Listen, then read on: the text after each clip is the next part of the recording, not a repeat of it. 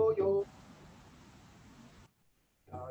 hey, hey, yo, hey, yo, hey, yo, hey, yo, we lay, hey, now we are, yo, yo, yo, yo, yo, we lay, we are, yo, hey, yo, hey, yo, hey, yo, yo, we lay, hey, now we are, yo, yo, yo, yo, yo, yo, we lay, we are, yo, hey, yo, hey. Yo, hey, yo, hey, yo, we lay, hey, now we are, yo.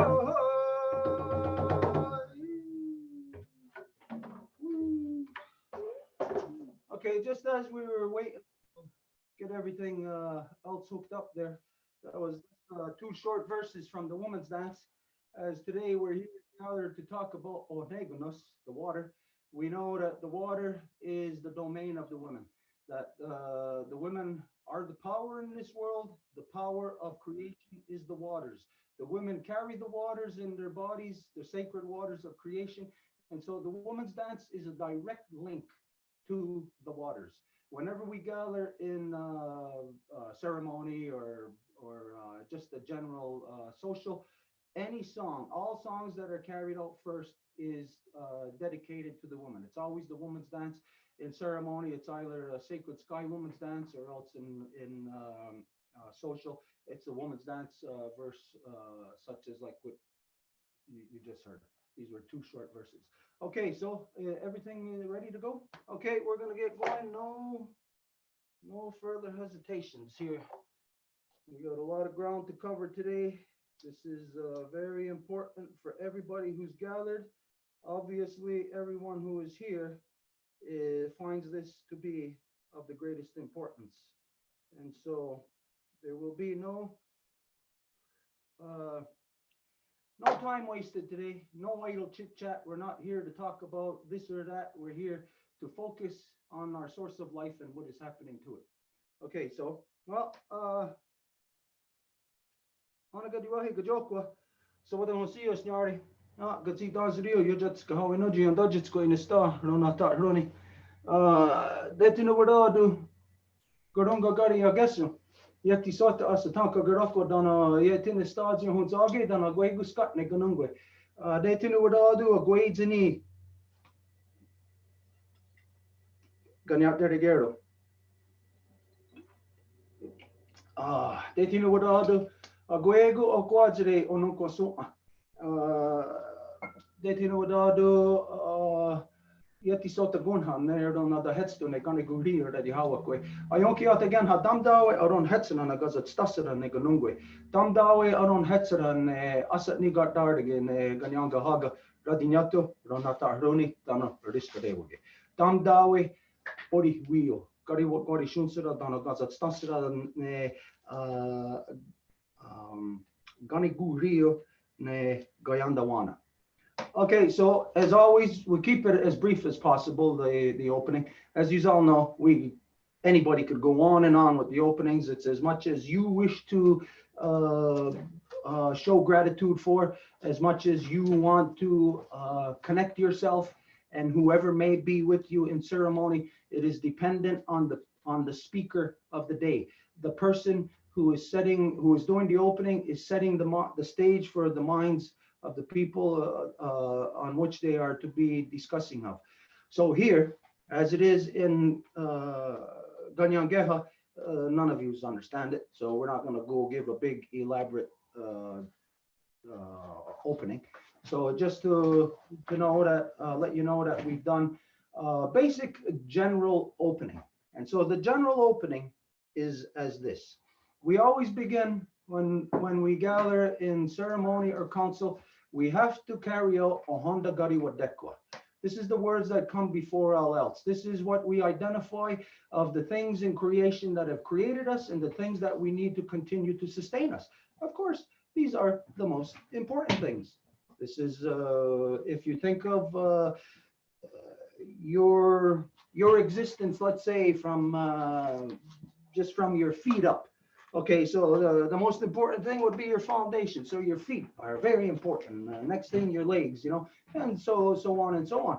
And so we identify these things in general, but for you to know, as you all know, There are great intricacies to these things, processes. And so, where we begin, as always, when we give thanks for our origins, we always begin by giving thanks to the great spiral of creation. When we look up into the nighttime sky, you are not looking up into cold, dark, empty space. You are looking into the living body of our great mother, of Sky Woman herself. And so we give thanks to her, as it is she who has given us spirit. From there, we give our thanks to the beating heart of our Mother Earth, regardless of people today have had their connections broken from our grandmother moon. It does not matter. Just because you do not know any longer, or you do not keep your connection any longer, that does not matter. Our grandmother moon has not lost her connection to you. If she did, you would not be alive. And so we give thanks to our grandmother moon, as she is the beating heart of our Mother Earth. She regulates the flow of the lifeblood in all things, not just, as we know, the great waters, the great bodies of water. She moves them back and forth, keeping that motion going, just like, as you know, like within a centrifuge, you have to keep the motion going to keep the living, the life there. If not, if it becomes stagnant, then it'll just disappear. And so our grandmother moon regulates the flow of not only the great waters, she regulates the flow of the lifeblood in your body, in my body, in your eyeballs, in your brain, every part of you, even in your bones.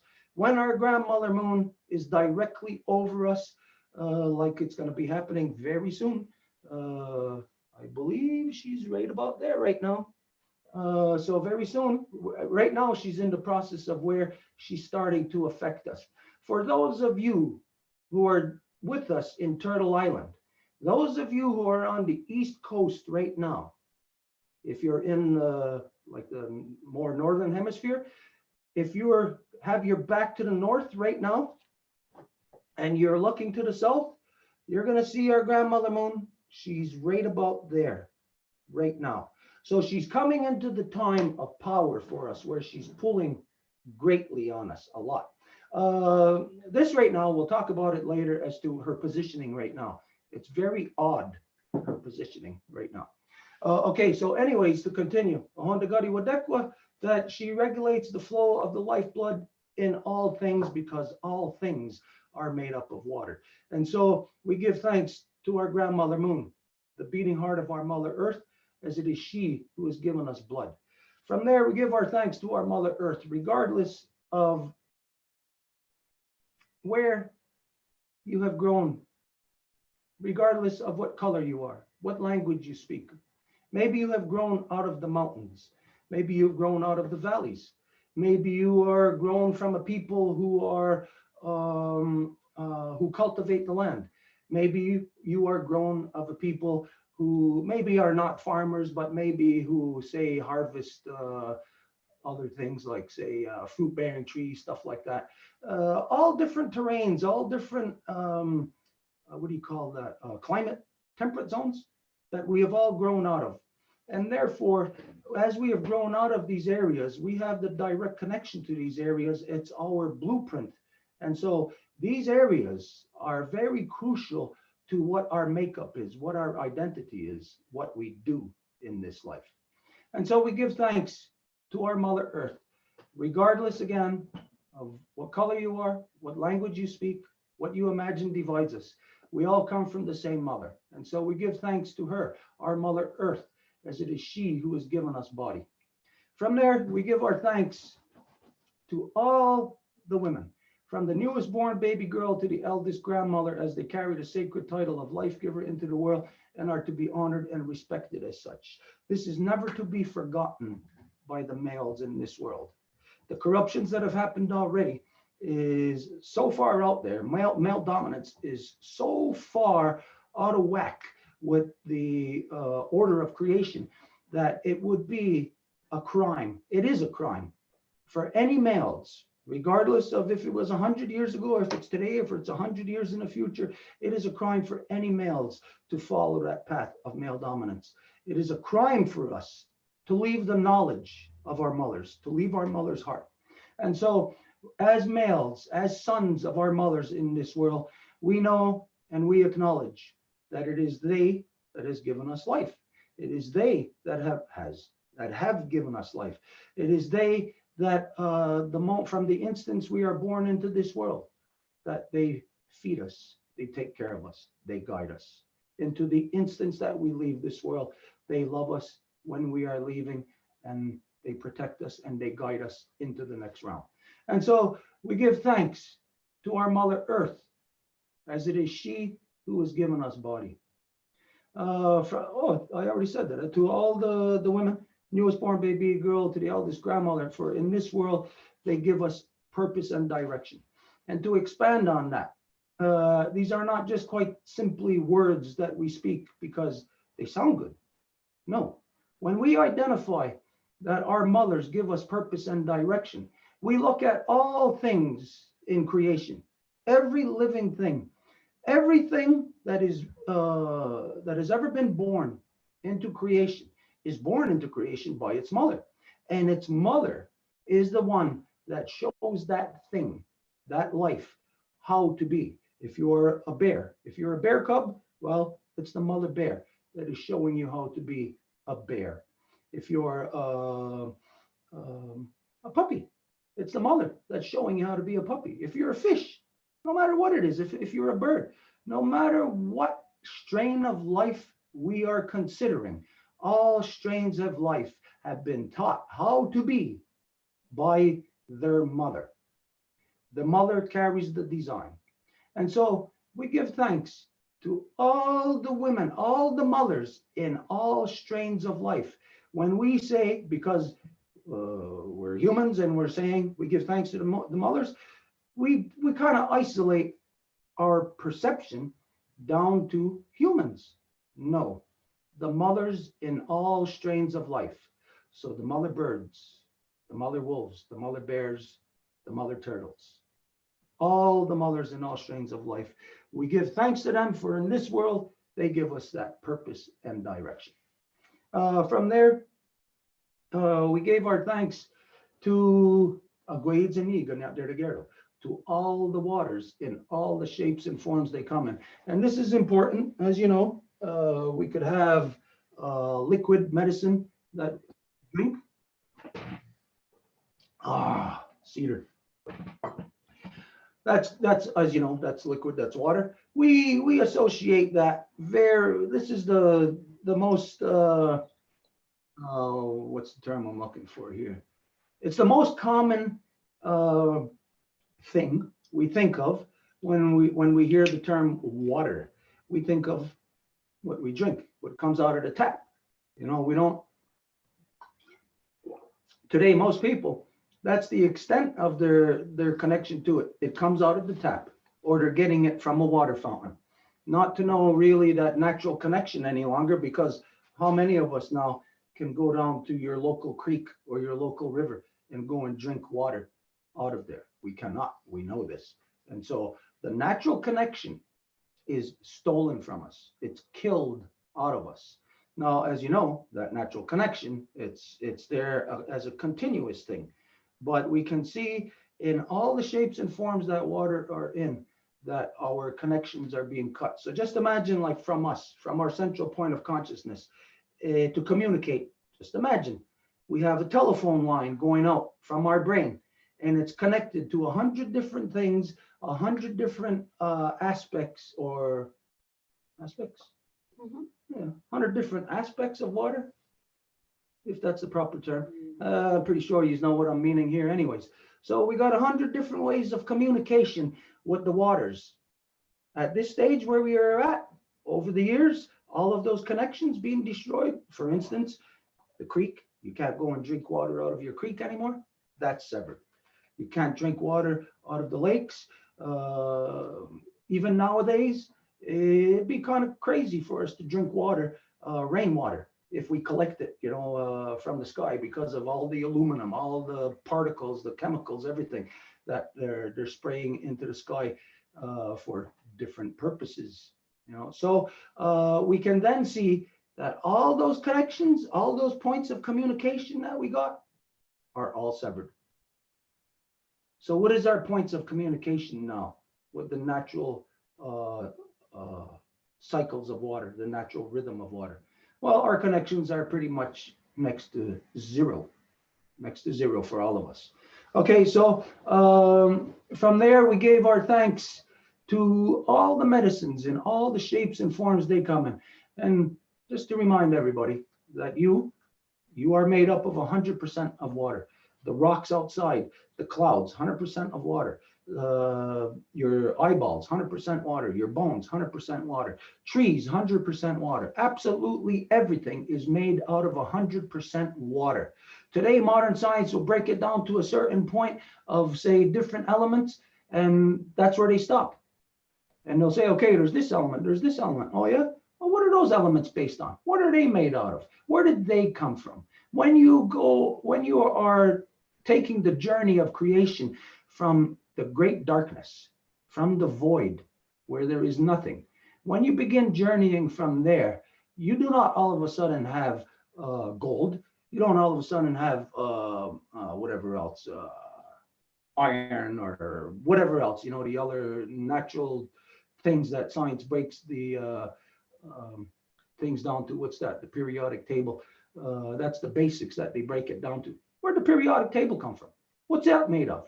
That is made out of water. Everything is made out of 100% water.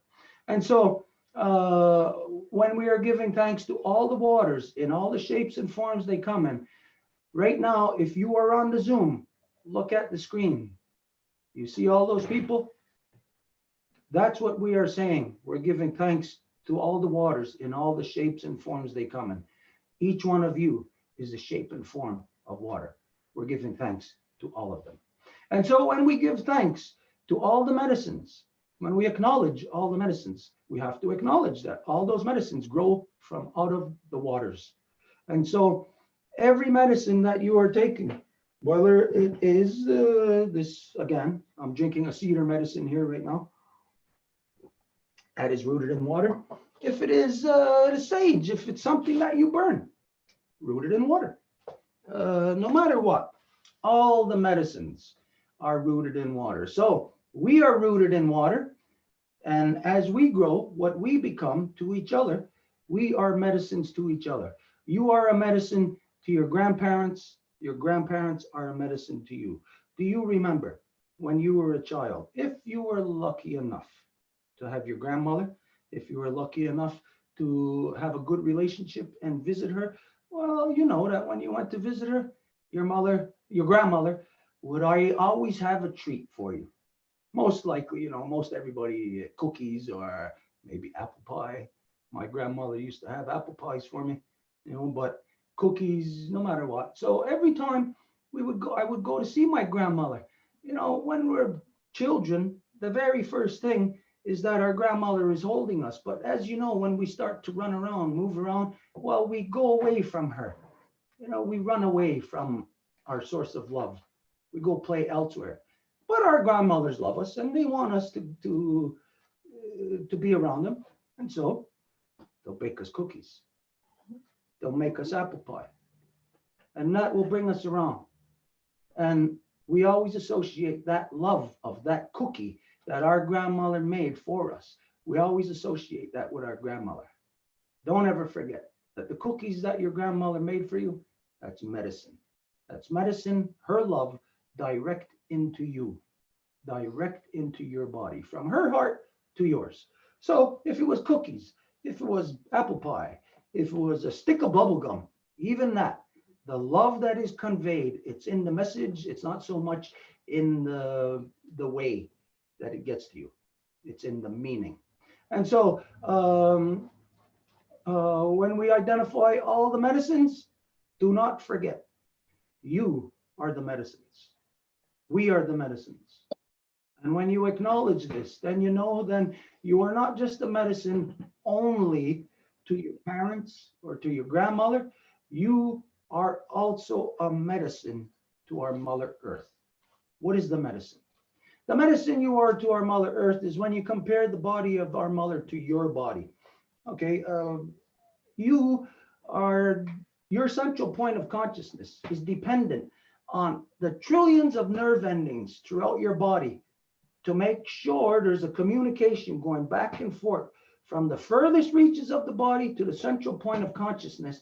Just in case, imagine you're not aware, you happen to sit on a hot stove. Imagine if those nerve endings in your body were not working and you were sitting on a hot stove, what would happen to you? You wouldn't notice. Maybe after 10 minutes or so, you'd be smelling and you'd say, what the hell is that? And half of your body will be burnt off before you might notice. So there is a direct communication in your body to the trillions of nerve endings, like in your finger. If you get bit by a mosquito on your leg, the instance that you get bit, that nerve ending that is the one that's getting bit by the mosquito, that nerve ending is communicating through your body, through your central nervous system, to your central point of consciousness in an instant, where as soon as it's happening, you are aware of it. Now, in the expanse of our body, that is just as far or just as great a distance as if we are looking across the waterverse, from one end of the waterverse to the other. Because within our body, it is like the waterverse. For those of you who are not aware what the waterverse is, this is what the non-native calls the universe. The universe is not the proper terminology because it does not identify what it is. We identify it as the waterverse because we are in the amniotic fluid of creation, the amniotic fluid of Sky Woman herself. And this is where all her dreams take root and where all her dreams grow out of. And in that great body of Sky Woman, you today, the non-native identifies it as space, cold, dark, empty space. So there's a bazillion miles in between this planet and that planet. And then there's another bazillion miles to the next galaxy and the next galaxy. And so you figure that all of this is within our body. It is like galaxies, like a waterverse within our body. But in an instance, to be able to have a communication from one end of the waterverse to the other, where that mosquito bites you, to our central point of consciousness. Or when you wake up in the morning and you stub your big toe and you're yelling, you're immediately, your central point of consciousness is immediately alerted. And so we are these nerve endings on the body of our Mother Earth. How do the nerve endings work on the body of our Mother Earth? Well, if you see that there is something hurting our mother, you are supposed to do something about it. You are supposed to communicate it immediately to your people. You are supposed to immediately call counsel to alert your people. And the people are supposed to immediately assess all the facts. And if the facts are deemed to be true, that there is a danger, a threat or something, then the body of people can take action. But however, in the non-native world, what has happened, what has spread around the world is corruption and male dominance has severed all of our communications, not only with the natural world, separate our communications with each other. Now, there is no communication with each other, anything of importance, and nothing of substance. The non-native world, the only thing that is being communicated now is anger, aggression, hatred, war. This is the only thing that is being communicated around the world, because everybody all the communication that everyone is having with each other is from a selfish, greedy position, from a selfish, greedy perspective. And this is what everybody is out for in the world, especially in so-called democracies, which the whole world is now anyways, is that in democracies, everybody's made an individual for you to pursue your own personal individual wealth and happiness. And for you to pursue your individual wealth, it is based on what you must steal from the body of our Mother Earth. Because democracy identifies those things as resources. Imagine, call the blood flowing in your veins, call it a resource. Is that a resource for you to use, to dig into there and to extract it? Or is that a life force? There is a difference between a life force and a resource. A resource, yeah, it's something for you to use. A life force is something that keeps you powered, that keeps you alive, keeps you going. It's not there for you to use, because if you use it, you're not going to be using it within the natural process of how your body processes those things to turn it into energy for it to be conducive. The way that humans utilize and misuse all things that are referred to as resource is they destroy it, they use it up. In modern science, as you know, everything is identified that everything is an energy exchange. They say that no energy is destroyed. No energy dissipates or whatever. That's a lie. That's not true. Nuclear power, nuclear destroys energy. Everything that the way that the non-native people extract the life force out of the body of our Mother Earth turns it into a dead end. Yes, you can burn oil and you'll have heat and you can create a generator out of it that will power your electricity. And that is the dead end of that resource after that, of that life force. While it was in the ground as an oil or whatever, it was performing its function. You take it out and you burn it up, it's gone. That's it. They say there's an energy exchange there. Yeah, because what you'll see is the spirit of it dissipate back into creation. But the end of it, how people use it is like what we said, well, it's a light bulb now. That's the end of that resource. It's light that's just there for that 1 second. And then it takes another bit of energy to burn up to keep that light bulb burning for another second. So we see that there is a continuous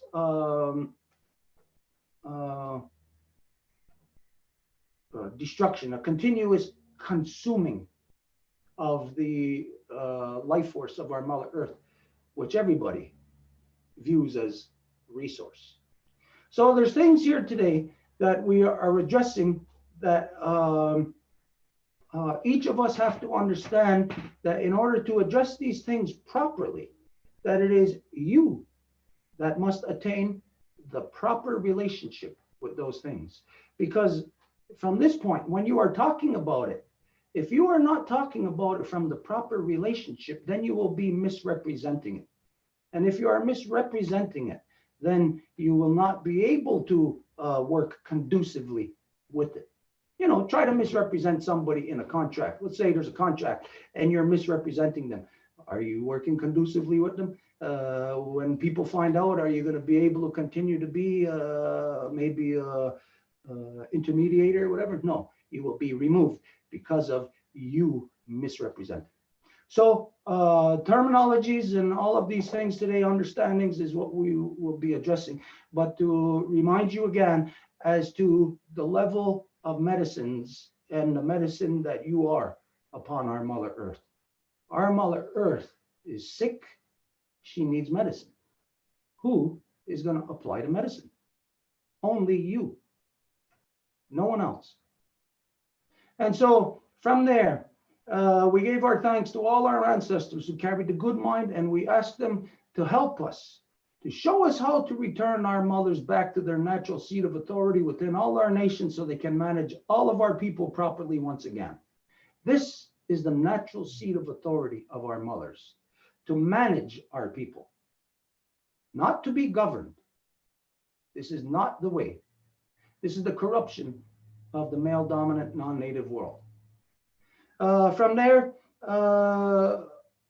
we ask our ancestors to help us to return the peace, power, and righteousness to the minds of the people. And to have this peace, power, and righteousness, you need to have the ganigurio, the good mind. And when you have the good mind, you attain Gayandawana, you attain the balance.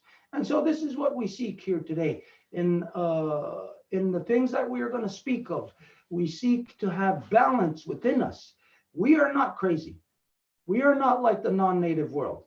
The non-native world creates something that they call a science. And out of that science, as you all see today, you have an expert in this field of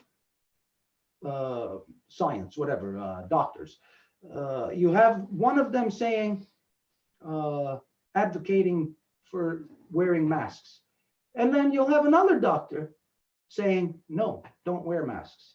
This tells you something about the non-natives' perception about how, uh, about their education. Tells you something about what their science is. Their science is not a science. And so if you establish something as a science, but yet you can have two outcomes from the same thing, that is not a science. That tells you that when you are doing an experiment, you know that you have to be able to replicate the experiment 3 times.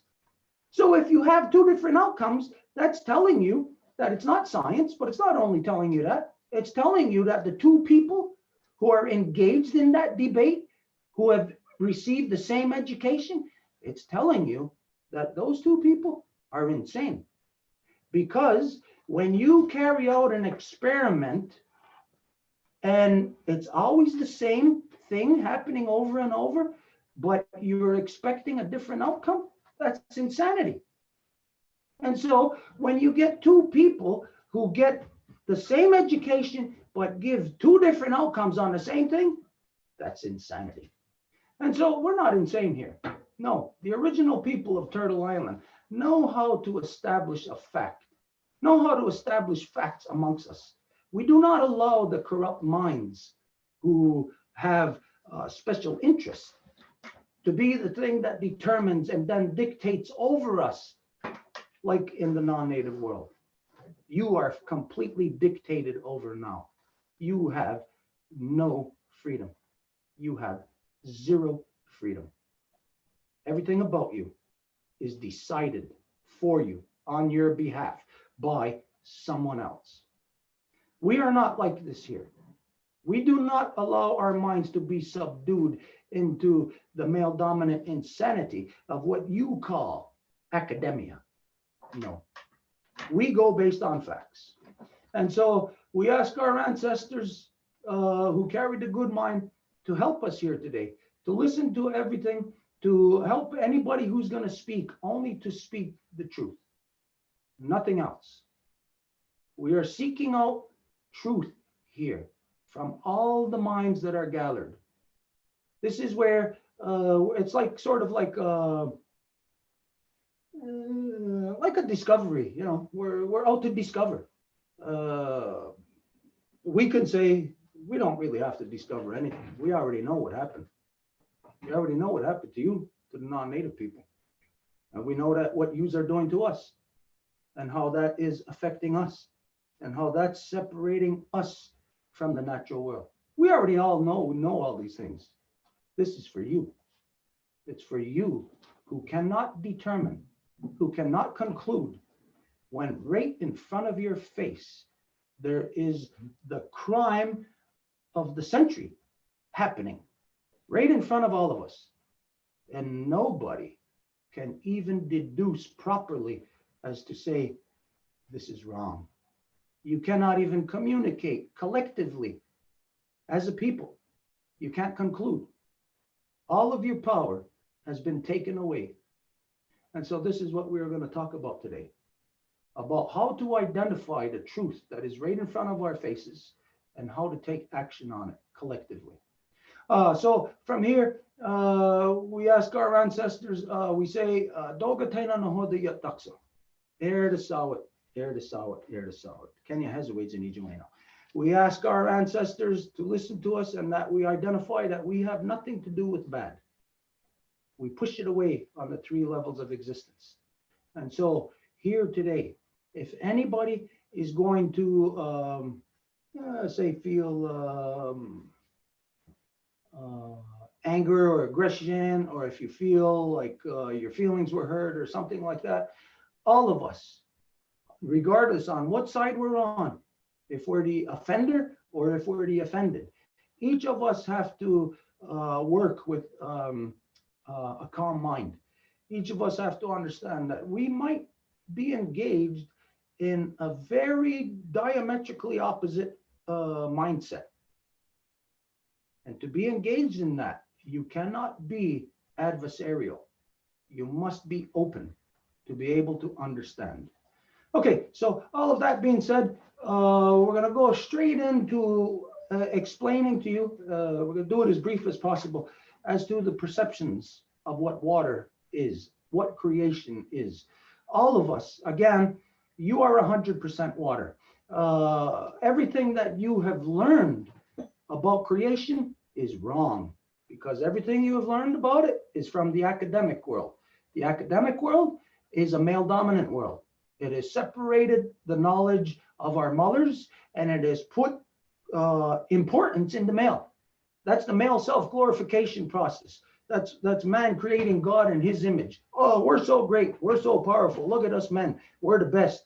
Down with women. That's basically what the non-native has done in this world. Because not only did he say down with women, but he killed them. He murdered them because of the knowledge and the power that they carried in this world, trying to isolate that power so that he can then basically pull the wool over your eyes. He is the power. And he is your power today, because all of your education comes from that. Everything that you believe comes from him, that male dominant source of all your knowledge. Everything that you believe, it's transmitted to you through the academic world. Again, that academic world is what has the mechanism that has stolen the knowledge of the women. Because when you consider in the non-native world, women were killed for, as you know, being witches. Well, what were the things that they identified as witches? Consorting with the devil, conjuring up, you know, these kind of things. Alchemy. These were the things that women were identified as witches for, which they were killed for by men. In the name of God, God's representatives killed women. Now, you know who God's representatives are. God is male dominance, God is war. Who is God's representatives? You know, it's those males in those black robes that have gone around the world oppressing people, spreading war everywhere. And this is what has killed the women, because the women were the power, were the knowledge, were the teachers, were the shaman, were the medicine people. They were the everything to their people. The male, the corrupt male, has stolen this. And in doing so, has relegated the women now to an existence of secondary. You, according to that male, you are an afterthought, because your God, your male God, created man, and then as an afterthought created women to keep man company. And so you think of that corrupted existence under your God, under that male God, what it is relegated all women to, not to your power, to subordinacy, to a corrupt, male dominant, warmongering mentality. You are enslaved to a system of war. And in a system of war, it's war against everything. And when it's war against everything, it's against the source of our life, the source of our creation, which is what we're here talking about today. It's against water. So whether you want to accept this or not, well, let's do a little test here. Everybody who identifies themselves as Canadian, if you live in Canada, raise your hand if you're on the Zoom. Okay, all your tax dollars goes to the efforts that so-called Canada is doing. And all the efforts that Canada is doing is spreading war around the world and is causing the destruction of the environment, which the bottom line or the main target there, if you're destroying a tree, you're destroying a mountain, doesn't matter. The main target is the water. So all your tax dollars are going to destroying your source of life. You are paying to destroy your own water. So just imagine if you could go down to the river and you stick your cup in the river to take a drink. Do that today, and tomorrow, the tax dollars that you're going to pay to your government the next day you're going to see that your water is going to be a little darker. And then the next day, the tax dollars you're going to pay to your government, you're going to see the next day your water is going to be even darker. You're tax slaves to war, to destruction of everything. Now let's go a little further. Anybody who's in the so-called United States, you consider yourself American, put your hand up if you're in the States. Anybody there? Okay, there's a couple of people. Anybody else, no matter where you're at, I don't care where you're at. You're paying your taxes, your tax dollars are going into that country. That country is engaged in war. That country is engaged in so-called one world economy. Your tax dollars, your energy, you might as well be the one out there destroying the water, because your power is going to do that. So in creation, where all physical matter comes from, as it said, as it all comes from water, how we get here to this point is, I'll give you a very brief evolution of the earth.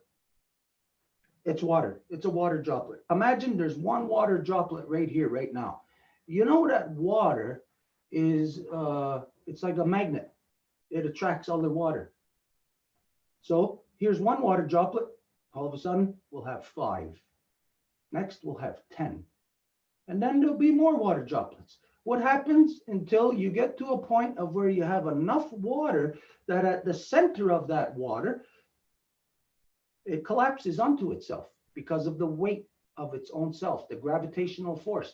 And so at the center of that water then, where it collapses onto itself, there is that nuclear reaction. And that, when it crushes into itself, the nuclear reaction is like lightning. It's like a spark.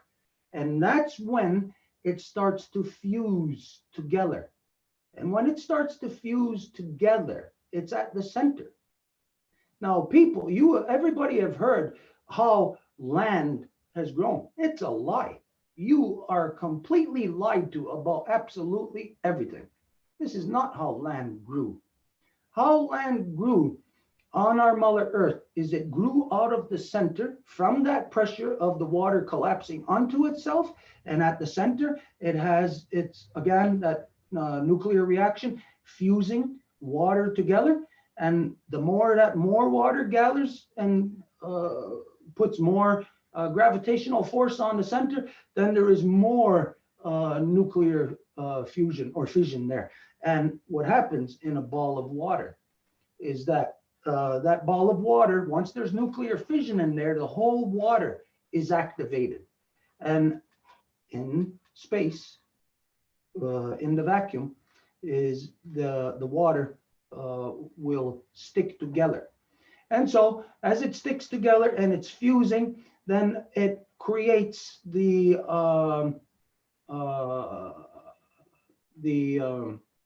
motion, the act of motion within it. And this is what started to happen to our Mother Earth, which is from water, from a single droplet of water, is that when it's activated and it starts to spin, then land will not grow. I have a ball, something that I can use as a sample here. Give me 1 second here. I guess I wasn't fully prepared. Okay, here. Land is not going to grow here.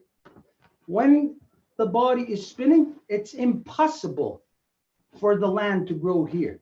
When you're on a body of when it's all water, land will not start to grow there because the motion of the water will wear it down.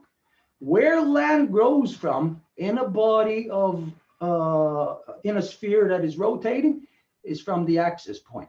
This is where all land, all physical matter grew out of our Mother Earth from right here, from the so-called South Pole, the Antarctic, right from there. Now, when you look at Google Maps, some other time we'll show you this, you can see the DNA of our Mother Earth. There is no other land on our Mother Earth other than right here in Turtle Island. This is the only body of land that is connected to both poles. All other land is not connected. All other land is connected through right here in the so-called Aleutian Islands. This is the thing of where the non-native identifies the Bering Strait theory. And of course, Bering Strait theory is true, but it's not true that we came this way. It's you that went that way. And that's another story. Another time, we'll get into that. Another time, we'll show you the DNA of our Mother Earth. But this is where all the land grew out of. So the body of water that creates solid mass, it always through this process. Think of this. In the body of any of our mothers, in the womb of our mother, when you are being created, it's not like a model. You don't have parts there already. You know, there's a little baby arm, little baby head, baby lungs, baby guts, and all of that, and you put it together like a model. No, those things are not there. They are created out of nothing, out of the amniotic fluid, the water, the sacred water that is in our mother. Now, men don't have that. So in the non-native world, the corruption of male dominance actually distorts every possible perception you could have. Every, what do you call them? The sense, every senses you got, visual, sight, sound, all of this stuff, it's all distorted by male dominance. Yeah, you think you're seeing something in a certain way. You got a male dominant brain, you're not seeing it proper. And well, a lot of women will want to think that you don't have a male dominant brain. You were educated in white man's education, you got a male dominant brain. I don't care what you say, because everything that you look at, all the women who are educated in that system, these are the women today that are asking, begging for the glass ceiling to be torn down, not only in the corporate world, but in the military, in the government, in all these things. Imagine this. Women want to be equal with men. There's something wrong with you. There'll be something very extremely wrong with the way that a woman thinks if she wants equality with men. Because to be equal with men, you're going to have to climb down the evolutionary ladder and adjust your brain to be dumb, to be corrupt, to be backwards, to be able to partake in all the destruction that the male dominance teaches you is this is the way to live. And so all of these perceptions are false perceptions. They are what gives us or enables you to take your money and invest it into a hedge fund that you don't really care where that money goes to. You just want money back. That's all you want. So you don't care where that money goes to. It goes into a hedge fund. And hedge funds got to invest where there is a return. Otherwise, those money managers of those multi-billion-dollar hedge funds, they're not going to remain in position. They have to perform. They have to return money for you. And so you're going to invest your money in a hedge fund that's going to invest in high tech right now, because that's where it's at. Remember what Donald Trump said? That's where it's at, baby. That's what he said. And where did he say it's at? Space. So right now, you're investing your money and not even knowing that your money is going into every time a rocket takes off from our Mother Earth, destroying our Mother Earth's environment and punching a hole into the sky, you're paying for it. It's you. You're the one that's paying for it. Not only if you're investing money, but also you're paying insurance. Because every insurance company, every insurance broker, they all put their money into hedge funds that they demand, that they give returns. Insurance is the biggest scam ever. It was created to steal money out of the public and put it into the hands of the corrupt so they can get the most return. Where are you going to get the most return for if you want wood, if you want to make money off of wood? You know where you're going to make the most return? If you cut down the most trees. Where are you going to get the most return? If you're a bottler of water. You're going to get the most return by going to Mexico or Guatemala and buying the water rights off of that government so that you control all of that. And when you do that, you are actually destroying all of it. This is how all of us today are connected to the destruction. All of us want to believe we are good people. It is a lie. It is impossible to be a good person when you are in a system, a society that taxes you. You cannot be a good person. Impossible. Because all your tax goes to everything that is bad. Everything. Right from war, as you see, like right here in so-called Canada, what did Justin Trudeau do last year? Right out from under your feet. Didn't matter what the truth was or anything. You could say you didn't want pipelines. Justin Trudeau stole your money, $5 billion right off the bat to buy that pipeline, to buy out that company that invested. Now, that's a $5 billion initial investment. To keep it going, you're still paying twice that amount, more than $10 billion on that simple little pipeline that nobody even said yes to. There was no question to the country, but just one person, Justin Trudeau, able to steal all of that off of what is there, 37 million people in so-called Canada?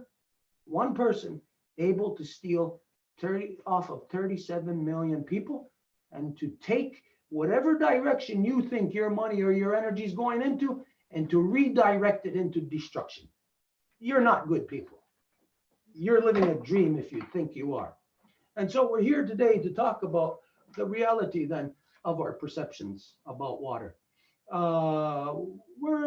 We had a few people that we tried to get here. There was one that some of you may remember. We worked with him in the past. He was involved with us in another Zoom that we did. His name was Terry Lilly. He's a marine biologist in Hawaii, and he was telling us about all the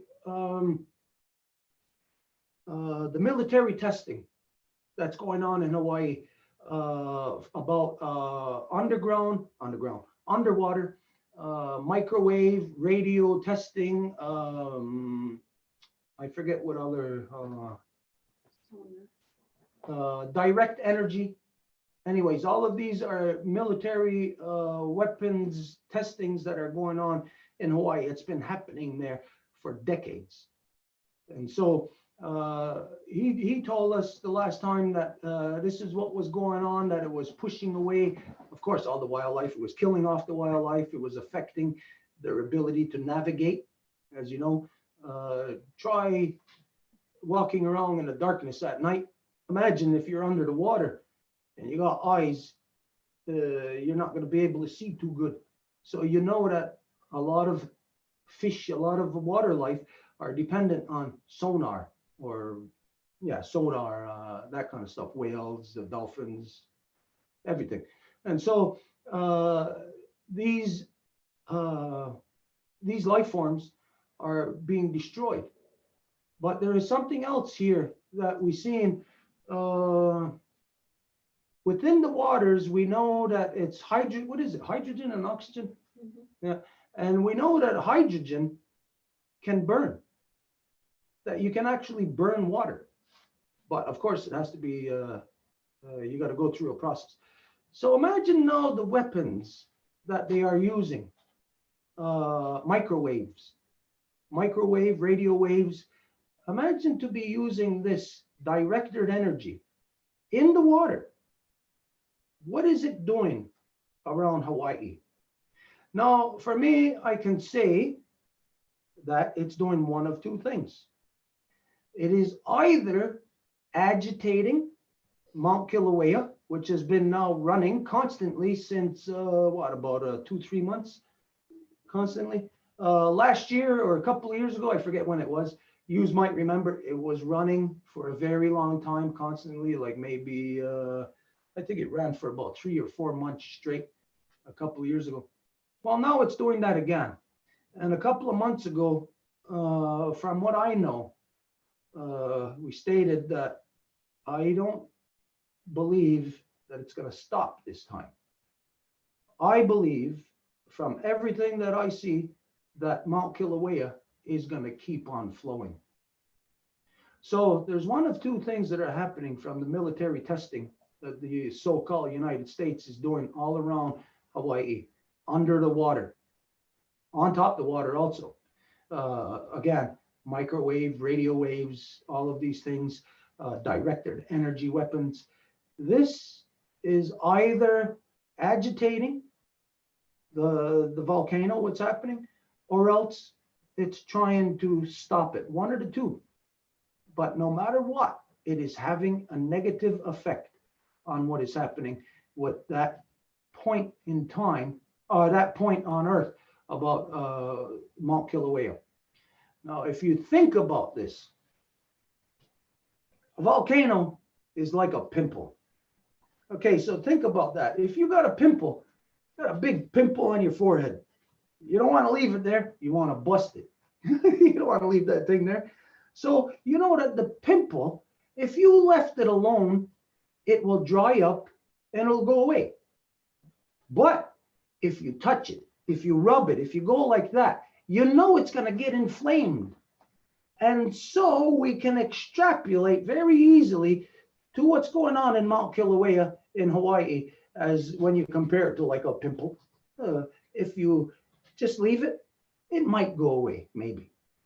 But if you do touch it, if you agitate it, you know that it's going to get inflamed, just like a pimple. So there is something that is being done to the waters there in Hawaii that are being affected by the military testing of the so-called United States military.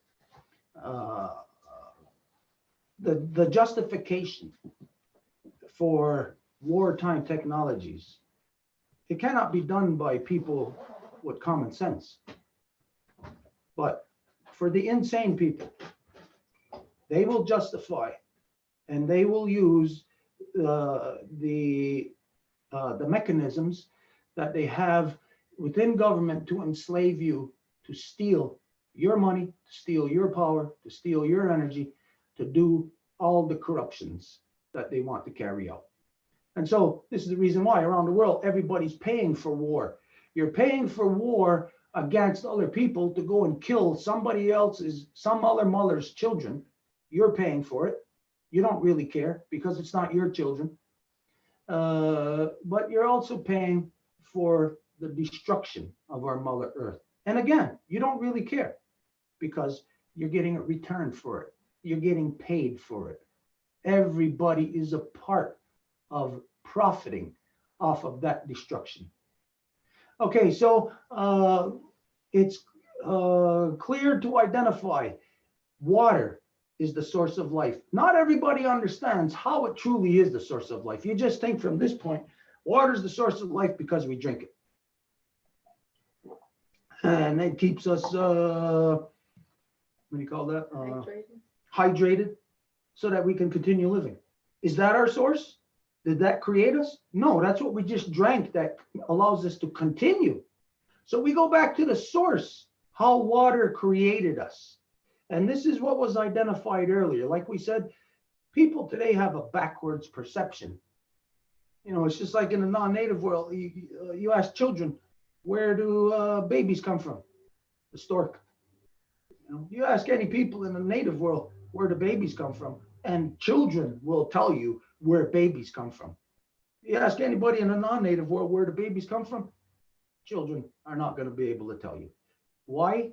Because in the non-native world, you lie about everything to your children. It's a fact. I'm not here to rub this into your nose. We are here to expose truths that create false perceptions that prevent us from seeing the real thing. And so we have to tear down these false perceptions in order for you to get your mind in the proper place to be able to wrap your mind around the reality of how water is our source of life, how it has created. So what it is here in our little part of the solar system is water was created here this way. It was created in where Jupiter is, where Saturn is, in the same way. What these points are is quite simply points within a neural network. And when these points are fired up, life is in there, the neurons are working. The neurons are able to interchange with one another, to have an exchange of life, to create a knowledge base of facts of how creation is formed. And so this is what the reality is of everybody throughout Turtle Island, from as far south as you can go to as far north as you can go. All these people in here all have at one time the same exact knowledge of the source of our life, the same exact knowledge about everything in that life, because you go based on the source. Where you start off from gives you your trajectory. So we see that coming into life is we need peace. We need each other. Every baby, you need, imagine if you were born in the middle of a battlefield, bombs going off everywhere. Could you be born in a place like that? No, you can't. So you know that humans, we are born of peace. How could everything have turned so corrupted that everything that the non-native world does is war? How could you accept that? How could you continue living in that? Even if you were just born today, never mind if you weren't born, say, 700 years ago or 100 years ago, no matter when you were born, how could you come into this world and put up with such corruptions? Okay, it's because of, again, the false perceptions. So everything must be from a from a matrilineal point of view, from the perception of our mother. Okay, so from here, now we're going to go in. This is how it's going to work from here. There's a couple of speakers that we got. Once the speakers are done speaking, then we're going to give everybody a chance to have their voice. We're going to ask that at first, right now, don't explain to us about the things right now that you're doing about water. That will be at the end. At the end, we will all identify what each of us are doing. And then this way, maybe we can then network with each other from there. So from here, just try to focus on whatever is your knowledge, your perception of water, what your connection is to it. Okay, so the first person we got here that we're gonna ask to speak is we're gonna go to Anishinaabe grandmother. That's Francine. We've known her for approximately 10 years, somewhere around there. We did a lot of stuff with her. How we first come to know her was actually on the water. It was through the water because we were paddling from Ganawagi to Quebec City, which was like about a 10-day journey. It took us, like, if we paddle nonstop, maybe we'd do it in a couple of days. But anyways, this is how we met Francine. And we know that over the period of time that she's been constantly engaged in water walks, working with other grandmothers. I believe you actually took over a walk, right, from another grandmother who began it years ago. And so this is our connection with Francine. I'll leave Francine to tell you the rest. Nyawagoa for being here, Francine. Oh, nyawan. Hakisang gide ko yan jikaz. Arawan dayan, mamiwi and dao. Chiko kumanish na bekwe. Mechanic did no dam. Pishashi mamiwi aki. Chimigwich nibi. Yeah, I'm very happy to be here with all of you today. So nice to hear you talk, Stuart. It's been a while. And yes, we've known each other, I think 12 years, 13 years for a long time. And you know, when I look at you, when you were speaking, on your background behind Edith, there's a face there. There's a face. I maybe when you review the video, there's actually two eyes. There's a face, and it's been looking at me. This face that I see in that background. I see the two eyes, and I'm not too sure. You know, it could be probably your dad. I would think that's been looking over everything. You know, through his awesome wisdom that he had. I, um, I just want to go back to something you said, Stuart, you know, about I love the way you made that relationship between the volcano and the pimple. And this is awesome. I've never heard that before. And I really like the way you talked about that. And maybe I could just go back to, you know, the microwave. It's the same thing, you know, the microwave we have in our house. Whenever we put food in there, we are actually changing the structure of that food, and we are destroying life. We are destroying everything that is good in that food. So, you know, the same thing is happening. You know, I'm just making that comparison. This, you know, with microwave and the water, it's the same thing, right? It's actually changing the structure of the water. I talk a lot about structure about the water because that was one of my first teaching that I've received about 20 years ago regarding the water, is that we can, as human being, as two-leggeds, the same as all other life, we can change the structure of the water just by our thoughts, just by our love. And that is why we are doing the water walk. The water walk is, it's not a protest.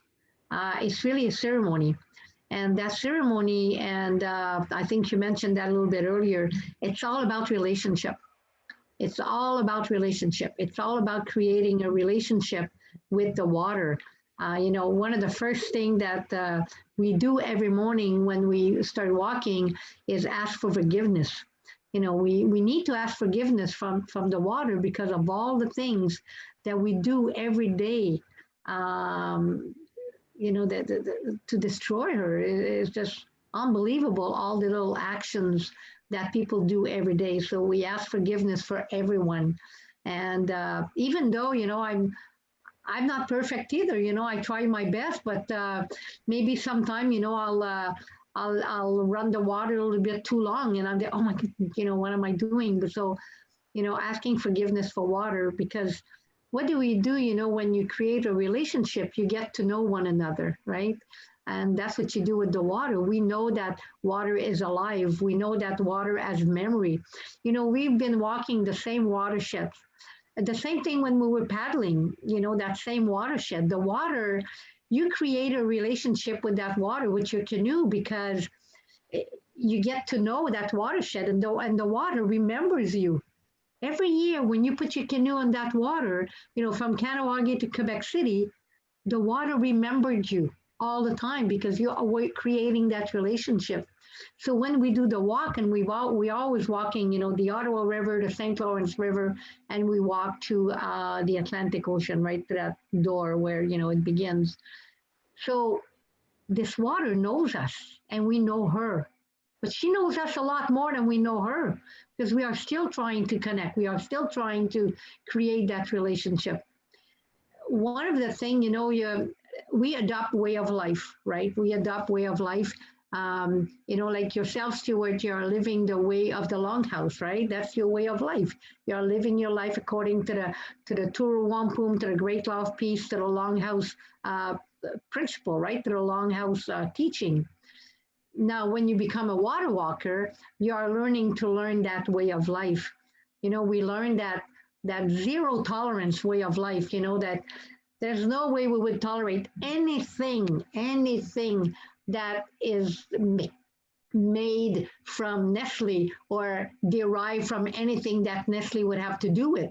I mean, that's one, you know, I'm going to tell you a little story really quick. Last 2 years ago in 2019, I had 5 new women walking with us, 5 young women.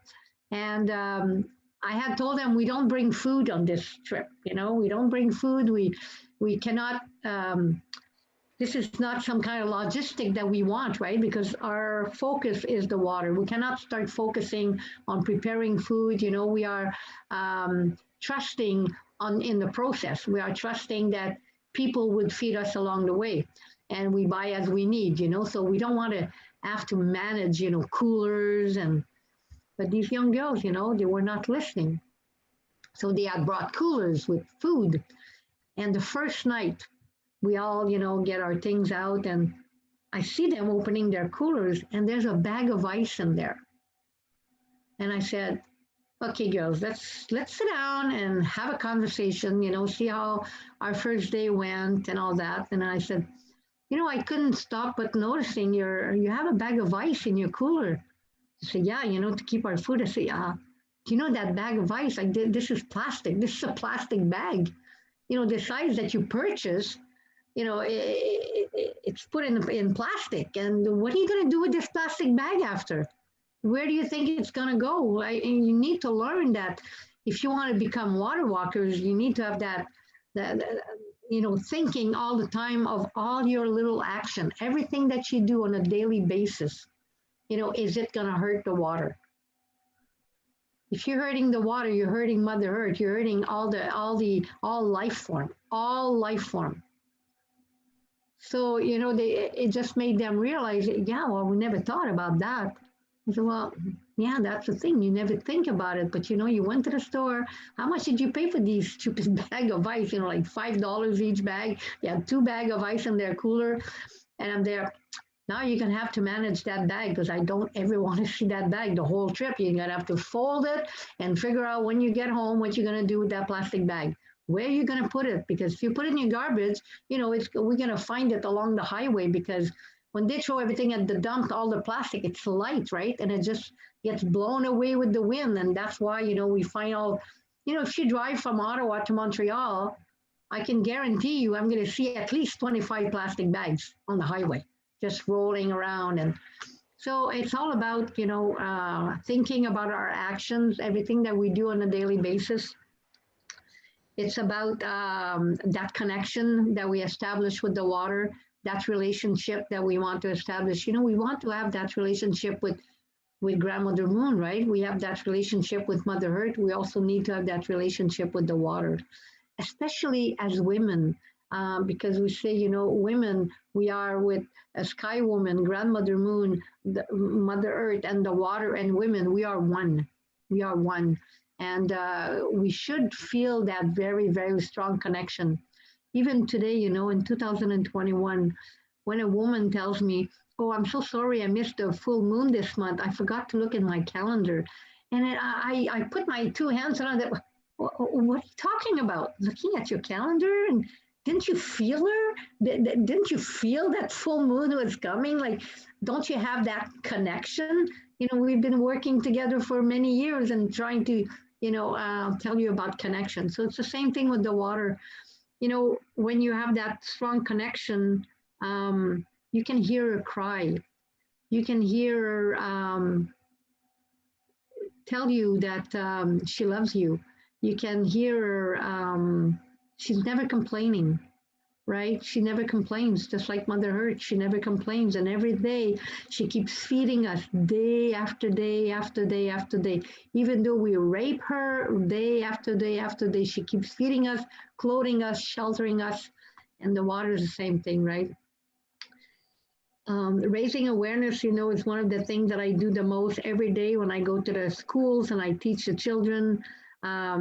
It's always around water, right? No matter if the teacher asks me to talk about, medicine wheel, wampum belts, Indian Act, a residential school, it's always going to go back to water because it's at the heart of everything. Water is at the heart of everything that we do.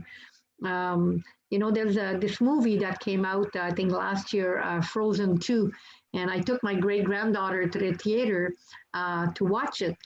And, my great-granddaughter, she's going to be 9 years old next week. And even today, she keeps telling me, because of course, we have the movie at home now. And every time she comes, she wants to watch that movie. And she was here a couple of weeks ago. We put the movie in, and she says, she calls me Chikokum, that means great grandmother. She said, Chikokum, do you remember you were crying when that movie was playing at the theater? And I can understand because, the water is so important, because she knows that already, right? Because I tell her we go together to get water at the water source. We fill all our containers together, and she just loves it. And she feels she already has that connection. We need to teach our little ones to establish that connection with the water at a very young age. I think it's very important. And I was very happy about that movie because one of the first words that this movie says is that water as memory. Can you imagine, like, millions of children across the world are watching that movie, and if I'm really not a Walt Disney fan, I have to tell you, but if he did one thing good in his life, it was to tell the world that water as memory. And, so it's just a little thing, but I just thought, but when I heard, I had tears. I'm sitting in the theater with all these little kids. I'm probably the oldest one in the whole theater. You have all these 8 years old and 9 years old watching this movie, and me, I have tears, and I can't stop crying. I cried the whole movie, the same way I do when I watch the Lorax. These two movies really get to me. They really come and get a lot of emotions because, one gives a good message, and the other one, shows how things could be one day. If 30 years ago I would have told you that one day we're going to buy water, people would have told me, are you sick? Like, this is never going to happen. Nobody's ever going to sell water. What are you talking about? There's no way they're going to put water in a bottle. People would have just laughed at me. But yet, 10 years ago, I said, if we are not careful, we're going to be walking around wearing masks. And what's going to happen today? So we have to think about all the things that we do every day, from the time we wake up to the time we go to bed, and all of our action, and how it's affecting our water, how it's affecting Mother Earth, how it's affecting Grandmother Moon, and how it's affecting for everything for the generations to come. And this is why we do the things that we do. And yes, I took over the walk for Grandmother Josephine when she passed. I had been walking with her since 2011 was the first time I walked with her. I started walking for the water a few years before that on with the Anishinaabe grandmother, and Grandmother Josephine had organized a Mother Earth water walk. We walked all 4 directions and converged the water in one spot. So now I'm taking care of water on my territory, and other grandmothers are taking care of waters in their territory. So this year in August, we're going to be leaving from Mattawa, and we're going to be walking to Matan. So that's going to be a 5 weeks walk, and we're going to be doing that in August, the week after the full moon of August. That's when we're going to be leaving for this walk. And everyone is welcome. We always need more men to carry the walking staff, to protect the women, and to be there as the supporters, right? Because the water quest is not only for women. The water quest is for everyone. Everyone should be looking after water. And we have this water song that we do, and every year, and that's going to be happening next week. This is the Bear Moon, and during the Bear Moon, we always do the water ceremony, the big water ceremony that we call, like the annual one. We do water ceremony all the time, and women wanted the men to come in the circle, right? But sometimes women, they just don't dare changing things, and they're afraid of what other people are going to say.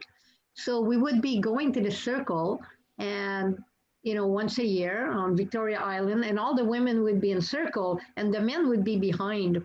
And Grandfather William Commando, he would always be the one coming in to open the circle. And we're talking February, minus 35, minus 40. Grandfather William, in his late 80s, rolling himself in his wheelchair, wrapped in a big blanket. I can see him again, and on the last year, in February 2011, the year that he passed, he came into that circle and he said, I think it's about time that women and men are sharing the same circle. So I'm inviting all the men to be in the circle with the women. And only him could have done that, because even though we were all thinking about it, nobody was doing it, because we tried once, and 4 or 5 women said, no, no, no, it's against protocol. And there's always arguing, and I guess we didn't have anyone strong enough to to do it. So it's important that men feel that they are part of this, that men need to come and help during the walk, so that women can carry the water and the men can carry that staff proudly and lead, the women in that walk. Well, not really leading, more protecting. We don't really need the men to lead us. We just need them to be there and support us. That would be a better term. Yeah. So that's about what I wanted to talk about. I think we are water walkers, and we are adopting this zero tolerance way of life. And that's what I always tell all the women, you need to think about every action, what you're going to do. And I can guarantee you these women will never buy ice again, because they were, when I told them this, oh, we never thought about it. So, and yet, you go to grocery stores today and you see these people, these cases of water and these big package of paper towel. And I mean, why would you want to use paper towel? Why would you want to use plastic? It takes like billions of liters of water to make plastic, to make these plastic bags, So, Mother Earth is not any bigger today. She's not making more water than she did, 2,000 years ago. But yet we are, much more people. So we need to be careful. We need to be using water with, not wasting it. People say, we need to stop driving our cars and take our bicycle. And you know what? You stop using plastic bag first, because that's what consumes more water than anything else. It's all that plastic, everything that is made out of plastic. Those big industries taking thousands of liters of water to produce plastic. So yeah, so thank you very much for listening to me. Yeah, thank you. Yeah, okay. Yeah. I got 2 things to address to you on this. One thing is what you said about asking forgiveness. Now, just to take this with a grain of salt, everybody. Asking forgiveness, just think about this. Well, I slap your face, please forgive me. I slapped your face. There is a difference with asking forgiveness and reconciling. To reconcile is to make amends. It leaves, when it's the person who is the person who violated, they are the ones who are supposed to reconcile. Like for instance, whenever our men went hunting, we always had to reconcile with the life that we took. And so it's not the deer that had to forgive us. It's us that had to reconcile. Now, reconcile means something. It's different than being forgiven. Okay, I slap you, please forgive me. Okay, you forgive me. You do not get reconciliation. You don't get anything. You just hope that I don't slap you again. So, but in reconciliation, then of course it has to come from the one who violates. So I'm just to share with you here that maybe sometimes the words, we got to find the proper words. And this is something that we've been talking specifically with the women, the Women's Nation, about, say words like about postpartum depression. That should not be used. Women have to come up with the proper terminology. Another term of, say, for instance, what do we call it? Domestic violence. Domestic violence. That is a false reference because it does not identify violence against women. Domestic violence. What do you hear when you hear that? Men turn around and say, oh, well, domestic violence can be violence against men too. No. We're identifying violence against women. So proper terminologies are very important, such as also woman's hormonal imbalance. You ever hear that from a guy? You tell him to shove it, you know where the sun don't shine. That is one of the corruptions that male dominance puts over the women to control the women. So here, just to say terminologies, I'll just suggest that a proper terminology would be is to reconcile with the waters instead of asking forgiveness. I reconcile, this means that I have to wrap my mind around it. I have to understand. I have to make amends. If I don't, then I'm asking for forgiveness. So it's just to show that there is levels or stages here to participation in creation.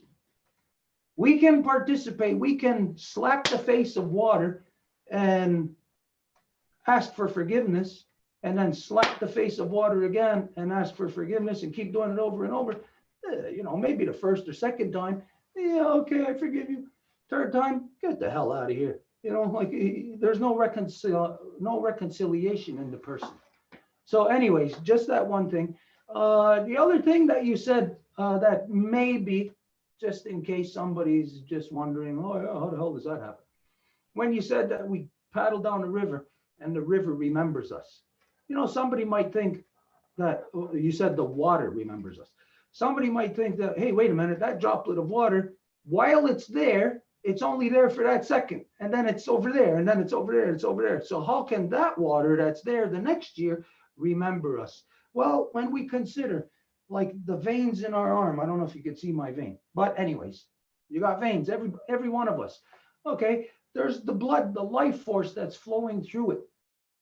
Now, if I do something, say at a regular time every day, right here above one of my veins, it's not so much that it's the skin and the flesh right there. It's because it's getting its life force from that water, from the blood that is constantly moving through it. And as the blood moves through it in that specific place, it's the interaction from what it touches underneath the water surface, the bottom of the river, and what it touches above the river. And so at that instance, the water is merely just a conduit. So it's a conduit as we are above the river. Let's say it's this deep and this deep. We're feeling different things as we're in the deep area and when we're in the shallow area. You probably remember this, and maybe anybody who's paddling. If you know that that part of the river is very, very deep, some people feel kind of uneasy going over it. But if they know that, well, you're close to shore and it's not so deep there, you feel safer. This is something that is the result of that interaction of what the water is touching and on the bottom and what is there on the surface. So yes, every time we pass by that certain section of the river, for the rest of our lives, that section of the river through the water will remember us, and we will remember it. It doesn't matter so much if you get an acknowledgement from the river there saying, hey, I remember you. No, it's you remembering it. And we are the consciousness.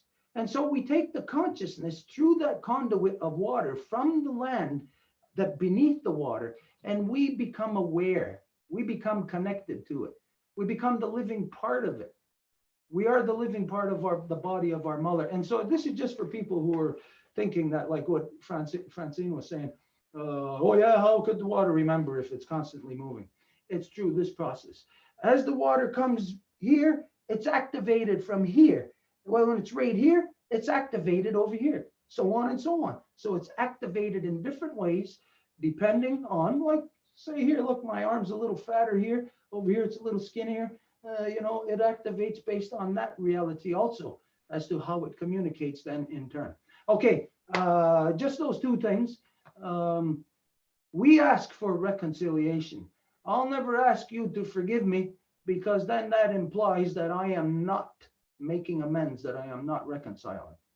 So only after I reconcile are you to forgive me? And that's only if I reconcile properly.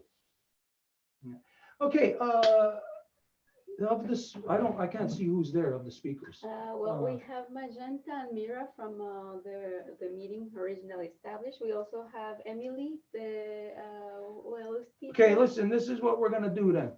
First, we're gonna go through all the life givers that are gathered for you to share whatever it is you want to share, your knowledge, your relationship with the waters. So Edith's gonna, or who's better handled to suit the management of this? Angel, maybe. Angel? Okay, Angel, are you there? If you can manage the speakers here, then The first life givers on the list would be Anne. go ahead, manage it that way, whatever. Let the life givers manage it. Oh, she's not at her desk though.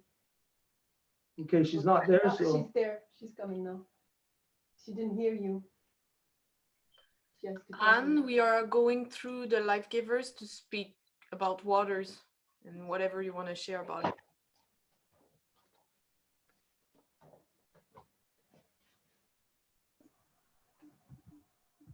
Hi, I'm Anne, daughter of Erna, granddaughter of Helen, a member of the Life Givers Nation of the Bear Clan. I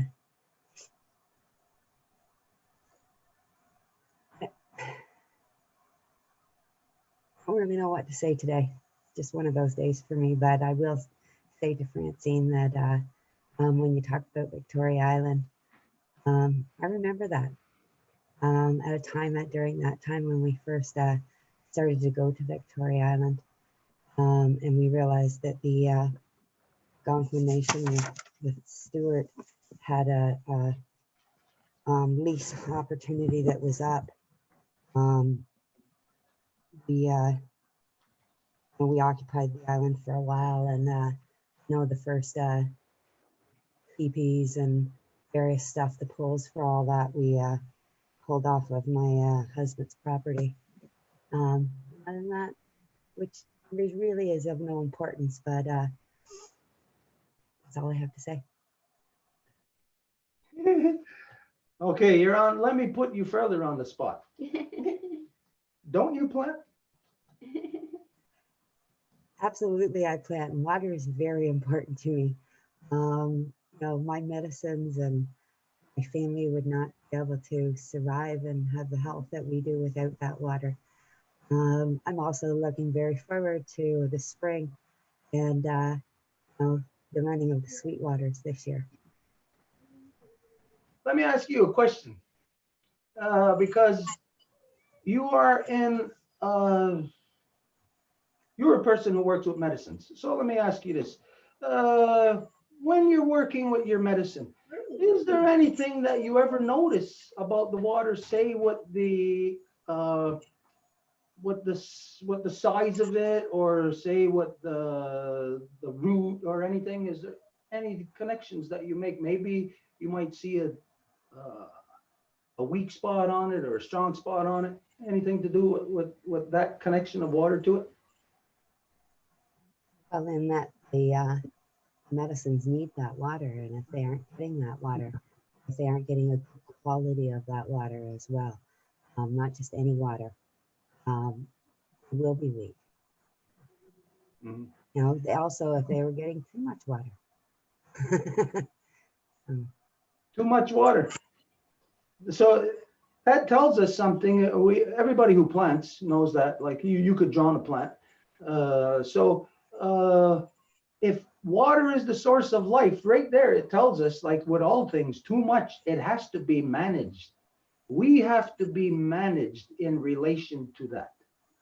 Absolutely. So if we're Perfect looking, balance is needed, and a great amount of time and effort and thought is put into that water and how we give it. Even for myself and the way that we grow our medicine, you're consistent in the times of day that we put our water on our medicines. so right here, then, it may not seem like anything, but when at the end of this, when we got everybody's information, we're going to see a lot of things that, yeah, maybe we have known this one thing or this one other thing, but collectively, once we got all our information together, we'll take something like everybody knows. Oh, you got to water your plants and don't put too much water. But later on, we might see that in relation to something else. The bottom line here is what we're getting at, is that in all things,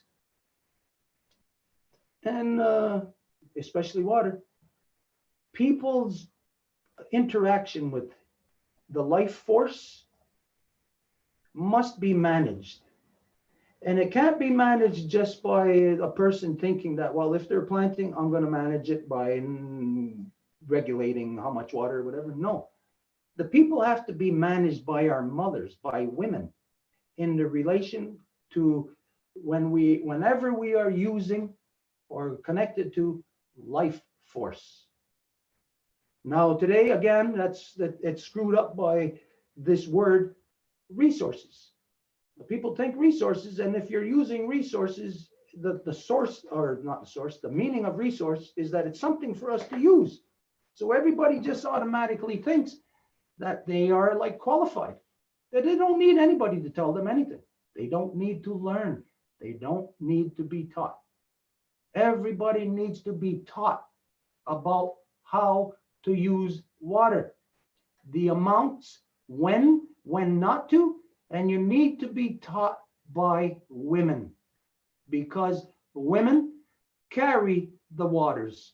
Now, like we said earlier, yeah, I got water in my body too. You know, I'm made up of water, but my body was given to me, created by my mother. She carries the sacred water. My father has a part in it. Yeah, we all know that, but my father does not carry the sacred waters. The mothers do, the women do. And so we see when we're thinking about Anne, look at what the sacred waters does. Well, it creates her daughter standing behind her, and it creates the little one right there in her arms. That's a sacred exchange. Yeah, we know guys are involved in that, but all you women know how much guys can screw up things like that, you know, or how maybe when guys are disrespectful or they're not walking properly in this world, that they're actually abominating that process. So here overall, the thing that we got to learn here today more than anything is that our connections, our usage of water has to be managed by women, has to be managed by our mothers, women who are educated in the proper way, in the proper things. Okay, so let's keep moving then to give everybody a chance. Chelsea, if you want to speak, as you're with your mom. I cannot see you. I think I'm okay for now. I mean,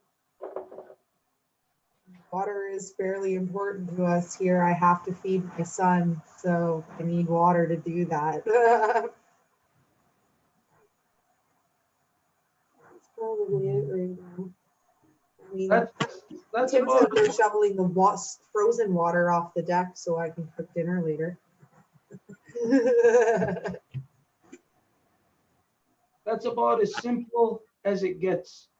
When you're looking at a mother holding a baby, saying mother is important, water is important, that sounds like a very simple statement.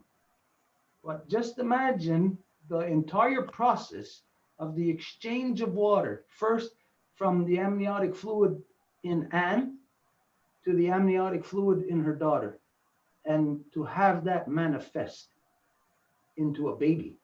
This is much more than to say we need waters, we need to feed our babies. When you say that, when a mother says that, she is encompassing absolutely everything. It's everything here that's not said in that one little phrase. When you're holding a baby and you say, we got to feed our babies, that means everything. Yeah, we'll go on. Next one is Céline.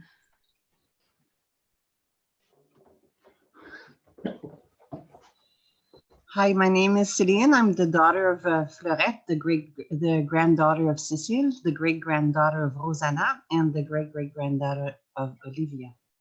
I'm also a temporary member of the Wolf Clan in the Women's Nation, and I'm from the Huron Nation. I just would like to, for me, the water, I live close to the water, and I have a beautiful pine tree beside me. And I've noticed when I found out from the Longhouse how important the white pine was, I remembered and went through my head how there was a white pine everywhere I lived. And without even knowing their culture, I was always doing my ceremonies under the white pine. So when I did find out, it was quite special.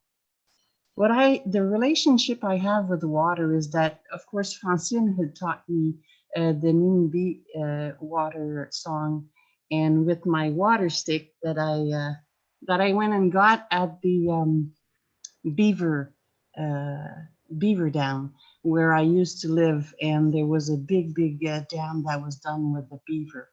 And to me, those sticks follows me. And each time I do a ceremony, I always open my ceremony with the water sticks. So thank you, Francine, for transmitting that teaching. And to me, water is transformation. That's the relationship I have with it. I think it helps transform all of what lives. And it could start by a seed or a baby or weather, the elements. It's all involving water.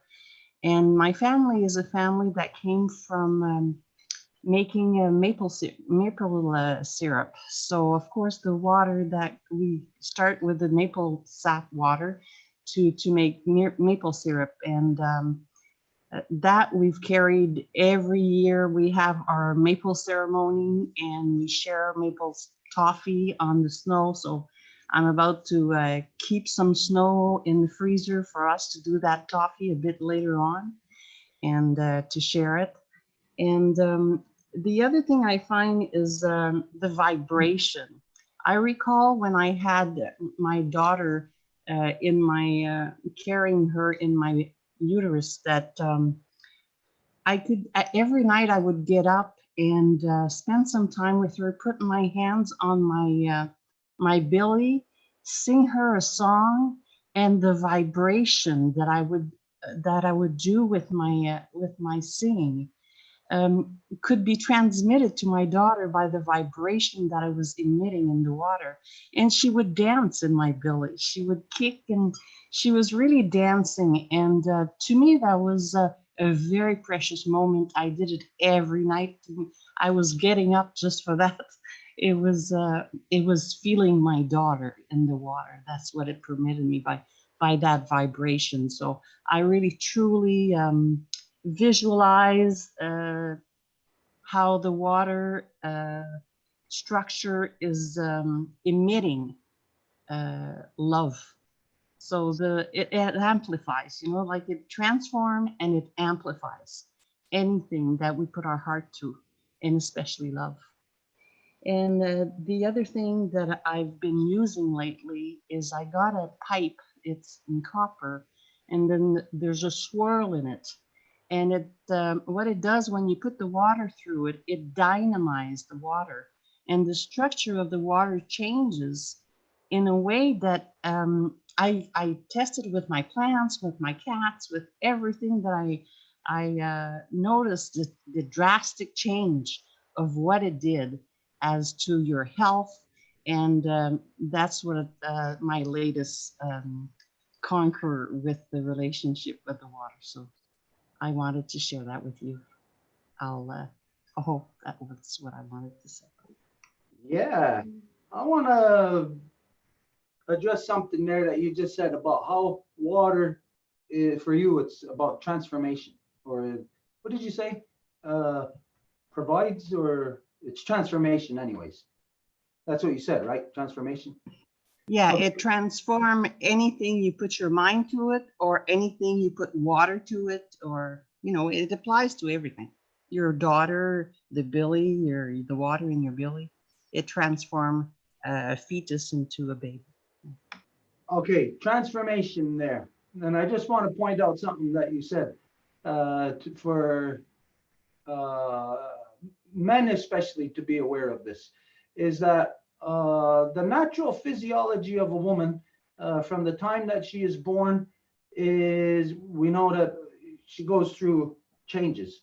It's pretty much the same thing, you know, up until about 10 to 12 years old when you're first visited by your grandmother for the first time. Which, by the way, everybody knows you are supposed to have a ceremony for that for your daughter. That is a sacred time. And in the non-native world, this is something that you got to kick yourself in the ass for not doing, because you are allowing sacredness and power to slip through your hands. Anyways, what you identified there about transformation. Now that life giver's body, it goes through those transformations, like we said, of being visited by the moon and then other things, as you know. But the biggest transformation, as everybody knows, is when a woman when a life giver becomes pregnant, when she's carrying life in her. Now, up until then, the normal structure, physiology of her body is a certain way. But then when the egg is fertilized, then everything is altered. The entire system inside, the way that it functions, everything, it is completely altered. Everything still keeps working the way it's supposed to. But about something that you said, when you were carrying your daughter in your uterus, you never carried your daughter in your uterus. You carried your daughter in your womb. That's the magic thing about when the egg falls from the fallopian tube. That's Sky Woman falling from the sky world. And when she lands up softly on the turtle's back, this is where the possibility is of her giving life. Now, as we know, if she doesn't, then she gets washed out. This is those 5 days, just as a little side note there. It's those 5 days out of time. If she becomes impregnated, then it's not 5 days out of time, it's 5 days in time. Anyways, out there, when the egg is fertilized, the magic of water, the magic of a woman, the magic of our mother is that her uterus magically turns into a womb. It's the same thing, but different, very different. The only thing that makes that possible is the water. That's what makes that possible. What you're identifying, transition. So in the transition there, probably just a slip of the tongue for you to say uterus, but for every young girl to know that, and every guy to know that there is transition. If a woman becomes impregnated, she's no longer carrying a uterus. She's carrying a womb. And a womb is much different than a uterus. Let's identify it. Womb, uterus. Difference? Big difference. We know there is a massive difference. Anyways, this is the beauty of our mother. Our mother is the source of life. Our mother is the amniotic fluid herself. As you can see, the adjustments in her to create. Anyways, just to have that knowledge there, again, especially for guys. Guys must know this to be able to relate with, if you are engaged in a relationship with a life giver, and you and her are bringing a new child into this world, the males must know this. You must be aware of the transitions that the mother is going through, because it's you that must adjust to her transitions. What we see a lot of times, because what happens when women are pregnant, we see a lot of times men and move away or break away or whatever, or get angry or upset because all the emotions and all the whatever that the woman's going through, the man is not accommodating enough. He is not reconciling his knowledge or his connection to her. It's she that is going through all of the life creation stuff, and he's got to be in tune with that. He's got to not be against it, so to speak. He's got to be completely there to have that life giver who's going through that, to have her in the proper peace of mind. Okay, anyways, I just wanted to share that with you. Yeah. Next one is Emily.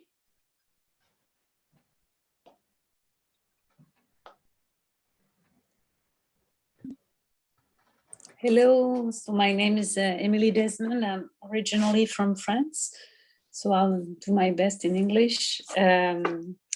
And my connection to water concerning this specific meeting is linked with my profession, and it's Do you want translation? We could translate. No, that's okay. If it gets too confused, you let me know. But otherwise, I'll try to stick to English. Thank you for offering, Stuart. It's for you. If you can communicate better in French, Edith can translate. That's perfectly fine. It's up to you. I'll see if you hear that it doesn't make sense. Please let me know, and we'll switch to French. Okay. Thank you. So I'm a professional animal communicator, which means that I connect myself with my intuition to serve as a translator from the animal kingdom to the human kingdom.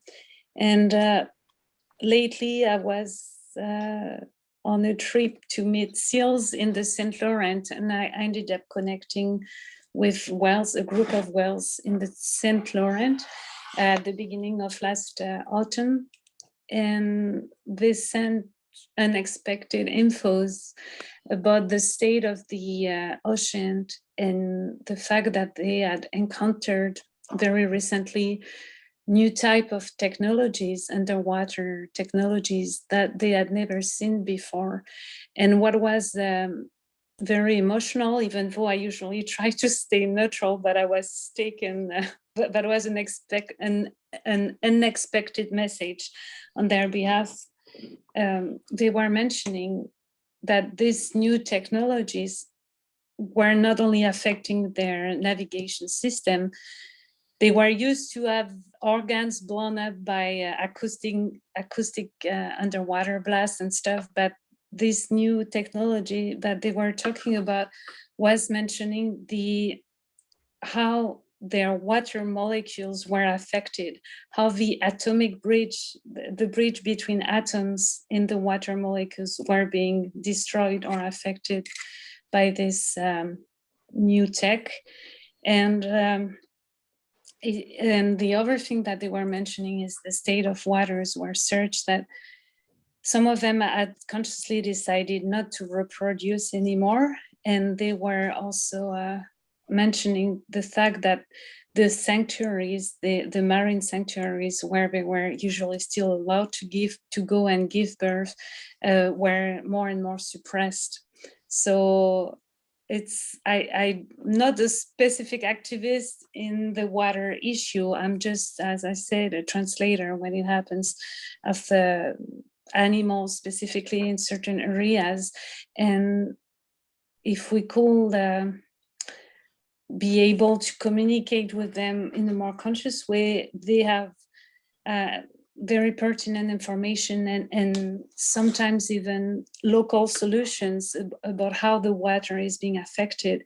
Will it be at the pollution level or at the structural level? And it's what I wanted to share today, or it's just the fact that they reflect and they are reflecting what could happen to the human being if we don't react. And based on the infos they had given me, I did a quick search and they were guiding me throughout the search.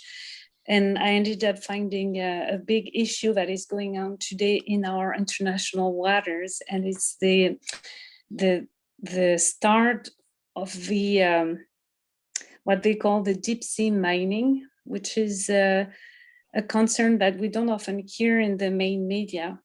and it's the new technologies that will collect what they call polymetallic nodules in the deep sea bed waters.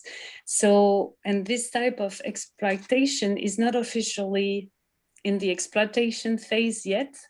Some licenses have been distributed throughout several nations to be able to go through the exploitation phase of this deep sea mining. But there's in 2021, there's going to be a big meeting in April in London about how the dispatch of those future exploitation license will be made. And the main point I wanted to share today is that those polymetallic nodules are supposed to be used for green revolution, but they don't have any ideas on how much the ocean is going to be affected if they really start the exploitation phase of this underwater resources. And from what this group of whales had mentioned is that normally it's in the exploration phase, but they started encountering throughout their trips some weird exploitation phases. So just if people can be aware and just do some research on that, and if you are an activist, which is not my case, but I'm just a translator of the animal wisdom and knowledge, but just be aware of what's going on, because those resources, underwater resources, are claiming and are requiring new technologies in order to be exploited. And those new technologies are linked with some of the military underwater technologies that are already used and tested. And if the general public don't get awareness about that, then we'll have the division of us underwater resources being made without our conscious awareness being involved into that. And there's huge amount of money at stake, and the side effects of the technologies used for those exploitation could destroy the ocean as we know it. So it's a matter that was underwater deep sea polymetallic nodules are considered our universal heritage, our human heritage, and it's not being managed for now in a very transparent way. And people need to have their voices heard, and at least to get to know about it, because they call it the next gold rush. So we're talking about space exploration, but in our waters, this is the equivalent of space exploration. And the consequences could be catastrophic if we don't push the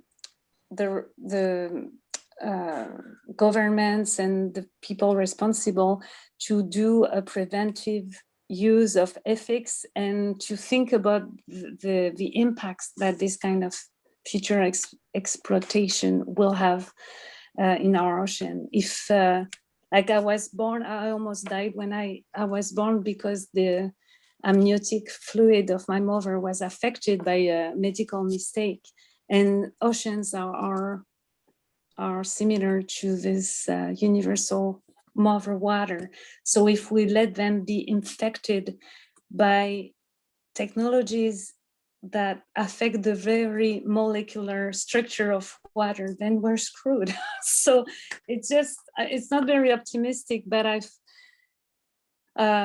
for a long time, I didn't know what to do when I got that message. As I told you, Stuart, like, I'm not a scientist and I'm a nobody. I'm just a translator. And this specific group of whales were only talking about what was going on in the St. Laurent and what they had encountered in the Atlantic zone and stuff. But I find I had never heard of deep sea mining before that encounter with this group of whales, and it really opened my mind and awareness. And I don't know how to transmit it or how to validate the information. And I received the message in the last week that it's not my duty to have to validate any of those infos. I'm just here to transmit and share their messages. So that's what I'm doing today. It might be a bit confusing maybe for those who had not listened to the former meeting we had on Zoom, where I went into more details, but those are the big lines. And oh yes, something that they were mentioning also, that I find important is they were talking about the changes in direction of the big vortex in the Atlantic. And when I looked what they meant by vortex, they were talking about the gyre. I think that's how you pronounce it, the big water swirls that direct the currents of the Atlantic and the Pacific. And they were mentioning the change in direction. When I looked into that, I ended up finding an article from NASA that was mentioning how fast the poles were changing, that they were changing faster than expected. When I shared that article at the time, I got fact-checked on my Facebook. That's the only time I got fact-checked. And then when I looked again for that article, I couldn't find it anymore. So just to bring, like, those are giant water keepers. The wells are like living underwater acupuncture sticks, you know, that balance the ocean. And the group that I encountered mentioned that they say we know that they are living libraries, and when the wells disappear, the tons of information that they are carrying within their cells is just amazing, and how they can activate the water memory of the ocean, like they can relate and activate whatever memory of the water they want. But they said we are also living cathedrals. And when they send that infos or that sentence, I'm like, what do they mean by living cathedrals? And I'm not referring to specific religion there. It's just the way cathedrals are built is to resonate the intensity of prayers. And they're usually built in very meaningful geographic areas on the earth where the amplification or the gates between the different realms are very thin, you know? So when they were saying that they were living underwater cathedrals, I'm like, if we can be aware of their message or protect them, then they will carry out our prayers and our aspiration as human beings as well. They're keepers of the ocean for all species. And but if they are gone, we're not far behind, you know. There's so much connection between the spirits of the wells and the spirits of the human beings that if we let them go and disappear, it really just bring even more awareness on how close we are to extinction as the non-sustainable humanity if we don't change our ways. So that's it for my sharing today.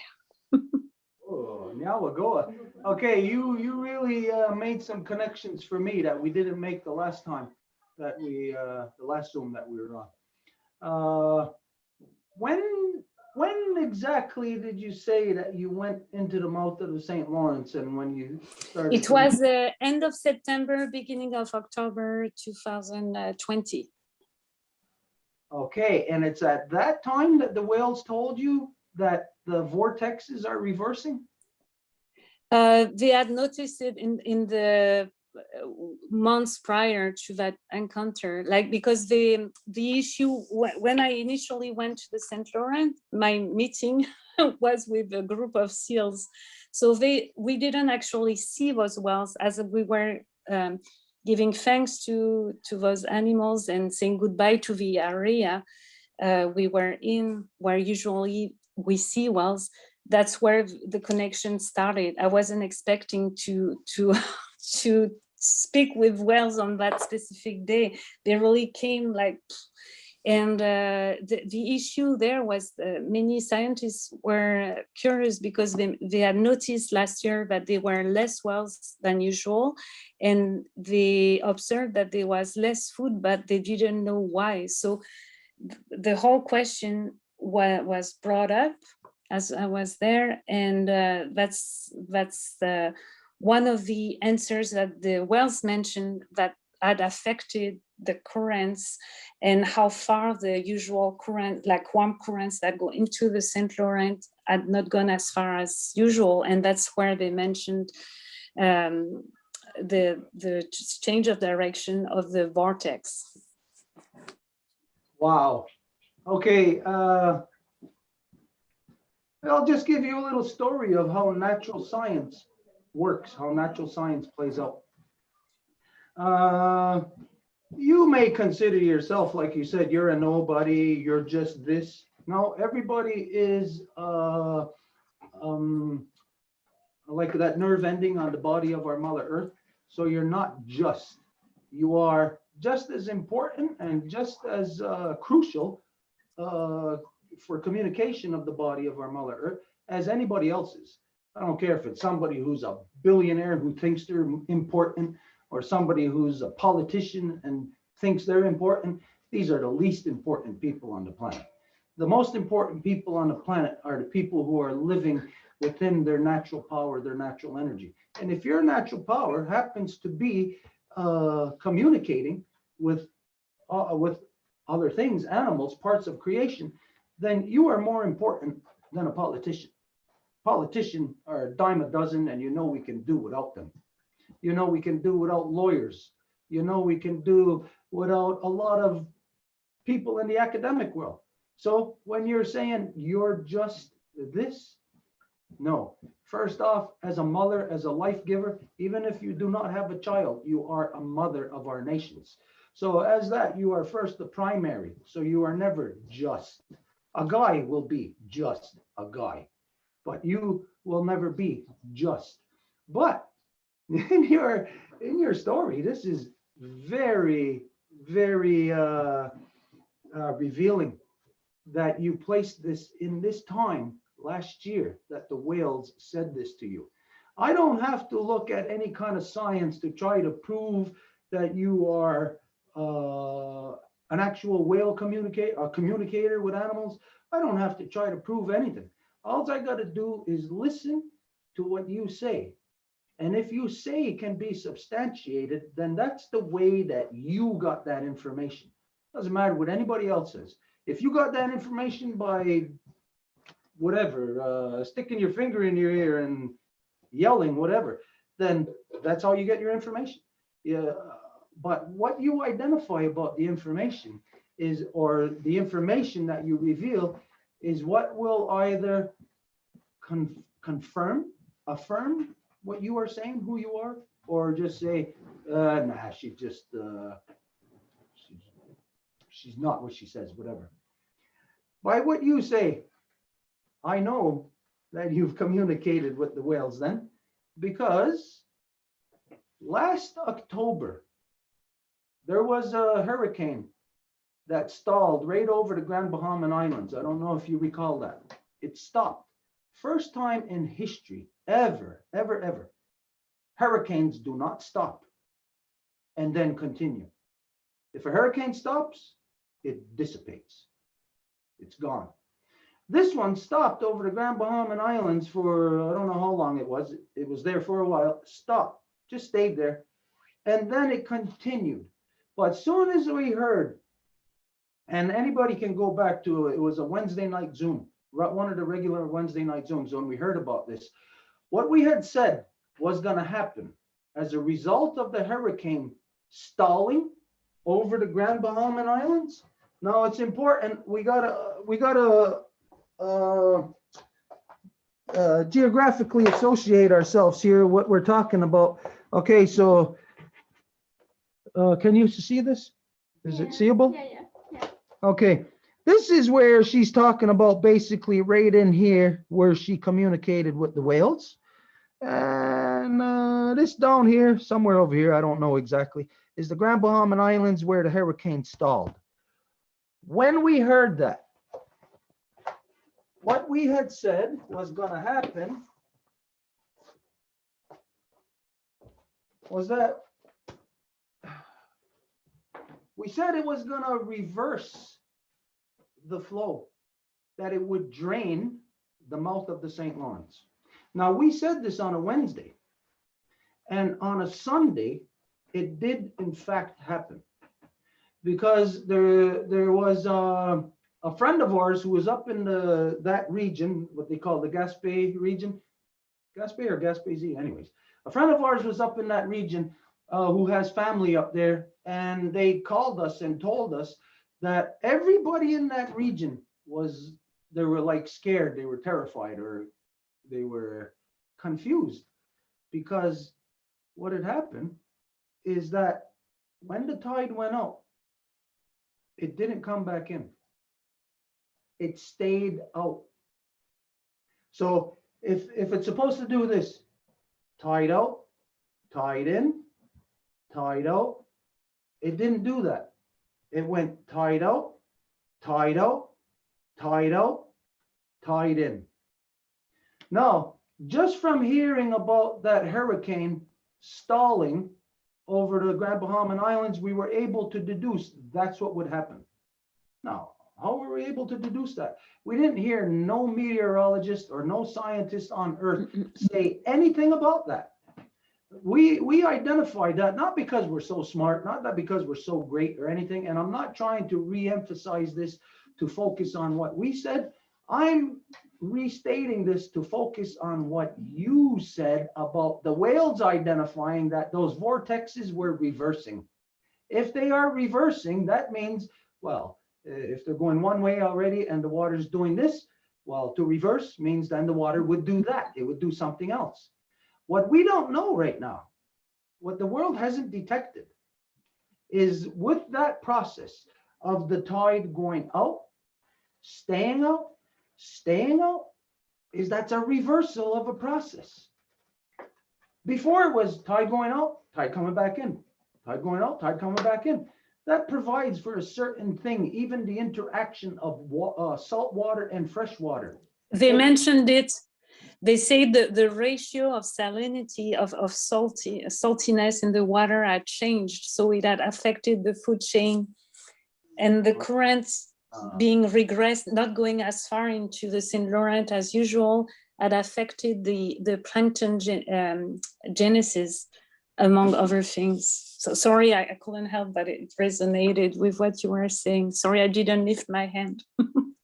and the year before that, for everybody who may have forgotten, there was, I think was it a right whale that was in the old port of Montreal. Now, to get to the port of Montreal, for a whale to get there, that's unheard of. Never happens. Now, if it does happen, okay, you might see a whale get there. It's not going to survive because the salinity level is too low. It's got to get the hell out of there right away. This whale stayed there for 2 weeks. People were coming down to the old port of Montreal. It was a tourist attraction now. People going to see that whale.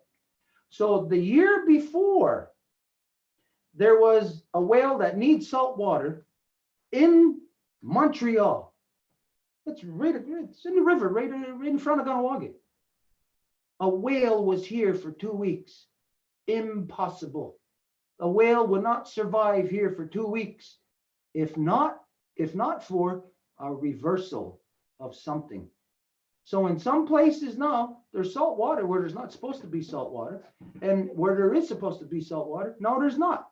The whales are finding that it's not good to not good for spawning now. Now, just another thing to this, I'll say that verifies.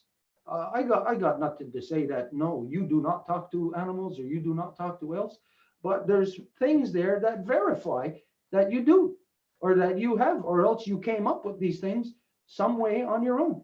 But regardless, the information that you bring forward is factual information, because we know for a matter of fact that you probably heard this, and especially this is mostly in the UK, in Britain, that there are women who are coming out and identifying groups of women, not just one person, you know, groups of women coming out and identifying that they do not want to have children.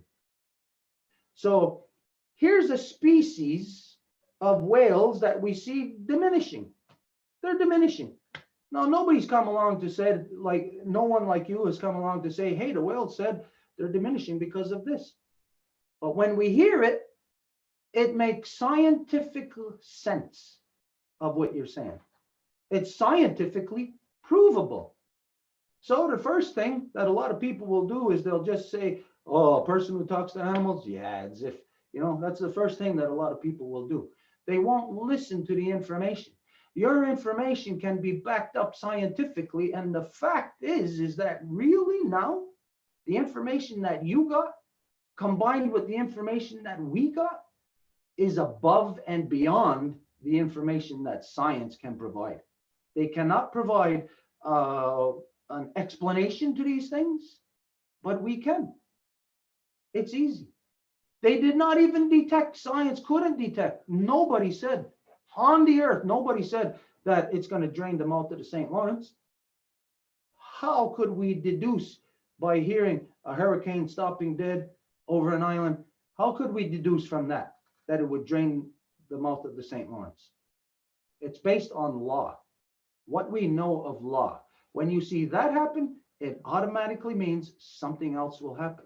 And if you know law and the interconnectedness of all things within creation, then it's kind of like playing that old game, Kerplunk, where you pull out all those things there, those pins.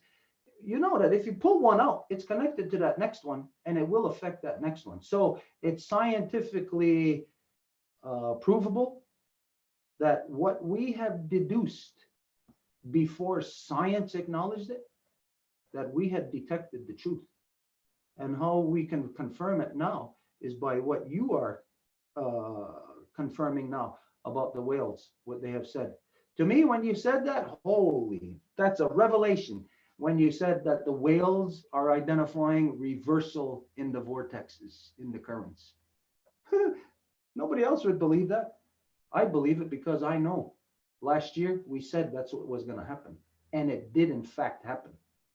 So this is where people such as yourself, you're not just this. Again, as a life giver, you are more. And as a person who, a life giver that's communicating with creation to be for the purpose of having truthful communication. This is the people such as yourself is what creates reconciliation between species, from us to them, from us to this and that. You are the people, you are the person that all peoples had in our societies that we listen to have our proper relations or our proper knowledge of interaction with creation. Anyways, Nyawagoa, this is big information. This is not going to end right here because we still got to process all this information. I think what you said is not yet the full information. I think there's still something that is in your memory of that communication that is yet to be revealed to us. Anyways, y'all will go for this. Like we'll say to any life giver, don't stop, keep up that good work. All right. Let's move on. Next one is Desiree.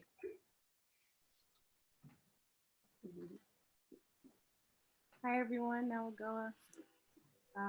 Wagwatsanuni, happy to be here with everyone. We're happy. We're really happy actually. I'm trying to contain my excitement.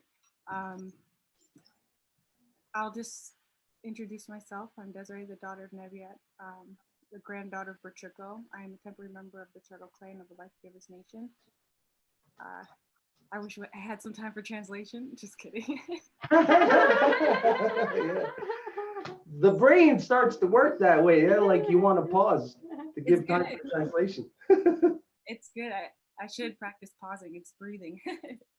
But we're happy to be here. And I say we just because there's so many faces. We're happy to be here under a really important message. I think that's been coming through all of us personally, it's been coming to me in so many ways. You know, I can go in 100 different directions, but we won't go there. I'm really excited to see the different backgrounds here. Like literally, it's as diverse as it gets. Diversity kind of makes me think of the biodiversity of not only the land, but of the water. And I think of, well, now I'm starting to realize the water is what made the land evolve, obviously. Well, you know, what Anne was saying, how sacred it is, you have to water, and just agriculture in general. And it makes me think back of not only as areas of biodiversity, but like of connecting, travel, trade, networking. My people are from the Habesha nation of Eritrea on the Red Sea. The Red Sea is a very politicized area for thousands of years. And if you go to my area right now, you can tell how politicized it is just by the devastation we've experienced. So we're happy that we're all here. We can look at water for what it is, our source, our something that just connects us back to everything, whether it's feeding our babies or, you know, watering or communicating for the first time back in history with ships and stuff like that. Water really unifies us. So also back to the biodiversity. Actually, I won't go into that. Water is just so amazing.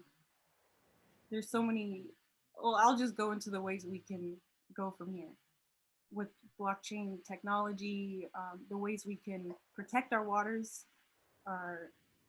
It seems like many new ways are coming up, ways to be autonomous, to protect every individual nation locally, I guess, in a sense, globally, locally, protecting our watersheds, doing this with blockchain technology for our protection, and being outside of the traditional, conventional modes we're trapped in. So I'll leave it there. Thank you. It's very important what you say about the communication, because right now everybody in the world has the ability to communicate. We have the best level of communication ever. This is what people say, you know, today. We didn't have cell phones 100 years ago, so people think that it's a better communication than 100 years ago. You know, it's not really that way. But when you think we have more avenues of communication, if it was smoke signals, well, now we got a cell phone, we got internet, we got a whole bunch of all kind of different ways to communicate. But no matter what all of that technology to create all of this ability to communicate, there is no communication going on. Nothing that is meaningful, nothing that is conducive. All the communication that is going on is actually, what's the opposite of conducive? The non-conducive. It's destructive. All the communications that we have. Now, the only reason why it's that way is because we are not communicating anything of importance. What's being communicated to us of importance? What is everybody's minds being filled with, especially in this contrived COVID nonsense, where everybody is forced to stay at home in front of their television or in front of their computer screen? What are our brains being bombarded with? What's the communication at this time that we're doing?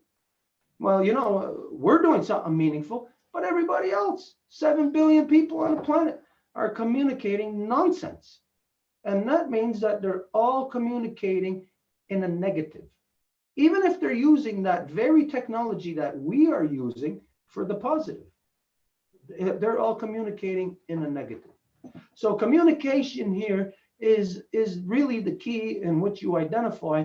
I can say that over the time now that we've known you, that our communication, of course, is a lot better, because maybe in the beginning when we were talking to each other, maybe we couldn't fully compute or understand everything that was being said. Let's say there was 10 words in a sentence. Maybe we were understanding 2 or 3 words. But now in this time of communication that we've had together, now we're understanding you a lot better to the point of where you don't even have to say something.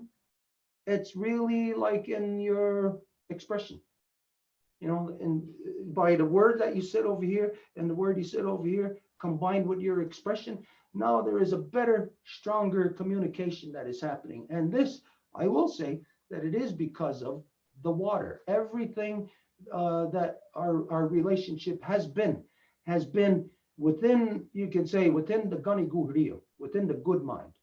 And from within the good mind, it means all those communications are rooted in the foundation of life in our water. So think of this next time. Think of this anytime. When you're thinking of a droplet of water, what does a droplet of water look like? Look in the mirror. That's what a droplet of water looks like. What's in a droplet of water? Everything that's inside of you. You have a brain, you have eyes, you have ears, you can smell. All of this droplet of water can do. In a droplet of water, it has guts, just like us. We got guts, we got everything internal, whatever, to keep us working. In a droplet of water, that's there also. We can't see it on our scale, but if we did, say, put a droplet of water under an electron microscope, then we will be able to see it on the scale of the very small, and we'll see, hey, what's in there? A waterverse is in there, a universe. The same as like if it'll be like looking up into the nighttime sky when we look into that droplet of water. What's in between the nighttime sky and that droplet of water? It's us. This is what a droplet of water looks like. This is what our Mother Earth looks like. It's what creation looks like. So Desiree, next time you're thinking of anything, next time you may think maybe you're looking for an answer. Maybe you're going to be at a loss. You're not at a loss. Just look into a mirror. Just examine yourself. You got all the answers. It's all inside of you. The life givers are as the waters. So every woman, every life giver is like a droplet of water, and every droplet of water forms a river, forms an ocean. All the women together form the blood of our Mother Earth. You are the consciousness, the flowing power, the flowing life force that keeps our Mother Earth alive. And this is what guys in their dumb reverse male dominant brains cannot grasp, as to really in the relationship now that we're having with women from a dominant perspective, because the male wants to control the woman, wants to have her under his terms when he wants. We don't realize that, yeah, that can happen, but we don't get then what we want. In order to get really what we want is we got to have that life giver, that droplet of water, living the way that she wants, to allow her to grow the way that she wants. And we could say to allow, whoa, that's very, what would the term be? Condescending to say, yeah, allow. But let's look at the reality. Men are not allowing women to be the way that they want. And so it is within the power of the corrupted minds of men to free the women, to free the water. And this means that really for the men to do this, it's going to take an enormous effort from the life givers in order to get our minds there. You can't just expect men to be up to speed. You know, like with the last couple of thousand years of male dominance and everything that has conditioned the male mind. You can't expect the male mind at this stage, even no matter how far advanced they might seem to be, you can't expect them to be in that natural flow. The women have to take their true authority, their true power. And to find your true authority and true power, there's only one way, one place you can have it truly, properly exercised, and that's in the lunghouse. There's only one way. The existence of everyone on earth already has proven to us. There's only one way. This is the way. Okay, anyways, now we're going to move on. Just to note that there's 9 or 10 life givers that still have to speak. So the next one is Elsa.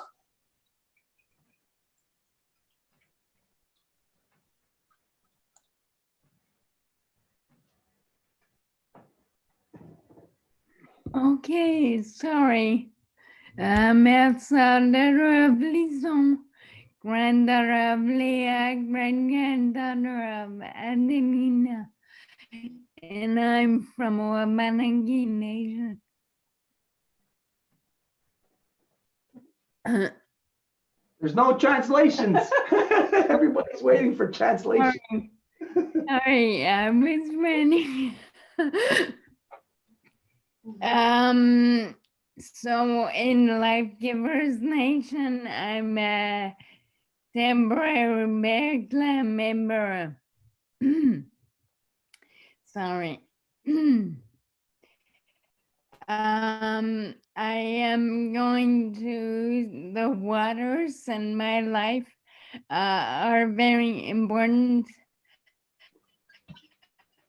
In French, we say it's feminine, so it's always she when we talk about her.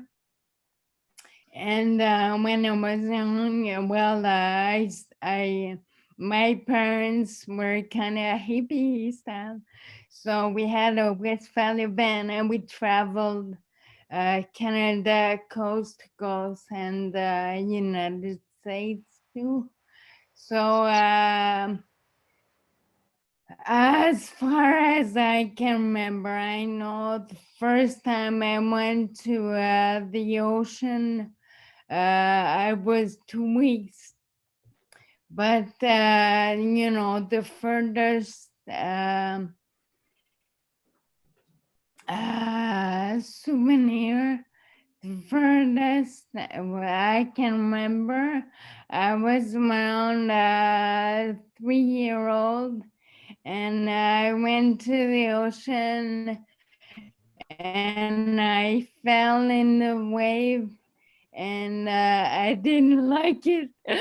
So when I came back to my parents, I was crying, and my parents asked me what's wrong, what happened, and I said to them, well, she did that with me. She made me move in her. So my parents were laughing, but it's I was too young to know that for real. It was Grandma Moon and the water that were playing with me at that time. So, but then I just want to come back on a few things. First thing, it's Stenian who said it,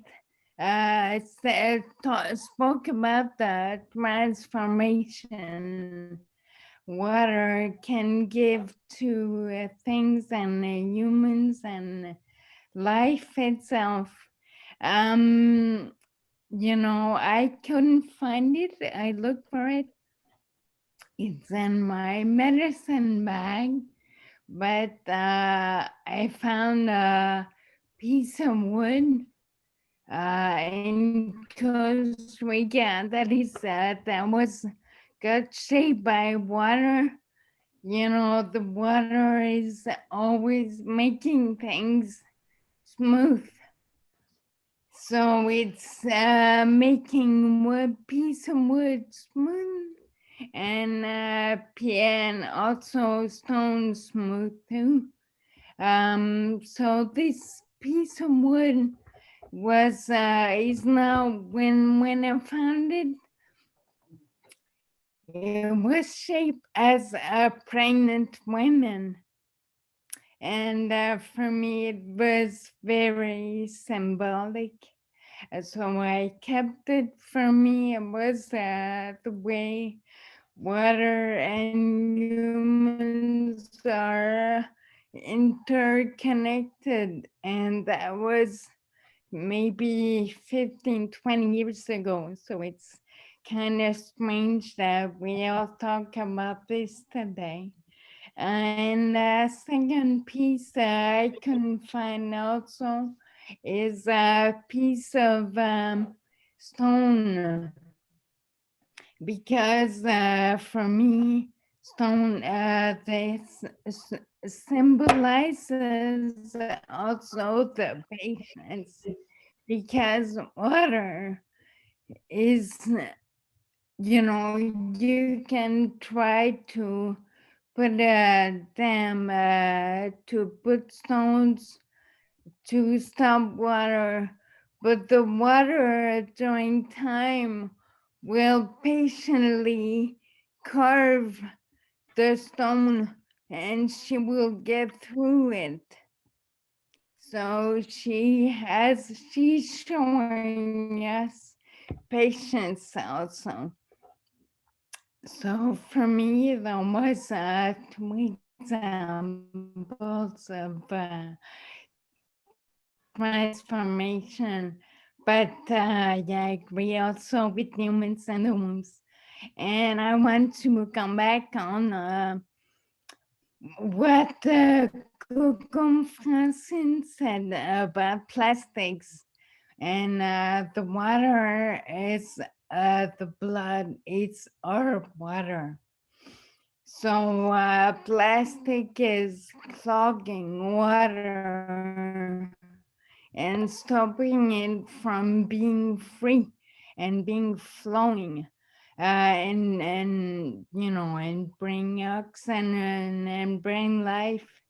So I think we can see how bad it can be unmothered if we look at our own blood. And right now the 5G is doing that to our blood. It's clogging the blood, so we have less energy, oxygen. So we just need to be freer and free the water. And last thing I want to say is because we just mentioned that water uh, cannot be taken apart and trying to be controlled like women by men, by male dominant mind. If you take water, let's say in a bottle, and you want to keep it there for a while, the water is gonna become dormant, dead, is gonna die at one point. You need to, like, if you have fishes in a fish tank, you need to have current, and the water needs to be flowing, needs to be free, in order to do its magic. Her magic. I mean, that's about it. Yeah, water is always in motion.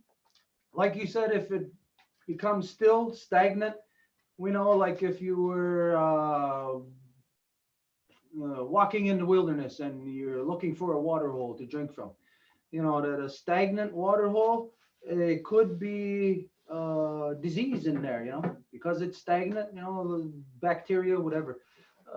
Always better if it's flowing. So that is the prime example that you said about male dominance trying to control women. It's really like putting women in a bottle, like putting water in a bottle. And after who knows how long does it take for that water to become stagnant, where it's almost like maybe neutralized, where it's got to be reactivated. How long would it take women to be locked inside a male dominance before they're neutralized? And will how long before they won't even be able to be reactivated? Anyways, it's stuff that we don't know, but it's stuff that we can deduce that if it's this way, we know that that's not the way it's supposed to be. So if for anything else, we identify the way things are not supposed to be. So Nyawagoa, yeah. And just to throw in there too, to think, you know, all of us, for some reason, there's some kind of connection to driftwood, you know. We'll all be walking along the river or next to the ocean, find a piece of root, the root of a tree or a piece of a tree, and it's almost like artwork to us. But if we found that exact same piece in the forest, we wouldn't see that like art in it. So there is something there, something that we got to examine a little more deeply to detect. What is it that because of a piece of driftwood getting washed by water, that it does something to us, like we like its appearance more, or something makes us see it as like artwork or something. All right, anyways, we got to move on. Next one is Hélène.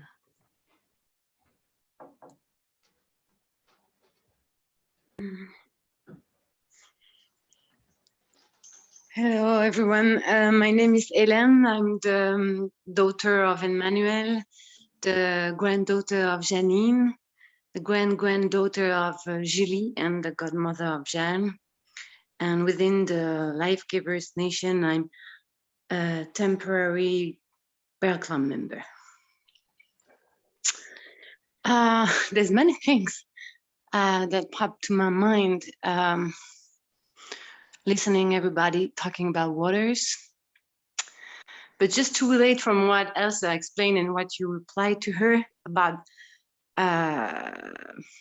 toxic water when they're not moving, for some reason, it's been maybe 2 weeks or 3, I don't know exactly when it appeared, but I have water retention in my body, in my legs. I just noticed that this week actually, that my legs were like, you know, how do we say in English? Gonflé, pumped. Bloated. Yeah. And I was like, what is this? And, you know, try to explore what happened to my legs, because I have eczema, you know, what it is, eczema. And I know it comes from all the shit of the COVID things and stuff. That's kind of a protection reaction that my skin does to the things we are living. But I didn't realize about water retention. And I'm pretty sure it's what happens to my legs. I was wondering if it didn't came up hearing about the whale story. I don't know, that Emily shared to me a few weeks ago, because I know how it affected me that much. And so I think that my relationship with the water is also, it helps me to purify myself. I feel really different after having been in the water, and it's really a need to me, for me to it helps me to push away the bad. And I know that the first time I have been invited to go to Canada, to so-called Canada, we did a trip with it was my godmother who invited me on a trip with her and her family. And we went to, you know, Tadoussac to see the whales. And on that trip, we see there were the blue whales, the blue whale who was there, which is not that often happening. And I remember having amazed. And, you know, I remember the sensation of love and beauty in my heart. That was just, I was astonished by, you know, the sensation of being in contact by observing those magnificent living creators in the water. And I felt so much connected with them that I was 16 years old, and I said, I want to be an oceanographer. You know, I said that during when the boat went back. I said that, and I carried that in my heart a lot. I guess for years, and but I knew I was not good in science, what we call science. I didn't like the way it was teach to me. So anyway, but I carried that in my heart a lot. And each time the first time I went on my own in so-called Canada, I was 26, it was 10 years later. And I also had a big moment with a non-interaction with a whale. And it was a big message to me. So there's kind of a pattern here, I don't know how to say it, with having had the connection with Emily to bring it here to the Longhouse. And I feel it makes sense to me. It's deeply rooted in something, I don't know, because of what I feel for whales and your relationship with Paul Watson and all the other people you mentioned, Terry Lilly, and So, and also I made a connection listening the other people speaking. It was that right after I came back from Canada, knowing that I wanted to be an oceanographer, some things linked me to having a healing session with someone, and that's where I learned that I was 18 at that time. That's where I learned that I was supposed to have it. I had a twin in my mom's belly, my mother's belly, and that he left when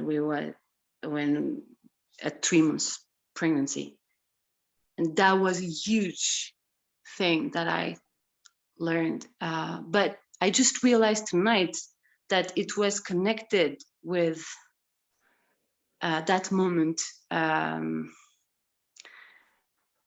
Anyway, it's too long to explain all the links, but there are links that makes me realize that thing too. And I heard about the twins here, so there are many things I could say, but I will leave it there.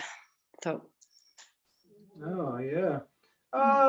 Have you been under more stress than usual lately? Have you been stressed? Yes, I've been stressed a lot since I learned about the whales. It affected me very much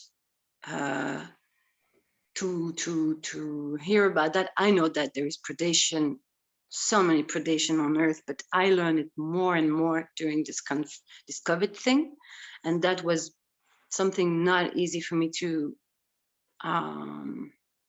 manage, I would say.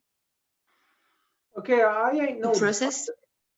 I ain't no doctor, but I think, doesn't mean a damn thing what I think, but I think that possibly your water retention is because of the stress that you're experiencing. So yeah.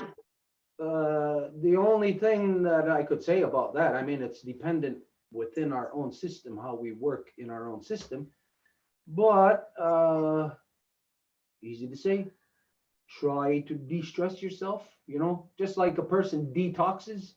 Well, try to de-stress, and maybe you're going to see that the water retention it might loosen up. Anyways, yeah. Yeah, I'll leave it at that. Yeah.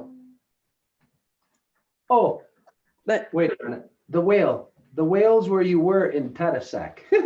I've been there too, and I seen the whales there. And when I was there, the time of year, there was like a heat wave. It was the end of September. We were doing this old movie there. I think you know the movie Nouvelle France. Wire Gerdu and I were there. Anyways, when we're there, a hot day, I went up the beach a little bit, and I said, it's so hot, I'm gonna jump in the water.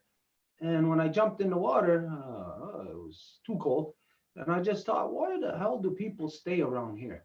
Why would anybody stay here? It's too damn cold there. You know, and then I seen a whale.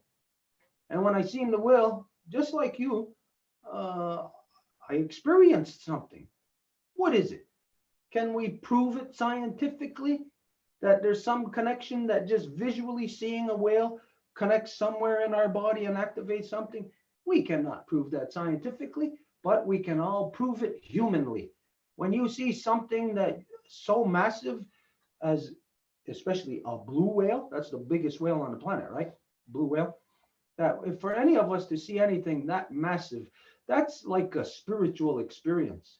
That's like almost like the equivalent of seeing aliens or something, you know, like the person is in their mind. When you get back to shore, you're telling everybody, you should have seen this whale. And everybody's just like, oh yeah, you know. So no one can tell us that it does, just seeing a whale doesn't activate. It does activate.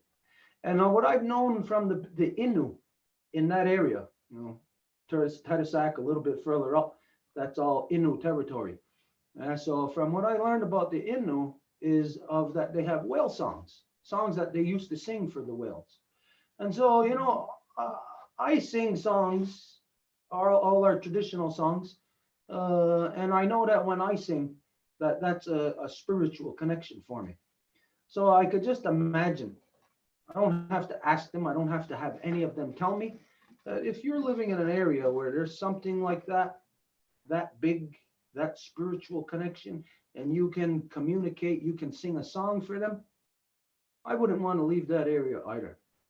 I would want to stay there. And I can see the reason why everybody is in their territory, why people do not want to leave their territory. Why would my pinky finger want to leave my hand? Why would my hand want to leave my wrist? Why would that want to leave my forearm? Why would any part of me want to uproot itself and go and why would my pinky finger want to go where my big toe is? And why would it want to try to live there and even try to overpower the big toe? This identifies a great misunderstanding of us. And it's rooted in the misunderstanding of water. How water communicates with us. The water was communicating with you through the blue whale. And it's not just the water of a matter of a droplet, it was that river. And in that point of that river where you are at, that is the main artery. That's the opening of the main artery into the body now. That's a big flow and a huge power happening there. Anyways, we'll leave it at that so that we can keep going. Yeah. The next person is the one on the phone, but I don't know her name. I think Edith, you know her? I think it's Susan. It's Susan. Okay, Susan, you're next. Oh, the same as the other night, Galaxy? No, it's iPhone. It's iPhone now. Susan, you're muted. Can you hear me? Yeah. Okay. My name is Susan Reese Mashike. I'm the daughter of Lillian, who carries the clan Mashike and the family name Mashike. I first want to let Desmond know that her work as an animal communicator is extremely important, more than she could ever know. I've had relationships with animal communicators for the last 35 years.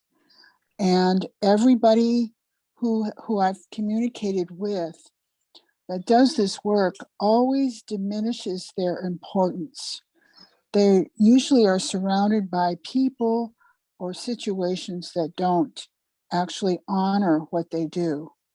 So every opportunity that I get, I always like to express this. So Desmond's work is extremely important, and I would encourage her to look into herself and to really appreciate what she does. My profile on my Facebook page is not my picture, it's the picture of a water crystal that's frozen. It's from the work of a man by the name of Dr. Masaru Emoto. He discovered that water, when it's frozen and photographed at high speed, actually reveals or reflects whatever she's around. And the water crystal that is on my page is exposed to the words gratitude and love. And he's no longer with us, but he told us that it's important that we use this particular picture in our meditations and carry a picture of her in our wallets whenever we can. So I definitely have a connection there. And my time with you folks, especially right now, is to learn how to remember my relationship with water. And I'm learning a lot here, and I want to thank everybody for helping me do that. I do have a water story. Maybe 20 years ago, I was taking care of a young non-Indian girl by the name of Brandy. Her mother was a practicing alcoholic who had just come out of recovery, and I was taking care of her and her sister Amy. And Brandy came up to me one day and she said, I'm going to go on the river with my friend. It was in the summertime. It was the American River where I live, just about a mile or so away. And she was very angry that year. She was taking a lot of lives. And I was concerned. So I told her, I said, look, I said, if you want to go with your friend to the water, I want you to do something. And she said, what? I got real close to her and I said, that water is like you and me. And what I want you to do is before you get into the water, ask her if you can actually enter her, and then wait for her answer. So she came back and she had crocodile tears, as they say, rolling down her face. And I said, well, Brandy, what's the matter? And between her sighs, she told me that the water she did what I asked her to do. And the water came back and said to her, I want you to be a good little girl, because recently, because of her mother's alcoholism, she was acting out and she was having a really hard time with it. And her experience was something that I've never seen. And what I was amazed by it was that here's a little girl, a non-Indian girl, who actually listened to what I had to say and go forward with my suggestion. And she came back with an experience that we both will never forget. So I'll just leave it at that. That right there, what you just identified, is matrilineal science. That's science. That's not that's not feelings to you, and to her and to women. You may identify it as a feeling, but that feeling comes to you through all the interconnectedness of all the waters. And so that is, no matter what, it is we can say, the main woman. It's the main woman pumping to you all of this life, all of this knowledge, and she conveys in between you and the other person the communication. And what you may think as feelings, it's communication that is unseen. It cannot be identified. It's not a phone line that you can tap into and say, ah, somebody's talking there, or a video conference that you can tap into and see. No, this is the unseen. That is the science of matrilineal. So you are, women are, I forget who said this earlier, they're not scientists. I think, I don't know who it was. You are scientists. Everything that you do, what you live, the way that you are, the way that you conduct yourself in the world, you are the scientists. Yeah, okay, we're gonna move. Next one is Jenny.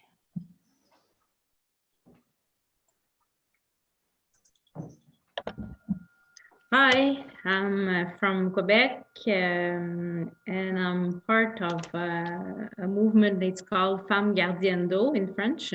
So in English, it's more like woman water keeper. I have this huge connection with water. Talk to her, asking her, listening to the water. I have a lot of messages from the water, and it all, well, it shifted when I found out that before there was no water on Earth, and then since there's water on Earth, it's the same quantity of water and flowing all over again. So that since that time, it's enlarged my consciousness about water and about how much is important to take care of water, to love her, to thank her, because water was in me must be in you before, and in somebody in another country, and on and on and on. And could be water, could be an iceberg at one point, could be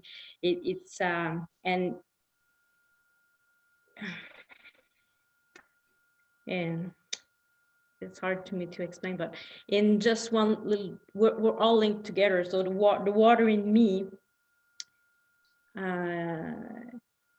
it's connected to all the waters on the planet.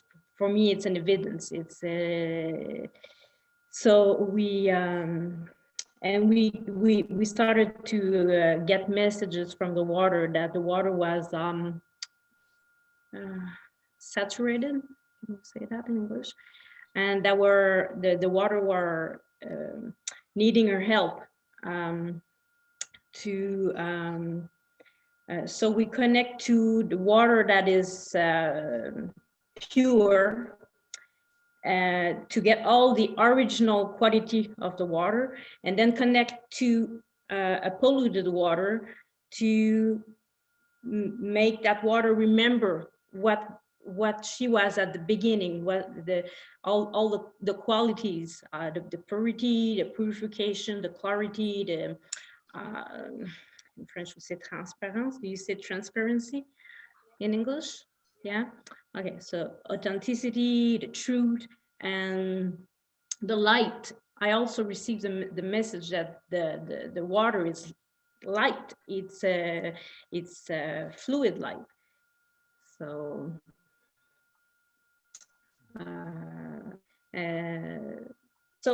I live next to the river, and I organize, well, I invite people to come here to do some rituals with the river. We chant in that movement. We chant a lot of songs, but the songs that all the places are doing those rituals is the river is flowing.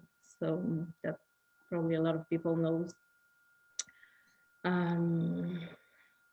Well, let's see.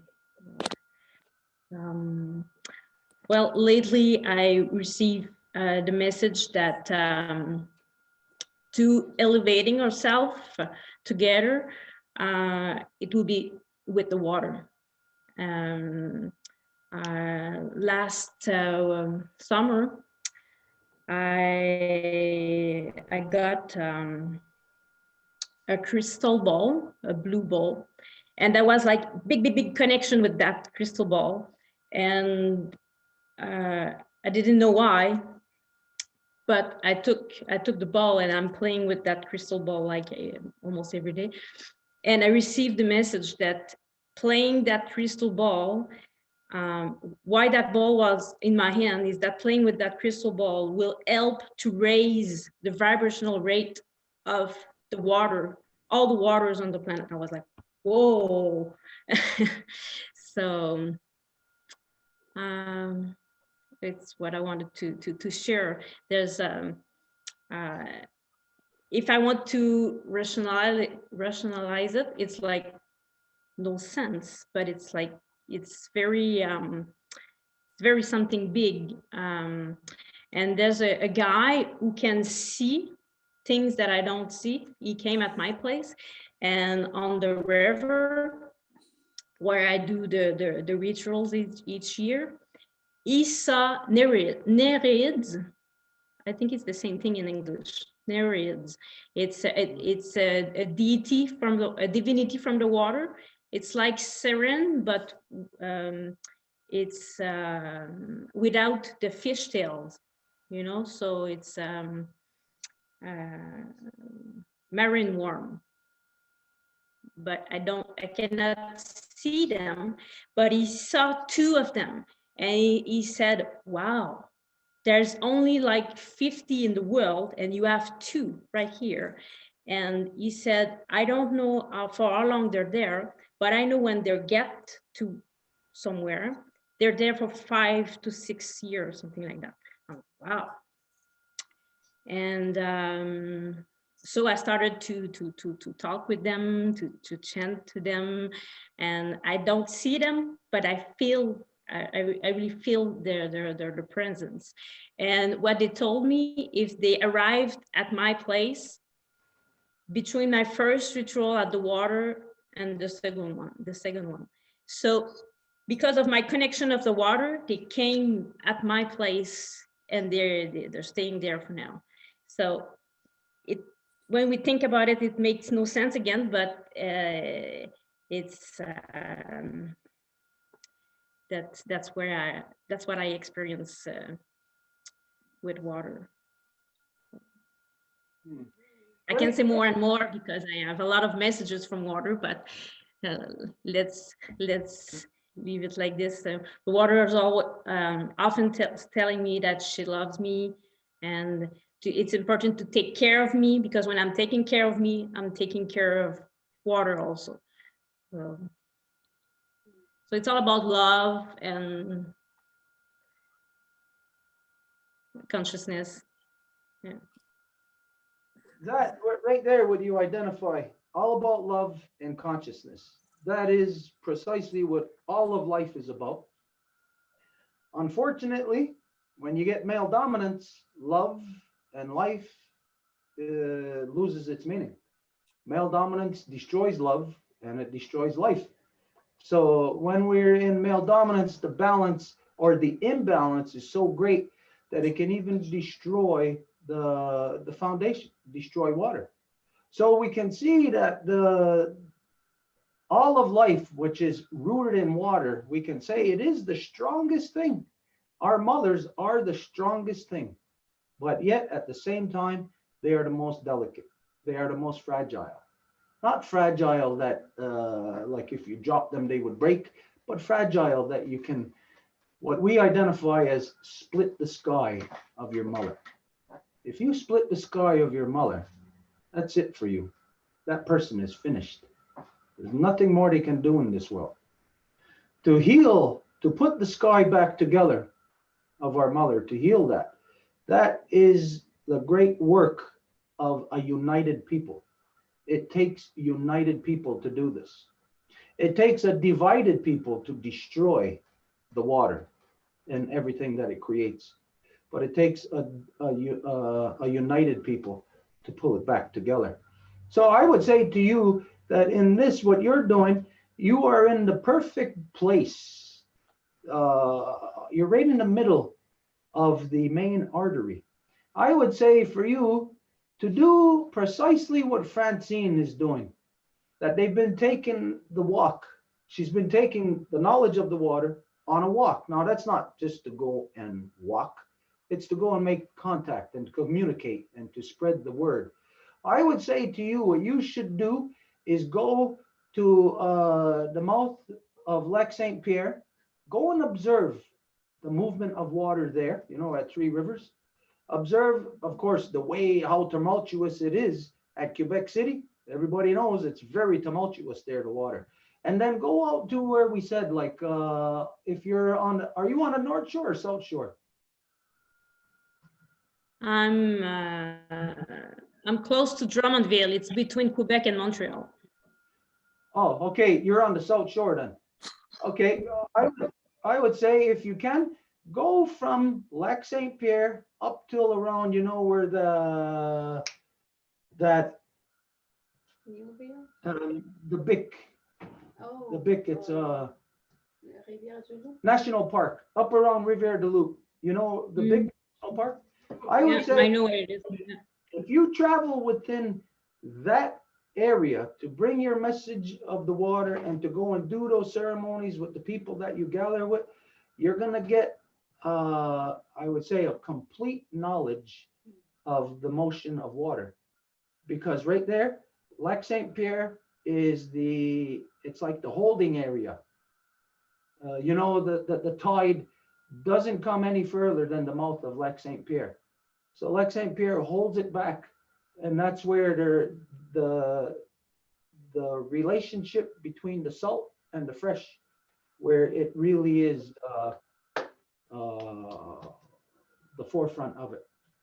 So anyways, I say this because of our knowledge of the river up until the Bic, that if you do that, like within the warm months, like when France is doing her walk, then there'd be love, women, identifying love, sharing the knowledge of love.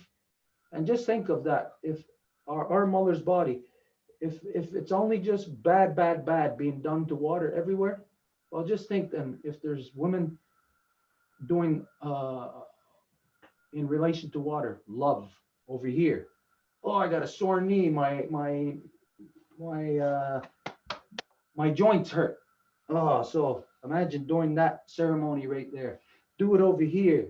Do it over here where it hurts. All those places. And if you get women all around the world doing the same ceremony at the same time, well, not only will you have that happiness, but maybe you'll get a few guys that will straighten out their minds and maybe come to their senses. Anyways, yeah, Nyawa, we're going to have to move on. Thank you. Next one is Lucy.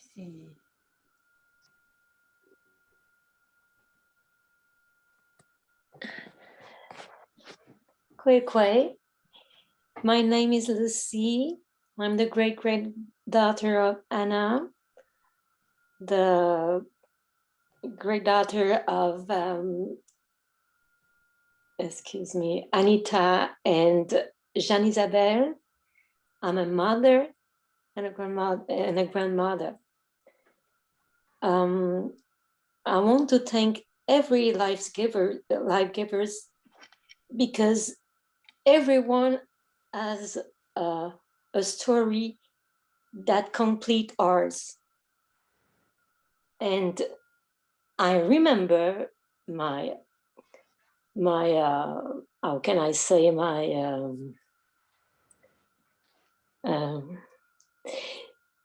I will say in French just one word, more contact. Can I say that?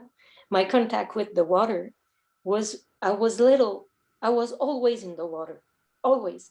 I was swimming. Don't ask me, I saw water, I go swimming in the water. I was always in the water. My mom was always putting me my bathing suit under my clothes because I always want to be in the water. And I remember I was 8 or 9 years old, and one day I was unable to go in my water because it was polluted. There was a sign that was telling me not to go in the water. I was crying. And my mom said, why are you crying? I say, I want to go in the water. I can't go in the water anymore. How can I live? And my mom says, don't worry, one day it will return back, you know? So it was okay, but I was very, very sad about that. And the next thing that I remember that I have a big contact with the water, it was, I was with my brother and there was a bridge and my brother wants to go the other side of the bridge. And I say, don't go the other side of the bridge because there's a danger over there. I was maybe 11. So my brother say, what? A danger? Yes, I don't know why, but something tell me not to go further. So we came back and then my sister and maybe 4 of their friends did go. It was a dam, you know, something that goes around, a dam, the other side of the bridge. And they practically get, ils ont manqué de se noyer. Yeah, they almost got drawn. Yes, by that dam. We had to take a big rope to get them out of there. And I didn't know why, but something was very telling me not to go there. I was so happy that I didn't go. So this is the big contact that I have. And I want to say to everybody that we are not nothing, we are something in that world. Everybody is something in that world. And I know that once I was working, it was 2009 or something like that. I was working for a guy who has 20 buildings, big buildings in old, dans le Vieux-Montréal. Of Montreal, yeah. Okay, old Montreal. And he had everywhere, he had, water in a bottle. I sent in a message that it was no good because usually they took the water from the same place that they took water in the sink, And I sent in a little, it was 5 minutes of a little film. 1 week after, I did go everywhere because I was taking the rent of everybody, So I was going everywhere. And I saw no more bottles. He did get rid of all the water, the bottles. And they say to the people, take the water where it came from, from the sink because it's the same, I was I didn't know that he was going to listen to that, but I just sent it, like that. And I was very happy about that. So sometimes we don't think that a little thing that we do, a message or something that doesn't go, yes, it goes 1 people, 2 people maybe, but somebody will listen to it, So it's like you, every time I'm going and listen to what everybody has to say, it's given me something that it was missing in my conscience, So this is what I want to say. And I say, here I go out to everybody. Wow, yeah. In that sentiment, just imagine if all the women could align their thoughts, align their power, and use their power at the same time for the same thing. Imagine what kind of world then the life givers together would be able to create. This is ultimately what this whole process is that we're involved in here. We may be, sometimes, we're in a Wednesday Zoom, other times a reconstitution, another time a language Zoom, or this or whatever. It's all part and parcel of the same thing. Everything is designed, what we're doing is to get to that place where we say to return our mothers back to their natural seat of authority within all our nations so they can manage all our people properly once again. This is the ultimate goal. So when you're saying this is what you get out of it, somebody else is getting the same thing out of it, like completing them or putting something there that they know was missing that then enables them to exercise their power. So this is where we're getting to the point of where all the women will be able to link their arms together and to stand their ground, because the women are going to have to stop what the male is doing in this world. So anyways, just imagine that. So ultimately, every time, every life giver, every male, because it's in our best interest, every time we are speaking to the water, communicating with the water, this is the number one thing that should be in our minds that we should be speaking. Return our mothers back to power. Every guy says that, then watch all the women stand there together and we'll have to accept what the women do. This is where we're going. This is ultimately where we're going to end up. Now we'll go up.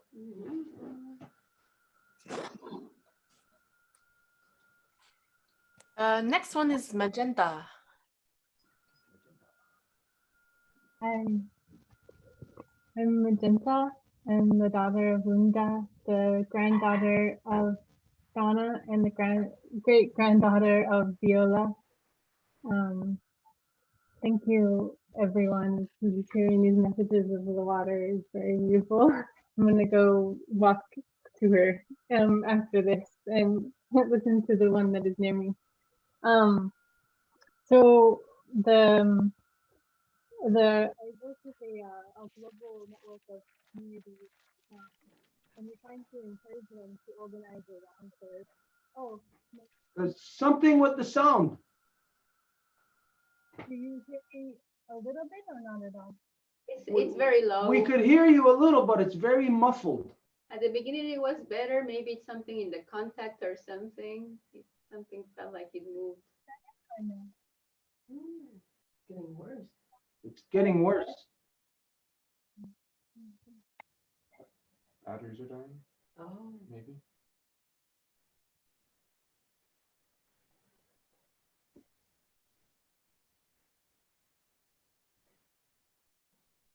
She's prepared. Oh, no, we can't hear nothing.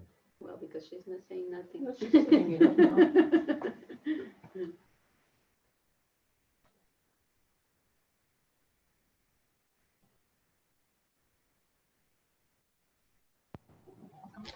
Can you hear me now? Yes, Perfect. sweet too. Okay. I'm gonna, let's see. I'm gonna have to switch back to the headphones to hear you, so I'll try to make it short. So I work with a global community of people, communities all in different places in the world. And we're trying to encourage each other to organize around caring for our watersheds.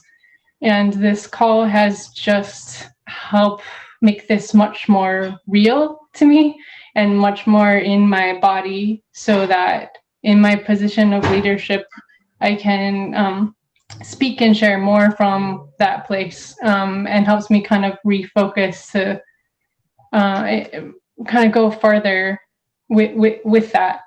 So I hope to spend also some time after this call just feeling into that. Something that came to my heart that would be good for our communities to do possibly is invite each other to come together maybe at night by the water where we can be under the stars, because a lot of the communities are in cities, to be with the natural light and to be with the water, and maybe have 2-3 hours of meditation together just in silence, and then go to sleep together there if it's a place that we can camp or go home if we need to be. But yeah, really, really, really grateful to be here and hear people's stories. Yeah, thank you. Oh, and my favorite sound in the whole world is the sound of running water, like a creek or a river. It's just the most beautiful thing.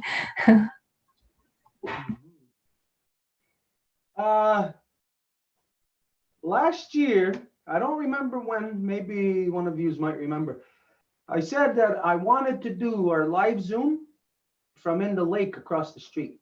I wanted to stand in the lake while we were Zooming. But at the time, we didn't think that people would, we just didn't think it was the time last summer. So now that you're saying this, well, at least we know there's one other person then, one other group that we can do this with. So come the summertime, or as soon as it's warm enough, it's got to be warm enough, you know, for even just to stay out for a couple hours. So as soon as it's warm enough, we'll start looking at doing that, probably during the full moon, probably on the full moon night. Now this tells me that at some point this summer, at one of the Zooms we're going to do, I don't care what anybody's going to say or whatever, we're just going to do the Zoom in the water. Because what some of you know, here, there's a lake right across the street from my house. I've been in that lake every day of my life. Winter, summer, spring, fall. I'm in the water all the time, every day. In the summertime, I'm a permanent fixture there. Everybody knows. They even, in Gunawaga, they even make cartoons about me in the local paper, you know, about stuff like that. So this summer, you saying that, I'm going to do that. I'm going to do it now. I'm going to do it from in the water. Okay, now we'll go, but we're going to network on this. This is something, you see what was her name? The girl from Quebec City? I'm sorry. Jenny. Jenny? Jenny, what she does, what Francine does, with the water walks, all these different water actions that the women are taking. Yes, we're going to connect them all. That's what you are going to do. Yeah, now we'll go. We're going to move on.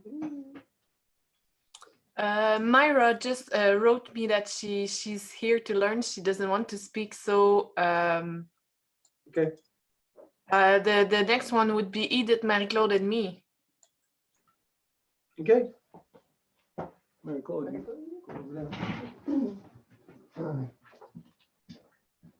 you want to go first, Angel? Go by the full game. Marie-Claude. Hello, everyone. I'm Marie-Claude. I am the great-granddaughter of Marie-Louise, the granddaughter of Yvette, and the daughter of Francine. And I act as temporary Bear Clan representative in the Life Givers Nation. And my relationship with the water, actually my conscious relationship with water, because we all waters, started when I became in touch with the Longhouse. And it was through my Ohonda Gariwadekwa, the words that comes before all else, that I could discover pretty much everything about creation. I remember noticing the trees for the first time and sharing this with the Longhouse, and realizing also one of the first realization with the waters is that water is captive everywhere. If you think about buildings, you know, all these pipes, you know, and all these tanks and all these pools, and the water in the plastic bottles waiting for these super Costco places, you know, so water is really trapped. I remember feeling almost like, I've, you know, realizing this, having a hard time even to breathe, realizing that. And the Hohonda Gariwadekwa also revealed to me the sacredness of water, because when I thank the animals, I have to thank the water that, you know, sustain these animals and these trees and the food that I ate all throughout my life, and the water and everything that I got because of water. And I cannot forget my grandmother Moon, because the other very important thing I think that I learned is to understand how important water is. We have to understand in creation what came before, and then what after and after, and realizing our grandmother Moon deals with all the water, purifies all the water, and then the earth comes after and gives us our bodies, and then our mothers give us life, etc. Understanding that, and then that the water is right in the middle of everything, just gave me such a peace of mind, like to really, I think in the world right now, people are very anxious because they're doing jobs that they don't really like, pushing buttons and not having any meaning in what they're doing, and to understand the place of water in creation, its sacred role, and its sacred role in all of our lives, just was so revealing. And then I found my place, and I want to act in protection now. It's not just even a choice, you know, it's just natural. So I'm very, very thankful, and thank you for everyone that shared today. So. Who will be next in the order? You. I will be, yeah. Okay then. So hi everybody, my name is Edith. I am the daughter of Soko, the granddaughter of who carried the name of Panchita, and the great granddaughter of who carried the name of Celsa from the Zapotec Nation. And I was born in Mexica territory, and here in this territory I'm under the protection of the Wolf Clan. And because of that, also under the temporary representation of the Wolf Clan for the Life Givers Nation. And my goodness, first of all, I want to say Nyawagoa. Thank you very much to everybody that has shared their words about the water. We can feel like the love and the emotion and what is carried. So that just is like a simple, the simplest and the purest medicine. So I really appreciate that from you. And I have a couple of anecdotes to relate. One is bad, one is good. So I'm going to start with the bad. Years ago, I had a friend that was protecting the Gulf of California, where the whales go and have their babies. And why he was protecting that site is because there was a so-called Canadian corporation that wanted to have an open gold mine in the peninsula. And the ratio of the pollution of the waters in an open pit of any kind of mine is 40 kilometers around. And the size of the peninsula was less than that. So it meant that by them doing that hole there, it will pollute the waters to the Pacific and to the Gulf of Cortez, which means like it will be completely destroying all of the habitat for these mamas to go and deliver their babies there. My friend disappeared. And that's years from that now, but I always like to mention him or like to honor him because the job that he was doing as a protector, as a male life protector of the waters is what got him disappeared, and most likely I can say what had him killed.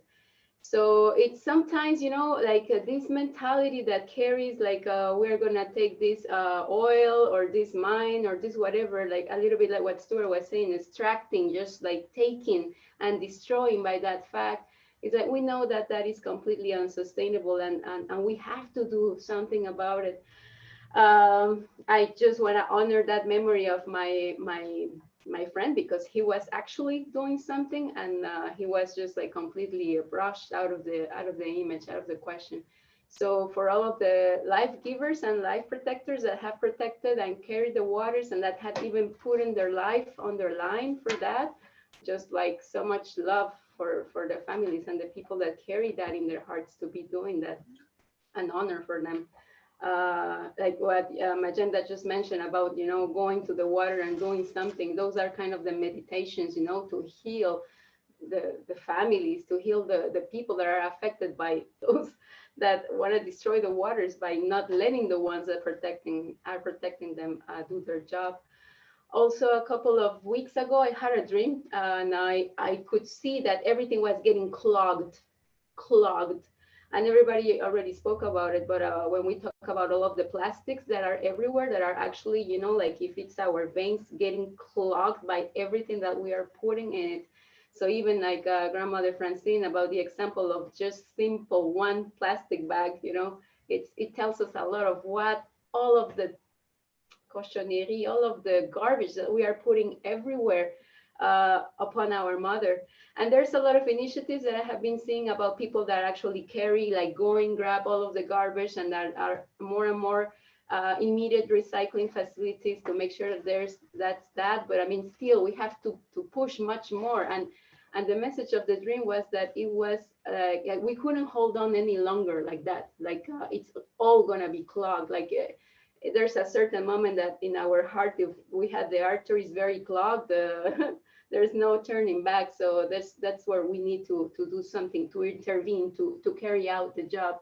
So I'm very grateful for what I have heard too, of like this kind of like call of action that we could seriously organize in the different parts that we are and carry out stuff that are handful action for assisting her, the waters to be clean.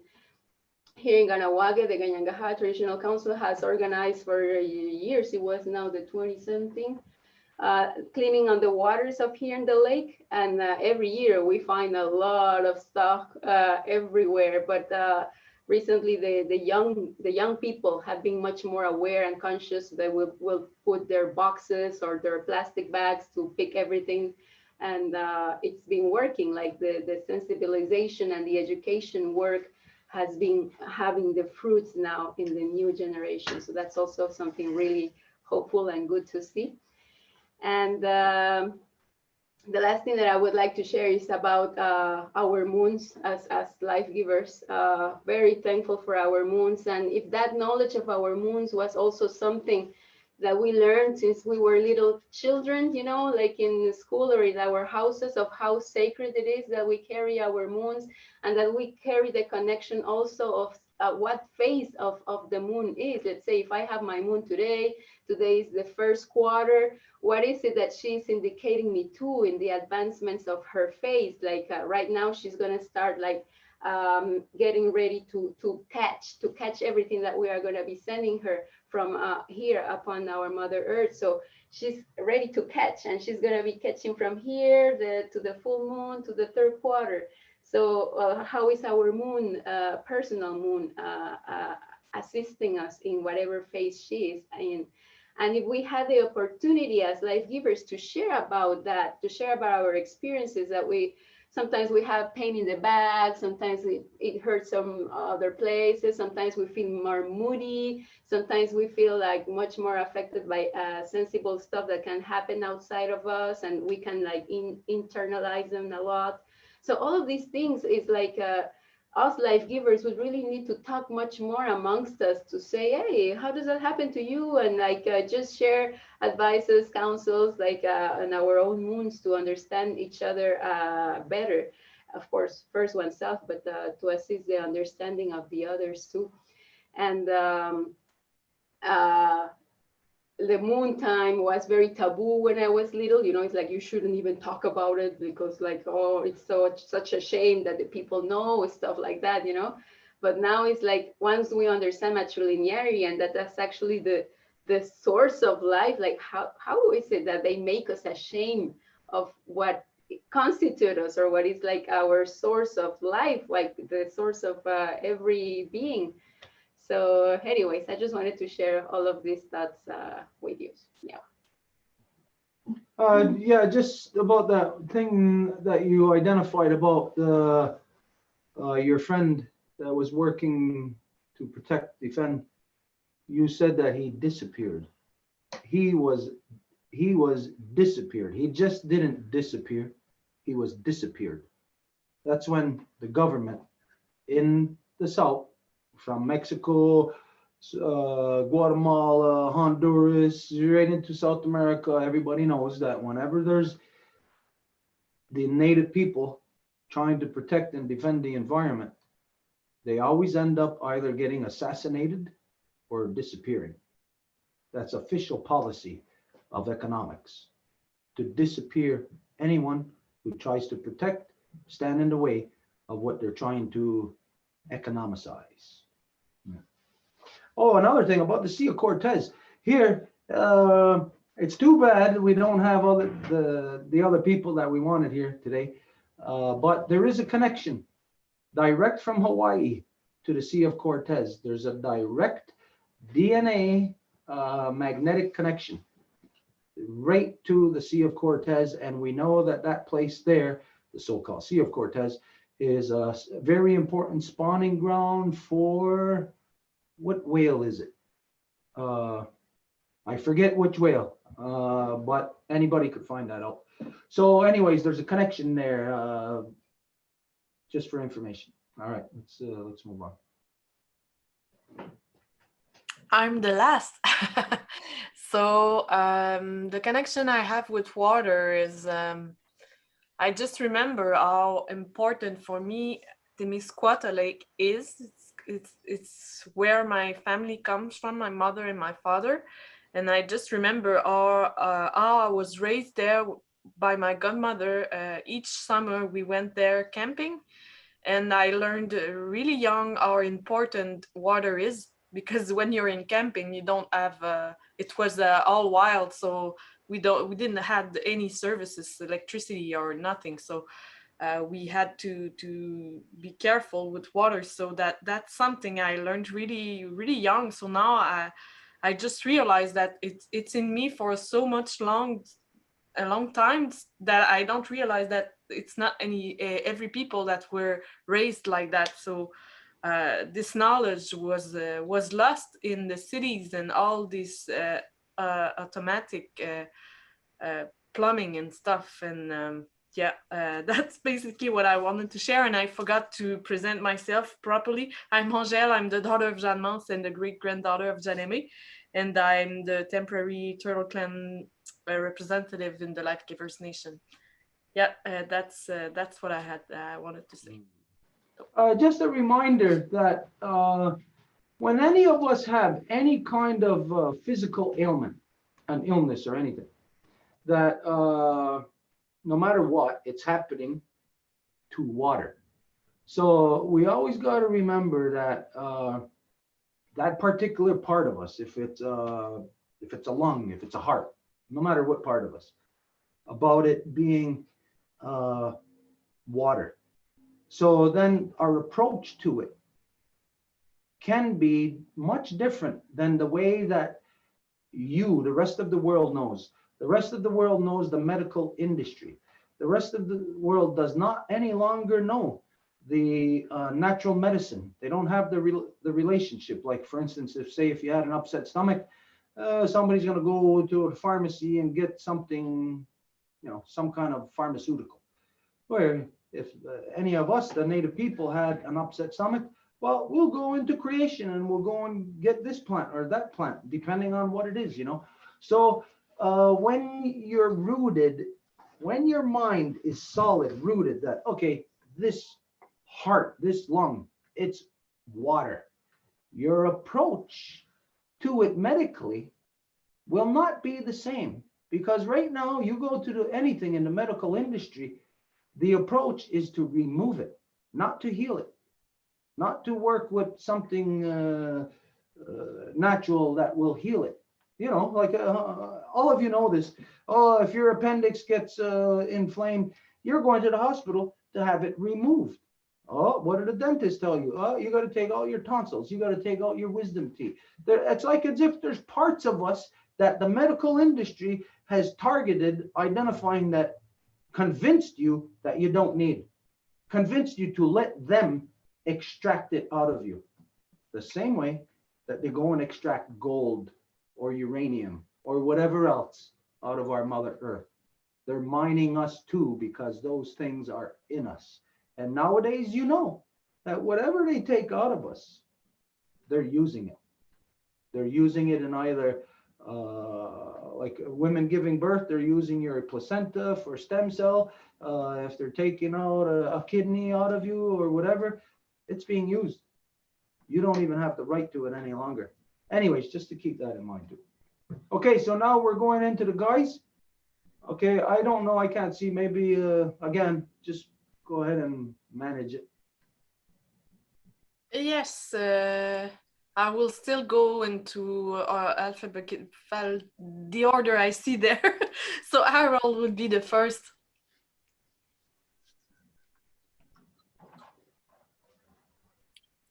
Thank you kindly. I will go. I'll start by introducing myself. My name is Harold. I'm the son of Gail, Gloria, and Francis. And I'm here as temporary Bear Clan through the 201 Working Group, of course, under the protection of the Longhouse Five Nations Confederacy.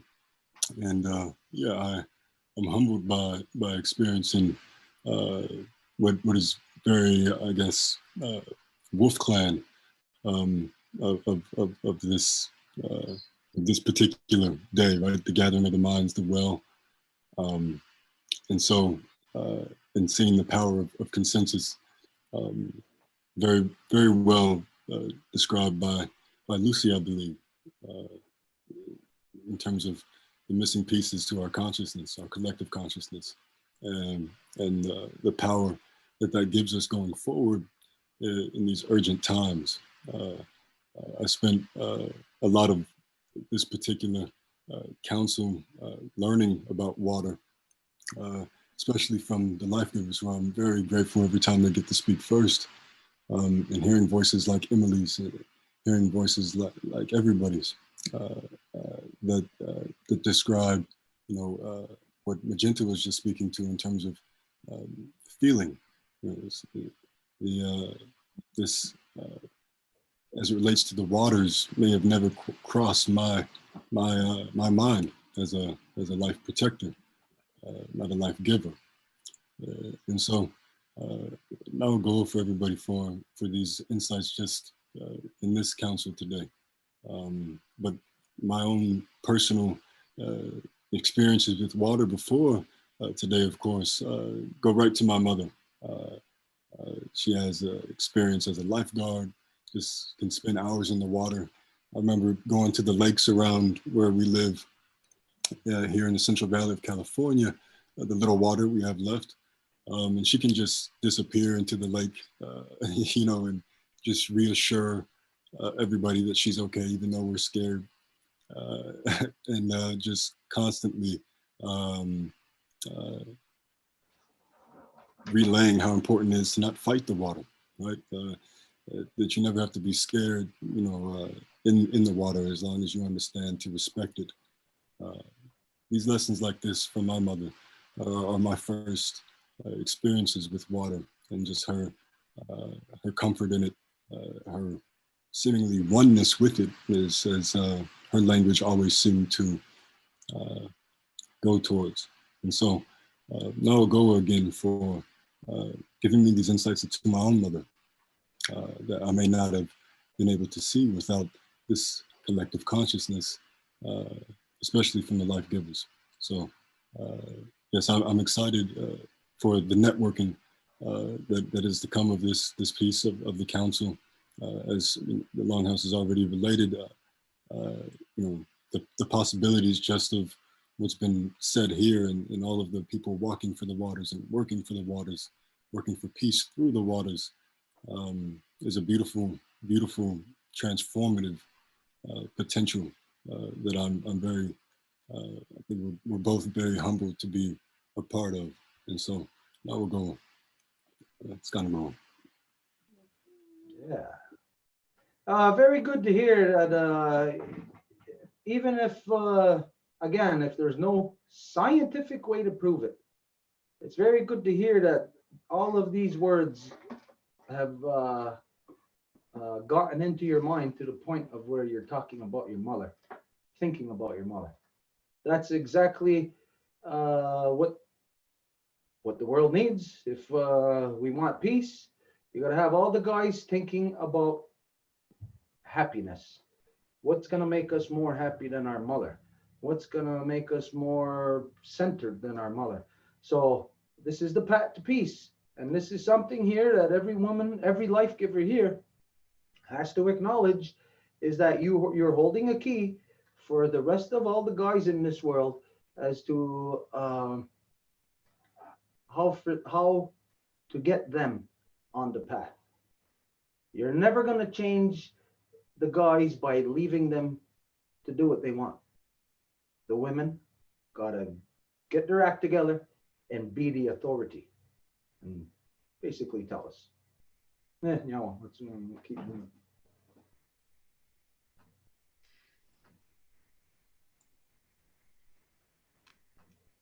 What's going on?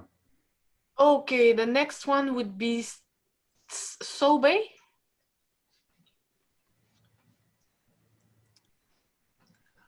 Mayang hapon sa tanan. Ako si Sobe, anak ni Lourdes. Good afternoon, everyone. My name is Sobe, son of Lourdes Latrondo and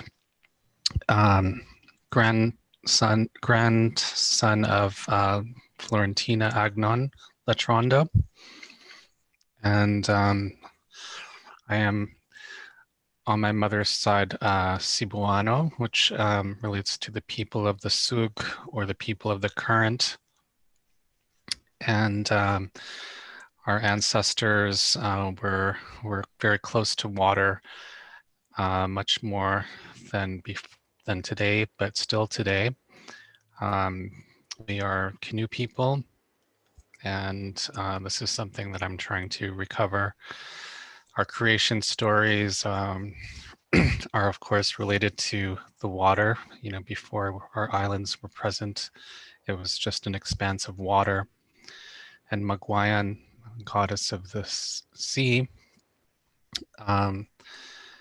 watered the first plant, which brought forward the first bamboo in which the first man and woman emerged.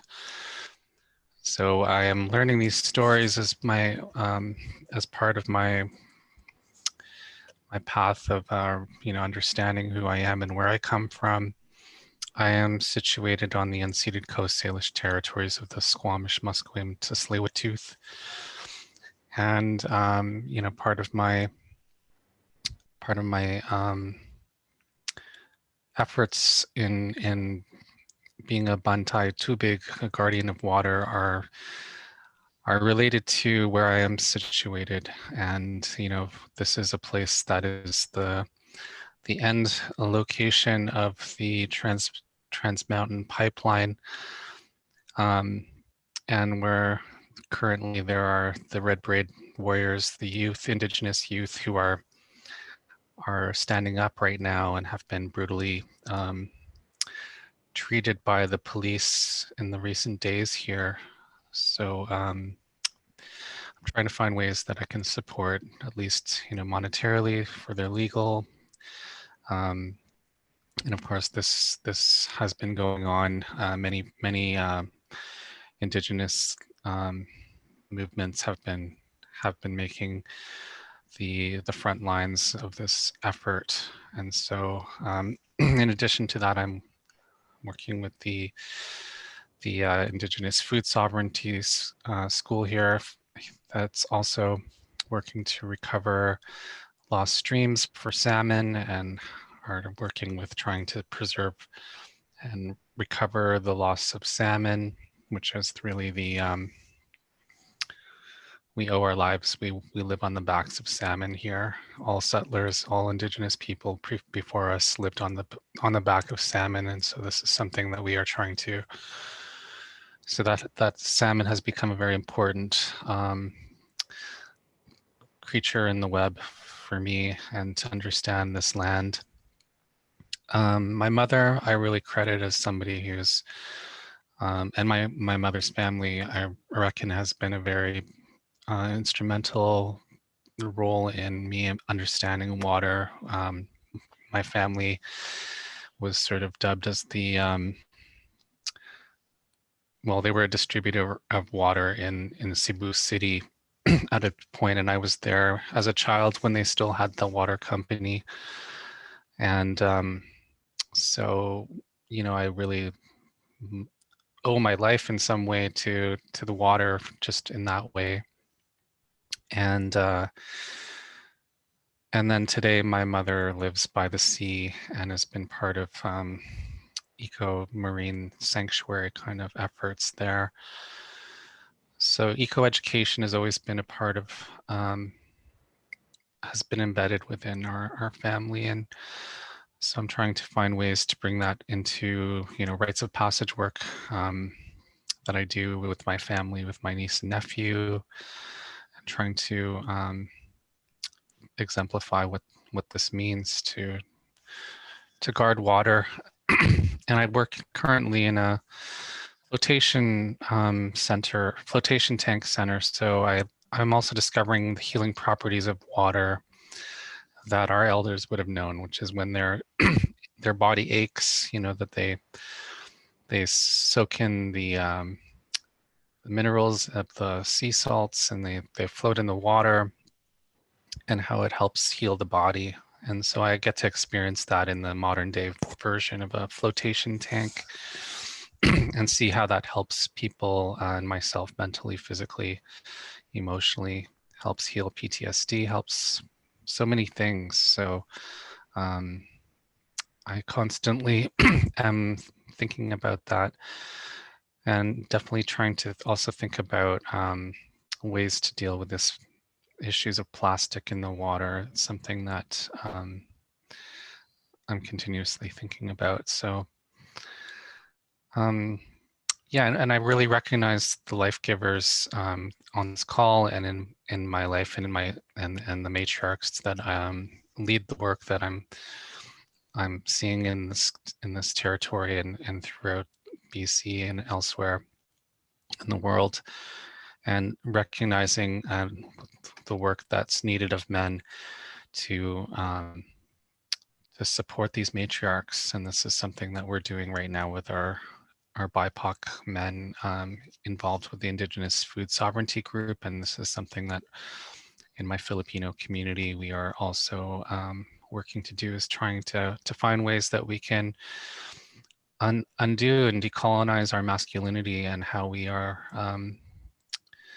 needing to see the things that get in the way of us being able to really honor and protect and sanctify these life givers. So Daghang Salamat, thank you for listening. Wow. And Okay. I should acknowledge Magenta, who was my introduction to this longhouse, and my involvement through the Bloom Network led me here. So thank you to Magenta and to you all. Okay, there's one thing I want to address on that. It's not really about anything that you said, but more about the current condition today, about how we see around the world that it's young people who are identifying as water protectors or land protectors or forest protectors, no matter what. We see it's young people around the world that are coming up to basically, if you're here in so-called Canada or the United States, you're putting yourself on the line to get arrested or get beat up or to get marginalized economically or somehow through the system. But in other places, they're putting themselves, the young people are putting themselves on the line to be killed. Because in other places, say, such as Mexico, Honduras, Guatemala, somebody's going to go there, the young people will stand up to protect the water, they're going to get killed, guaranteed. The government will kill them, will assassinate them.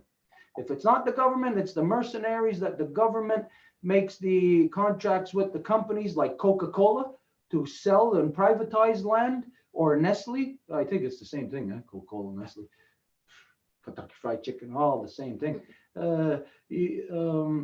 It's the company, those companies hire mercenaries to go and assassinate those young people, but it's under the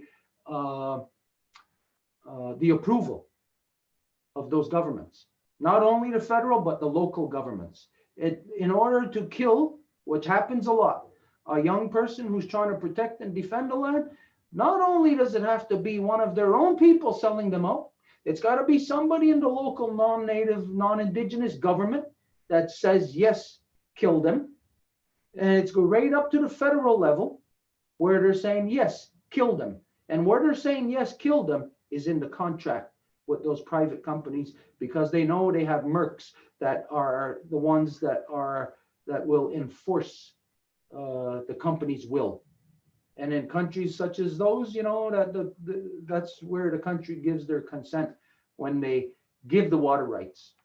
You give the water rights, you sell the water rights to Coca-Cola and Nestle, you're giving them the right to assassinate the people who are standing there to protect and defend that. So these are the current circumstances that are reality worldwide. It's not happening to just Native people. No way.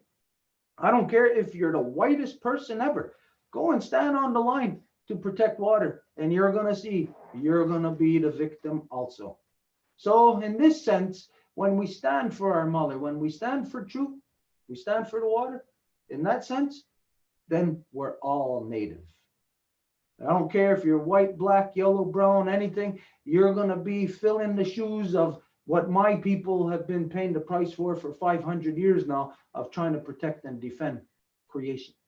And so now we're finding ourselves, all humanity, in the exact same mess that we knew we were in for 500 years. The rest of the world is just too stupid. They got their heads too far up their rear ends to know anything, to make sense of anything. And so with the current circumstance of this shows us something. Why is it young people? Where are the parents of those young people? Where's the aunts and uncle? Where is the uncle of that young person? Because the uncle is supposed to be watching out and protecting that person, that young person. Where are the grandparents?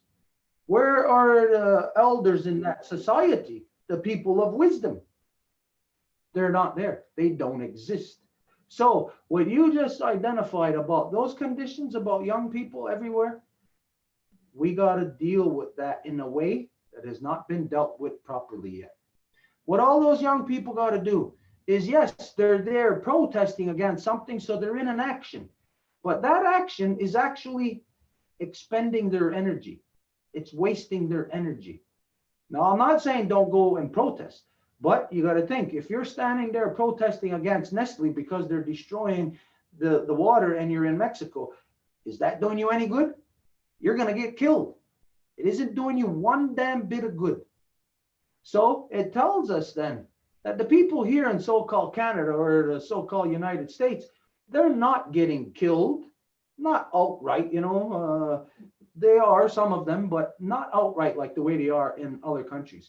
So that tells us we have to exchange our position.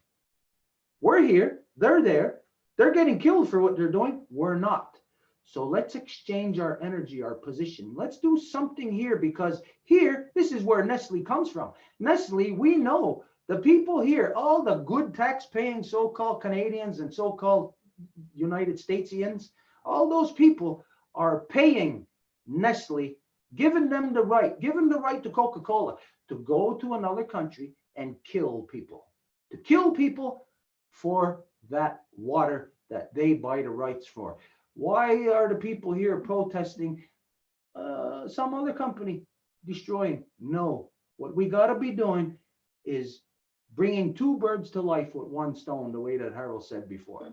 So let's bring two birds to life here. We got to get all those young people, instead of focusing their energy on protesting against the negative, let's get them to call on the positive.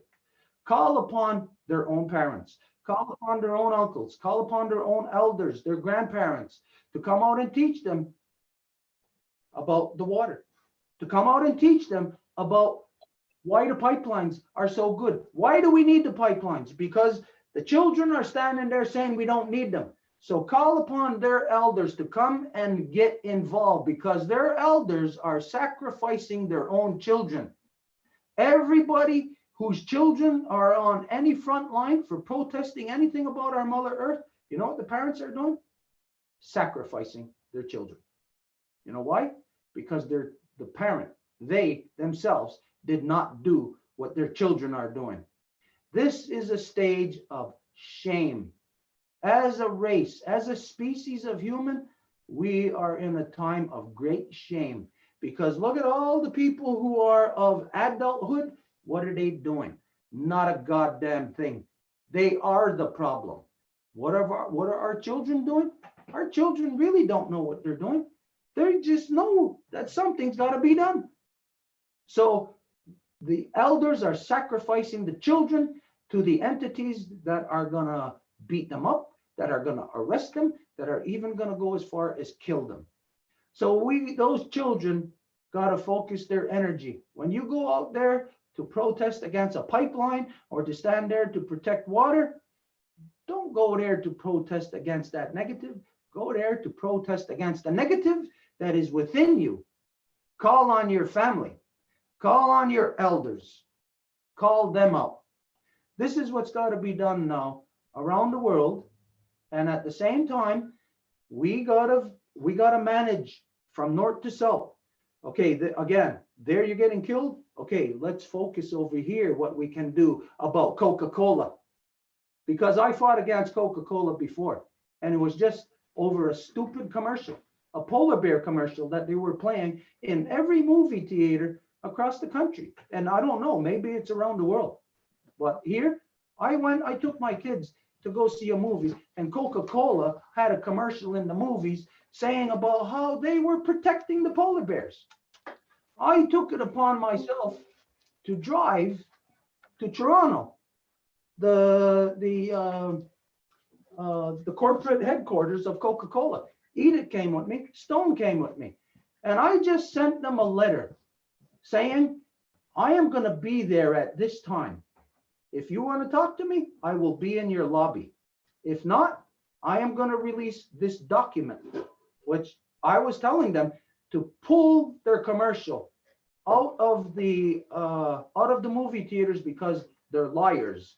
Because Coca-Cola is of the biggest destroyers of the polar bears. They're not going to be protecting them. They were goddamn liars. So I went there. But like I said, I first sent them a letter. And to this day, you know what? We never released this video. We made a video of it. When we went there, we didn't have an appointment. We just went and we sat in their lobby. And how long was it? Maybe 20 minutes? It was the head of the head of something, the head of a certain department in Coca-Cola and their headquarters in Toronto. He came up to come and talk to us. And I told him to pull that commercial out of the movie theaters. Okay, well, I won't say that's why it happened, but that commercial wasn't in the movie theaters any longer. Now, just talking about this, I see that we're going to have to release that video. So if Stone, if you're out there, if you're listening to this, Edith, it was the three of us. We got to find where that video is. I know it was on one of my laptops that went kaput. Anyways, this is to show now. You just really brought me to the next level to say, okay, for all the young people, they got to do something different. They cannot just be putting themselves on the line to get arrested. Call upon your parents. Call upon your aunts and uncles. Call upon your elders. Come out here and teach us. Are we doing what's right? Or are we doing what's wrong? You're leaving us here to get arrested. Is this right to get arrested when we're protecting the waters? This kind of thing has to be pushed now, to the point of where the young ones who are smart enough to stand there are able to speak that question in unison everywhere. You will get the media. The media will have to address it. And once it's there, we'll be forcing something else. Anyways, it's just to say that, well, right now in you speaking, this is what you released in me. So now we'll go up. Yeah. Okay, we're gonna have to move. There's a Stephen Wayageru, and then after that would be Merrick. So Stephen, it's your turn. Okay, for Wayageru, if you don't mind, we're gonna keep you for the end to end off with the language teaching about Omeganos. So let's go with who you said. Stephen. Okay. Kwe everyone. Wilalan for everyone's words. I'm a husband of Jenny Dedam. She is adopted by John Dedam into the Mi'kmaq Nation of New Brunswick. I'm honored to be here. All of you are starting to feel like family to me, so there's a reason I'm here. I'm a foreigner. 12 years ago, I moved from the United Kingdom to North America because I went to California and I was inspired. I don't know what it was consciously, but I had to come to North America. So my dad got a job in Massachusetts. And I spent 6 years or 7 years traveling the continent. I even went as far as the Hawaiian Islands, looking for organic practices on the land, looking for indigenous people to share climate sensible behavior. The Hawaiian Islands told me to go back to your home, go back to where you come from. So I've been waiting on the East Coast for quite some years. And I married Jenny from Mi'kmaq Nation. I'm adopting now wampum jewelry which comes from native Eastern woodland women. And that's my, I wear this every day, almost like a soldier would wear their uniform. I wear it to remind me that I have an allegiance to the indigenous people. And I am speaking from a place of, my ancestors got murdered by the Roman Empire. Our people got murdered and oppressed, and their land has been colonized by Christianity. The same thing is happening here. And I would like to help, however I can, use my lifetime to help us stop killing the planet. And how I don't think the modern people are going to stop. My parents, they can't stop living this modern way of life. They're too addicted to the automobile, to food that they didn't grow themselves. All I want to do is grow a garden, but I'm being told that's illegal. You can't grow a garden unless you have thousands and tens of thousands of dollars to purchase land. I can never purchase land. Anyway, thank you everyone for what you're doing. Well, as the Mi'kmaq say. I hope that wasn't, I hope I said enough. You know, I'm coming from the heart here. I want to help as much as I can. I'm watching a movie over and over again. It's called Avatar. It's set in the year 2154, and James Cameron directed it. And he said it came in a dream. And what it was that we destroyed Earth, and we are now on another planet called Pandora, and we're killing the indigenous people of that land, and we're taking the resources of that planet.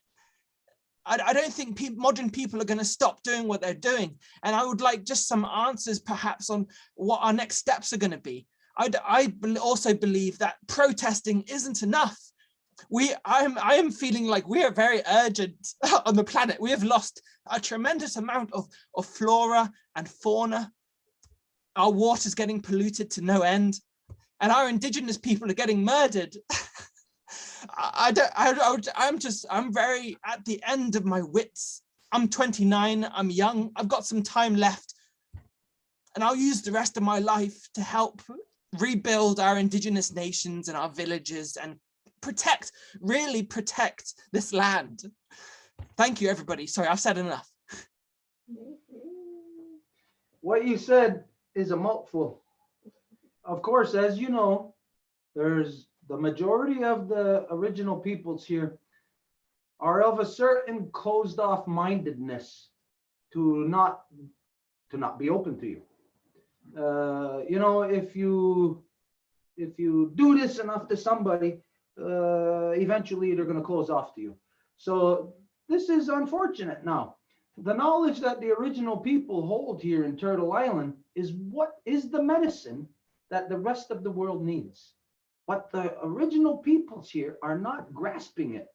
They're only seeing an enemy.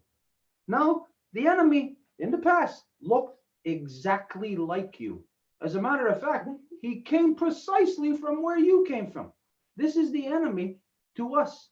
But as we know, but this is forgotten, and it's not known by all the people.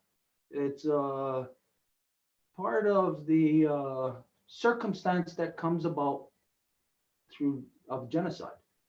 And of that, you know, you get a perception of the person or the people that's carrying out genocide upon you. You view them as the enemy. What's not understood here is that what the enemy is doing to us, they had it done to them first. We can see this played out right in front of us in pretty much real time, because there's people still alive from World War II who've seen the Jews getting genocided upon, but yet we see them turn around and then carry out genocide themselves. So we can see that it is a real human conduct to get consumed by the thing that attacks you and destroys you, and then to become it. We cannot allow this to become the status quo, because if this does become the status quo, as a species, we're finished. We're finished 500 years ago then. Never mind the 500 years of history that the non-native has here. It's really just the time that they're spending dying. That's all. 500 years is just the time that we're spending dying. The next 500 years has to be the time that we spend coming back to life. And the only way that we can spend that time coming back to life is when we recognize and we see the kinship, the humanity in us both, of that what has happened to one side of the brain, just because it's conducting that self to the other side, conducting itself that way to the other side, does not mean that we got to accept it. We here, the original peoples of Turtle Island, are the only ones that can turn this train wreck around. And it's a matter of how we relate to you. We can see the pain in you. And when I'm saying that in you, I'm not saying just you as an individual. I see it in you as a race, as a people, as that side of the world. I see that as the complete body of our Mother Earth. I do not look at you as this, like, I don't know if this would be the right term, existential enemy. I see you as me that's been turned into my enemy, that has been turned. And so I said this of my own people. All my people are bought off. That's a fact. Here in Kahnawake, all the people that refer to themselves as Mohawks, they've all been bought off. What we got to do is buy them back, because people who can be bought off, they're just to be bought. So if we understand that, then we can change this whole thing around by changing what we value. Because right now we value money, and that's what's buying them off. If we change what we value, we can buy them back with the real stuff, with natural stuff. By putting it back together is what will be profitable to them. Not profitable in putting money in their pocket, but profitable by putting love in their heart, by putting knowledge in their brains, by putting power and energy in their bodies to be able to do what you want, to do something, to be able to know these are the steps that we're taking. This is what we are getting to. We're already in the plan. It's already working, because I heard you identify yourself in a way that you probably would have never identified yourself before. I heard you identify your matrilineal line. It's already working. Matrilineal, it's coming back. It's coming back through what you feel in your heart and the love that you have for the life giver that you are with, and the respect that you have to maintain 24 hours a day. Even in those times when she's rah, rah, rah, rah, you know, even in those times where we don't get it, we don't understand that part. Well, we have to understand it. It's understandable because it's happening to her. The only thing is we're not listening to her. So we can't understand her. She's understandable. Our mother's heart is completely understandable. She'll show us everything. She'll give us the plan of how to bring her back to life. All we got to do is get back to our station. And that doesn't mean, I'm not telling you, get back to where you come from, because if you did, you'll be wasting your time over there completely. There is no hope over there that they're going to pull their heads out of their rear ends and turn things around. There's no hope on that side. The hope is here. It's on this side. In the original peoples here, still maintaining the love in our heart and making that grow.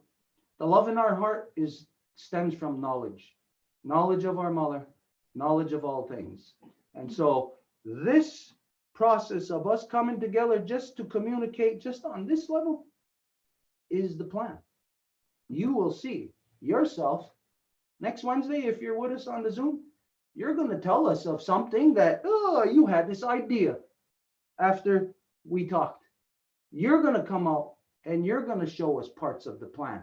Everybody who's had their voice here today, who's got their voice, who wants their voice to be heard, everybody's going to come up with a piece of the puzzle of that plan. That's why it was said today, everybody come with your piece of the puzzle.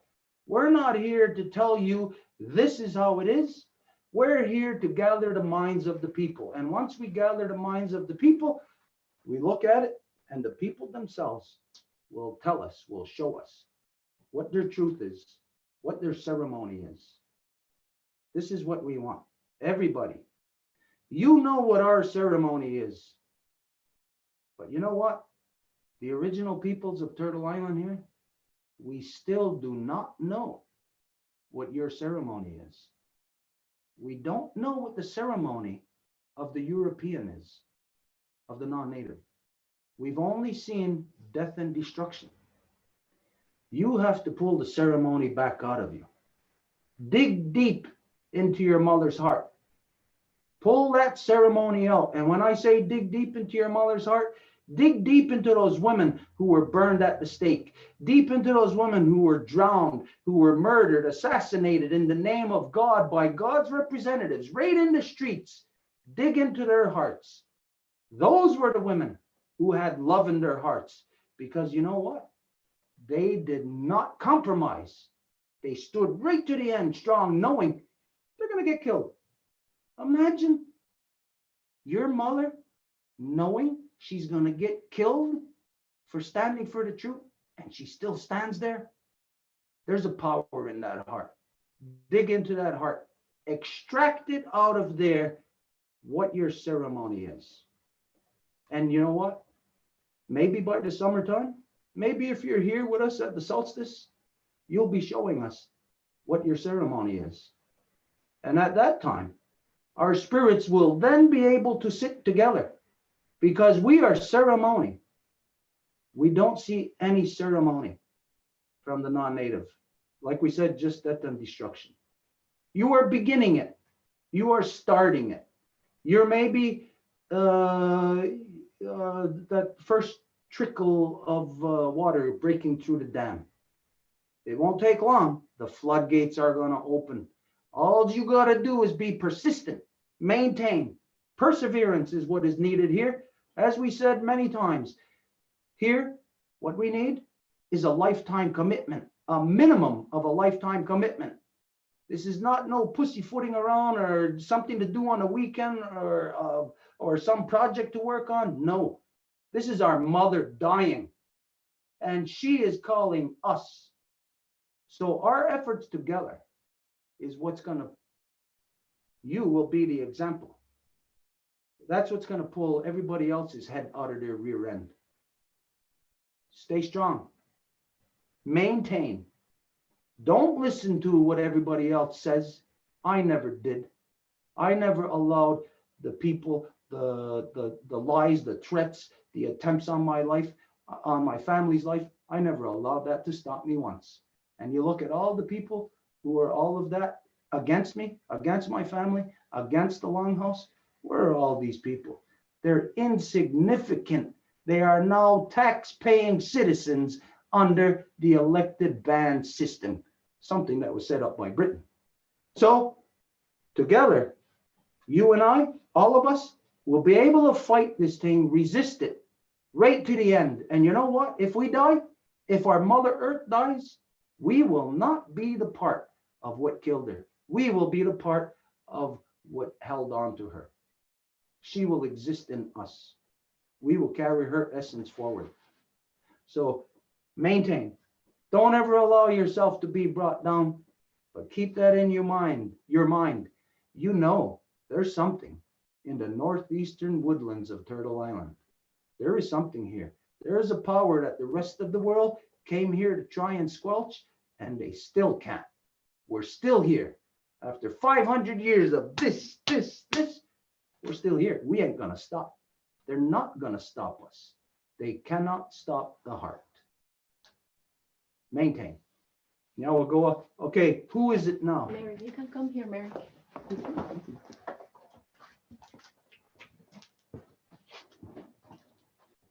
Bit of a tough one to follow, but my name is Merrick. I am the great grandson of Noreen. I'm the grandson of Goldie. I'm the son of Paula. I'm here under temporary protection of the Bear Clan through working towards 2 real wampum with traditional Haudenosaunee Longhouse. I want to start by thanking all the life givers who shared today on how to interact with water. I learned so much from each of you. Every day for, I guess, a little over a week now, in the morning, I've been going outside and doing a honegana gadegwa. I do it, I can't say it yet, but and in doing that, I've been in a few different places and I've been doing it in different spots. And depending where I do it, I learn a little something different from whatever nature is around. When I was doing it in the forest, I got to hear some beautiful birds and see some woodpeckers I've never seen before. And they spoke to me, and I kind of followed them, just listened to their song and moved through the forest, and then did it there. And then I did it at a friend's house. I stayed over there, and I woke up and I was in a new part of the city that I hadn't been in before. And it was a little difficult to find. Well, it wasn't too hard. I knew where it was, but it wasn't somewhere that I normally would have gone at that time of day to be in nature with Mother Nature and with Mother Earth. And in doing that and approaching it with the calmness of mind that I had, I interacted with people I ended up talking to 3 different people just in a row. And I learned little bits and pieces of, I think, the world around me. And I had conversations that I wouldn't have had before. I want to just throw in here a little bit too, is this tool of dialogue, of speaking and then listening without interrupting, entirely changes the way that I communicate with people. I hear more than I've ever heard before. And that played a part in those conversations after I've done those words the words that come before all else. I find that it helps me find my own voice and keep a calm inside that I've struggled to have my whole life. I wanted to bring it back now to what I was thanking the life givers on how to interact with water. Because when I give thanks in that Anonagada Gadegwa, I haven't really gotten that entirely yet. I have gotten it a little bit because I have my own personal relationship with water, but after what you shared today, all of these different little pieces, I have a new appreciation for water. I learned a lot today. I think what came up to my own mind during the telling of, somewhere along the way, I don't remember where, was what my own mom had shared with me many times throughout my life, but especially in these last few weeks of dialogue with her and just using talking stick and listening and getting past emotional barriers that have been there before. I'm just going to throw in here, Stephen, I heard you say that they won't listen, but I think they will, because they have to. Not that they have to, but they have to, because underneath us all, even when the mind is corrupted, there's still a good beating heart. And there's tools now to access that I hadn't before, through this really learning how to listen and how to speak. It's hard, but it's worth it, and we have to do it. It's super cool. Bringing it back to the water, yeah, with my own mom, what she was sharing with me over these last few weeks is how when I was a baby, when I was a little baby, I was I would never sleep, and no one ever believed them that I was a baby that wouldn't sleep, and that I would cry all the time unless I had constant attention. And one thing that would get me to calm down was the sound of running water, of a running shower, for instance, or the sound of rain. And I still love falling asleep to rain. That's always the best sleeps I'll have, is during a storm. But she shared the story of when I just wouldn't sleep for days in a row, and she was just absolutely exhausted. And the only thing that she could do was to turn on the running water in the shower and then she could put me in this little rocker, and with that rocker and with the shower, only then would I fall asleep. And she felt so bad about wasting the water, but she said it was just that that magical that it did the trick. So that's probably a very early relationship that I had with water that I was thinking about while we were sharing. And then one more thing I'd like to share is, I think this is my piece of the puzzle, and I've kind of been holding this knowledge for like a long time, or maybe building up to it. And I think this is probably a good time for me to really share what brought me here, and what I think part of this plan is going to look like. So a little bit, I guess, of backstory on kind of economy stuff. I'm going to try to not go into too much detail because I know we're kind of already late on time, but so the way that the world economy works is that for a bank to print money, they have to have something that they hold it on, something that gives that value in the first place. And then they can lend out money based off that original amount of money, and then they charge interest. And there's this whole fractional reserve banking system. Look into that, because that's how the money works. It's a messed up Ponzi scheme that drives us because we have an emotional attachment to money, because in this colonial capitalist world, that's our tie to security, is having money. But this whole banking system, after kind of throughout or after the Second World War, I don't know too much the timeline details, but it became such that after all these European countries had their factories and stuff bombed, that they were relying a lot more on production and fabrication in so-called America, and that there was more that America was producing and bringing to the rest of the world. And so they needed American dollars. And a combination of that, there was other factors, but what happened is that America became the world reserve currency, and they were on this gold standard where they had a certain amount of gold, and the amount of money that you had, the amount of US dollars that you had would be worth a certain amount of gold. And then in, I forget the year, I think I have to look it up, but Nixon took that money off the gold standard. And then from then on out, America has been able to print as much money as they have needed to dominate the world militarily. And along with that military domination, they have enforced that the American dollar must be the currency. You know what? I need to double check my fact on this before I say that out loud, but they've made it fundamental to every other currency, and that through the world, in the World Bank, the International Monetary Fund, I think it is, the IMF, that every currency in the world is now based on this American dollar. And we're at this point now where oil, which has been what America has started so many wars about, among other commodities, but oil is the big one. Oil is energy. Oil is, yeah.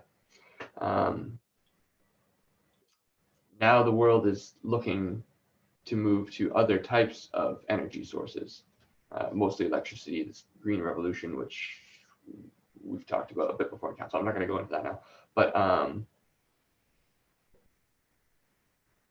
we're at a point where the US dollar is no longer having its value, and people are seeing that. And so I came to the Longhouse through this new cryptocurrency called Stacks. Most people have heard about Bitcoin at this point. I won't bore you with the details, but it's basically a way to have a currency that's powered by computers. And there's a bunch of different computers, they call them miners. And whoever's burning electricity in these computers, they're in a competition to try to guess. They're in a competition to create the new currency. So now instead of having new currencies printed by banks, it's created by burning electricity in circuits to guarantee that nobody's lying anywhere in this network. So that's Bitcoin by itself. And now there's this new thing called stacks. This can get really complicated, so I'm going to just try to make this succinct. Just give me one moment.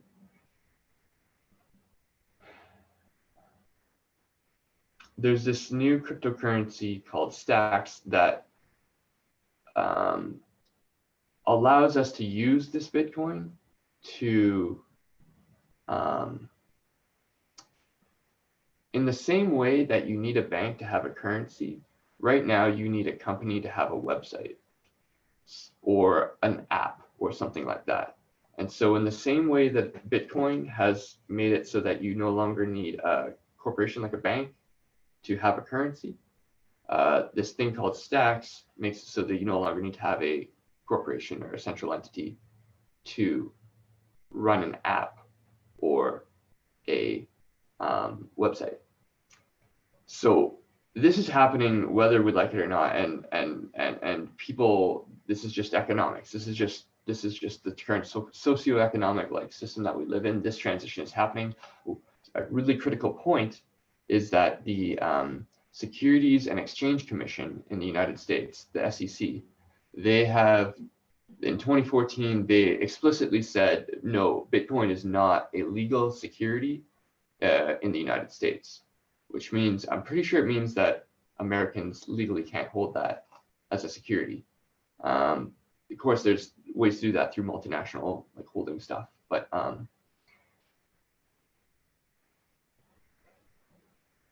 the SEC called stacks the first legal security. That's right, the first legal security that is a cryptocurrency.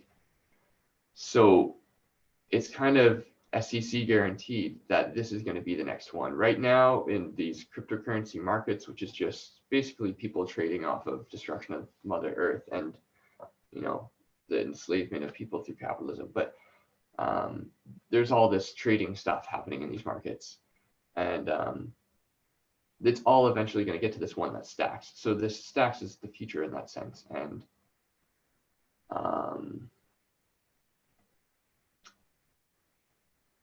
if we can manage stacks right, then all these people who are asleep and who are mindlessly controlled by their devices can, behind the scenes, maybe, if we do this right,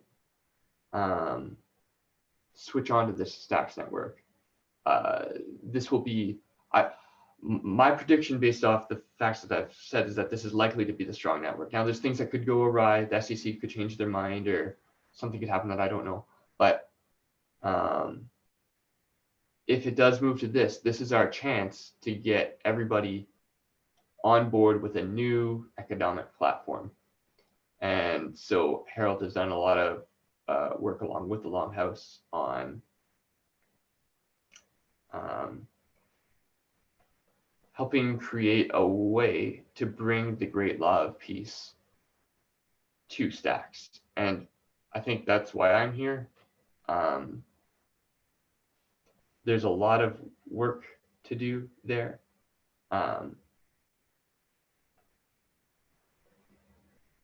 But I think it's our chance for right now.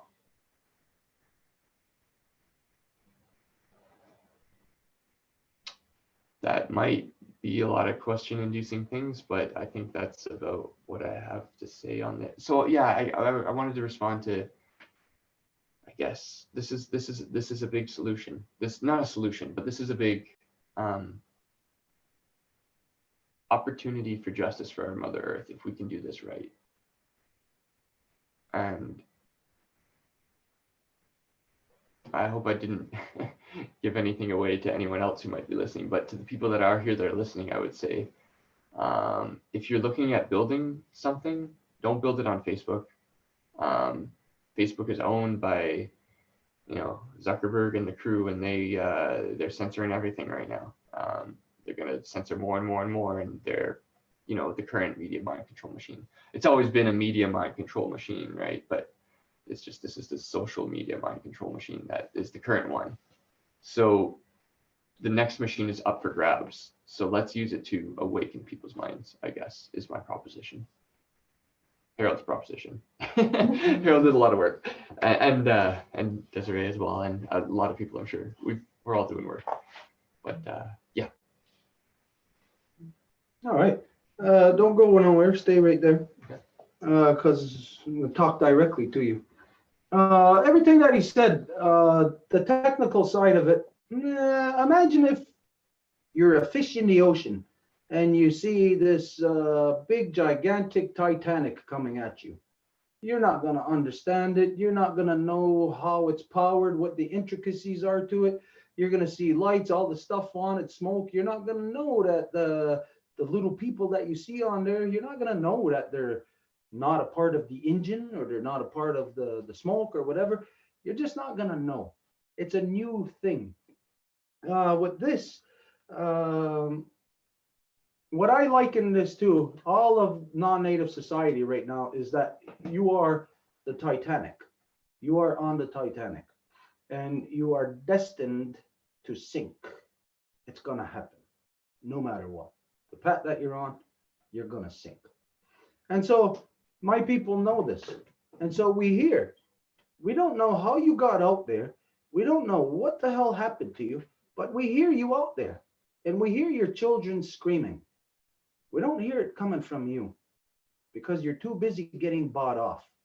And so we hear the children screaming, and so we send our canoes out to go and approach this place where this catastrophe is destined to happen. And our canoes are waiting. They're circling the Titanic. We're not going to go close to the Titanic because we know enough that the Titanic is an abomination. It's not natural. And we know everybody on it is crazy insane. So we can't go close to them, because if we do, we know they're going to kill us. So we're in a process of waiting right now, waiting for something to happen. How you got here is, it's a crisscross story of what you did and what we did. And what we did here is, like what you said about Facebook, years ago, about what, 5, 6 years ago, I was telling everybody, get off of Facebook. Do not, for people who weren't on Facebook, I was telling them, don't get on it. People who were on Facebook, I was telling them, get off of it. Okay, at a certain point, what was that? Maybe 4 years ago, maybe? I don't know how long we've been on Facebook now, but it's only recent. And we said that what we're going to do here is we're coming on here for a reason.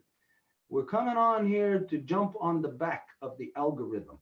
Now, the algorithm, if you can picture it as that big, giant fiber optic cable that is going across the ocean on the seafloor, that it's a big, giant fiber optic cable. Now, picture every fiber optic cable as being a person, and every person is an algorithm. You are in the machine. That's where you are. And so the algorithm, you exist as an algorithm in that machine because of the machine. What we said we're going to do is we're going to jump on the back of the algorithm, and we're going to grab that fiber optic from over there and this one and put them to where they're supposed to be. We're going to rearrange the algorithm. And right now, it's rearranged to the point of where all of you are identifying yourselves in the matrilineal way, the way that you are supposed to. You're identifying your mother, your grandmother, in some cases, your great-grandmother. You're talking now about things in the natural way, a way that you did not before. It did not happen before. You're communicating just from what you heard him say about what he discovered. For him to say this, we know already. It's like this for everybody. Imagine it's a big new discovery for him to not talk while somebody else is talking. The proper way of communication. We see this happening now. It's happening more and more. So really what happened to you is that we set out from point A and point B heading towards each other. Basically, now you are here. You are basically squeezed out of the algorithm, out of that machine, and now you're here. It's something different what you're experiencing, and something different that we know what we are doing. You're experiencing different because you're coming from a different direction. But ultimately, you will see that we will find ourselves in the middle of the same action, and that action will be transfer. Transfer of the corrupt algorithm, which is a machine, and you will transfer over to the heartbeat of your mother. And what that will look like is it will look like people getting off of the Titanic into our canoes. That's what it will look like. This is what is happening. This is how you got here. You got squeezed out of the algorithm. And so now you're here. And now we're going to do something in the real world. This is what's going to happen with all of you. It's not something that's going to end with him. It's the beginning. But actually, that beginning already started with others that have been squeezed through the algorithm. So now, to us, you're not this algorithm. You're not this part of the machine. Now, you're this person here that identifies himself from his mother's bloodline. Now, just to do this, again, is a different way of being. It's a different way. It may be a little bit confusing right now in this process for some of you. It's not confusing for us. We know precisely what we're doing here. This is not something that we just happen to come onto Facebook and this is what we're doing. My father and I had to talk extensively about doing this because I personally warned everybody, my own brother, get off of Facebook.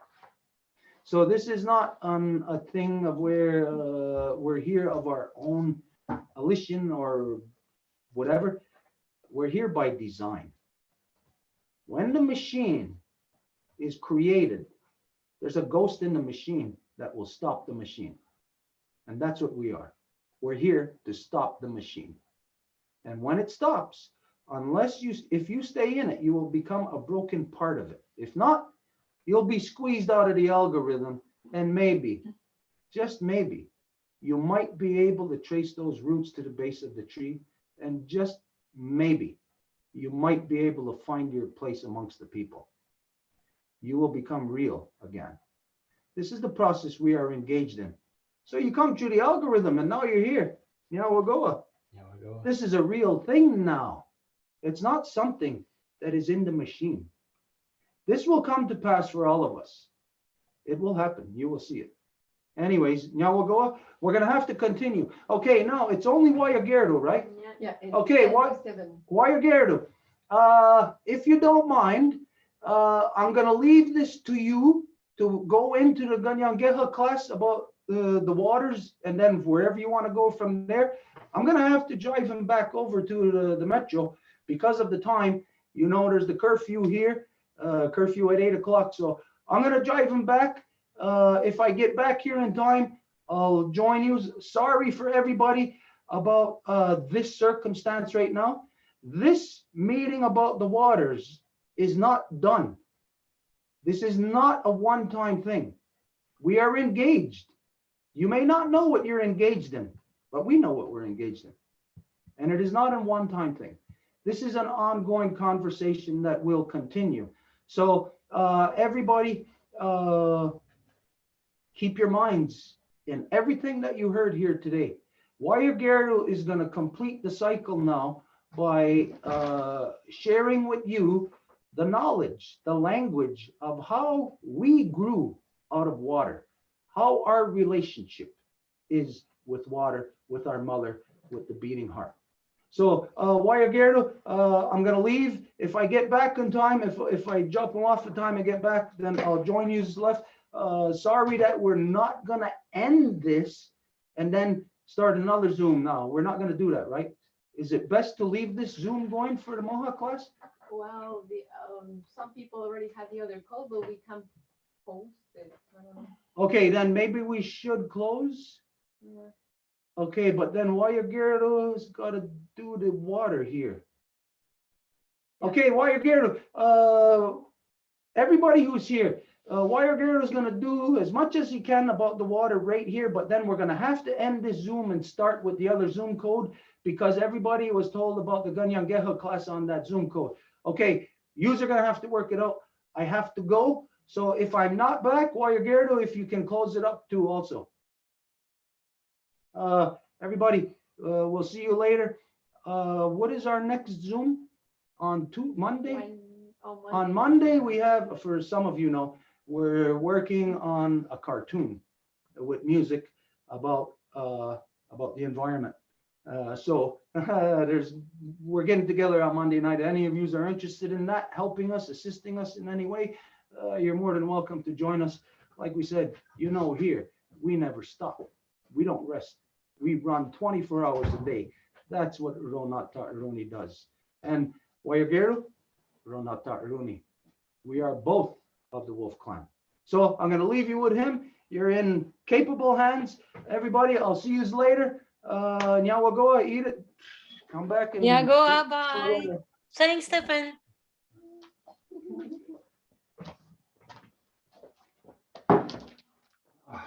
Get in there and get moving. Okay, guys, I have to. Okay. Wayagiru, can you hear I us? have to go join over the. Okay, because we can't hear you. You are muted. So maybe if you can unmute yourself. Oh, yeah. What time? Okay, wait a minute. All right.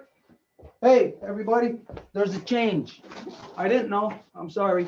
I thought I would have to drive him back, but apparently his aunt is coming to pick him up. So, okay, Wayagiru, anyways, it's your time. Where is he? You're still muted, Wayageru.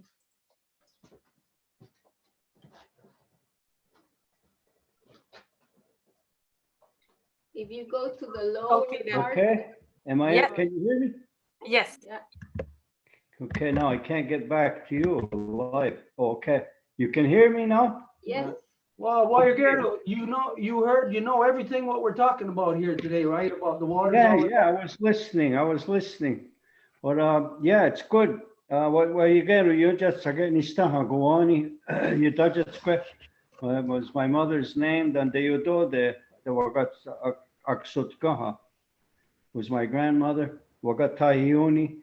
And I was really interested in all what people said. I actually took notes. And but anyway, Ohneganus again, what the is like a base. Ugodunheads is life. Ohneganus is our base because we all come from water. And that's the word. That's why it's always nice. Like I always say, it'd be nice to have 2, 3 Kanyagahaga speakers, but if you do find them, they're in the Catholic Church or Protestant Church, so it's no use talking to them. But if you're talking to traditionalists, then you can break these languages, the word down. Anyways, Ohneganus, yeah, Ohneganu. Put a H between the N and O. No. The first one. O-H. N-A-N. Onega N-O-N-H. N-O-N-H. No, Ohne. Take the H out of there. Or now it's Ohnega N-O-N-H-S. Put the N right between the O and the S.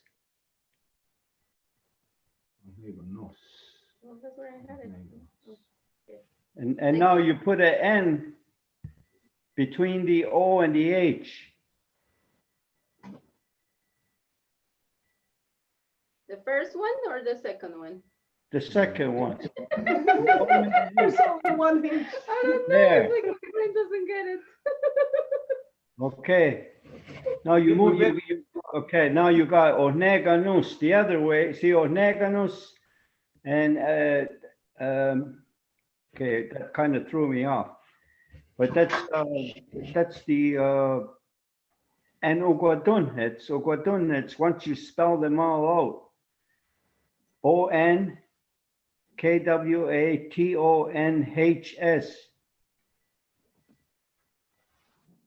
Yeah, Ogodun, Hets, Hets. Ogodunhets, yeah. See that ONH, that ONH, you see?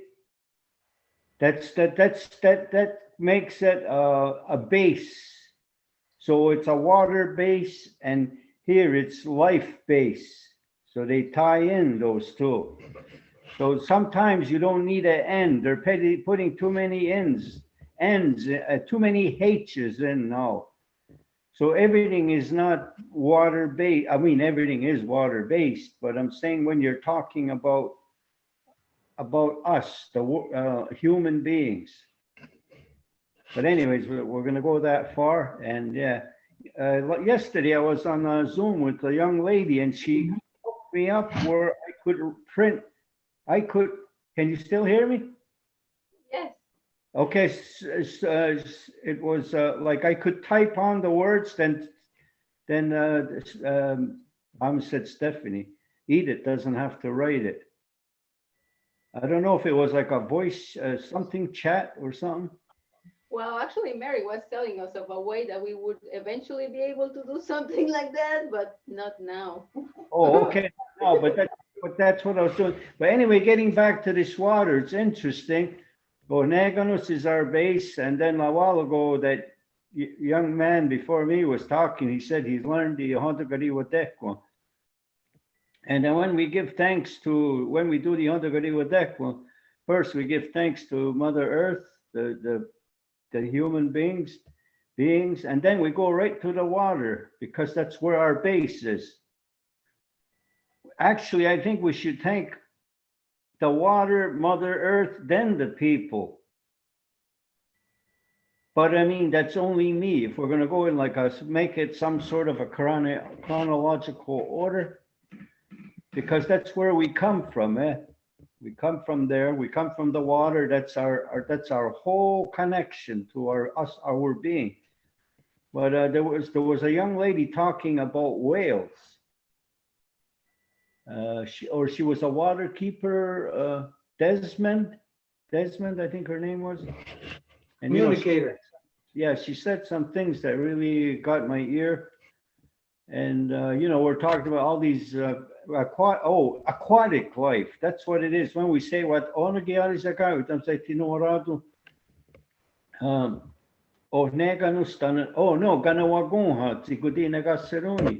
we give thanks to the aquatic life for fixing keeping the waters clear so we can drink it.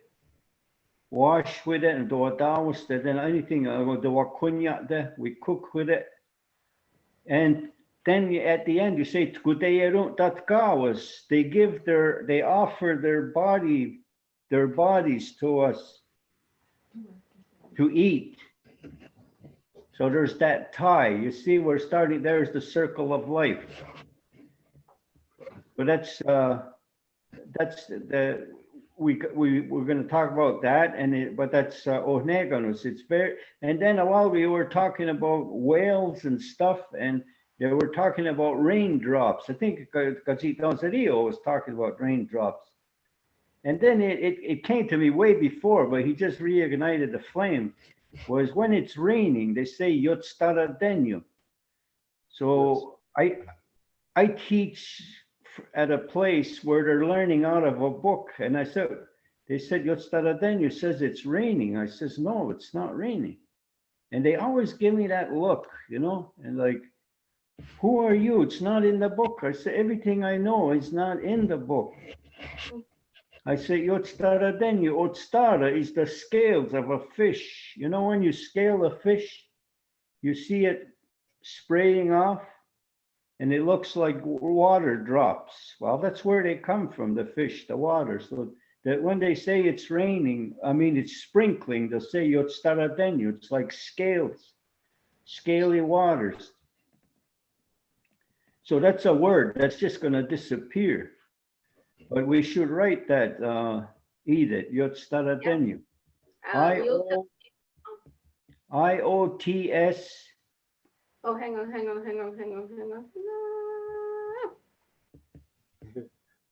This is gonna be a challenge to do this without you here. Okay. Is Yot staradenyo. Okay. Fish is Ketson. Ketson. Ketson. That's fish. Okay. No. You put it in the wrong place. Fish, you got it written on the bottom.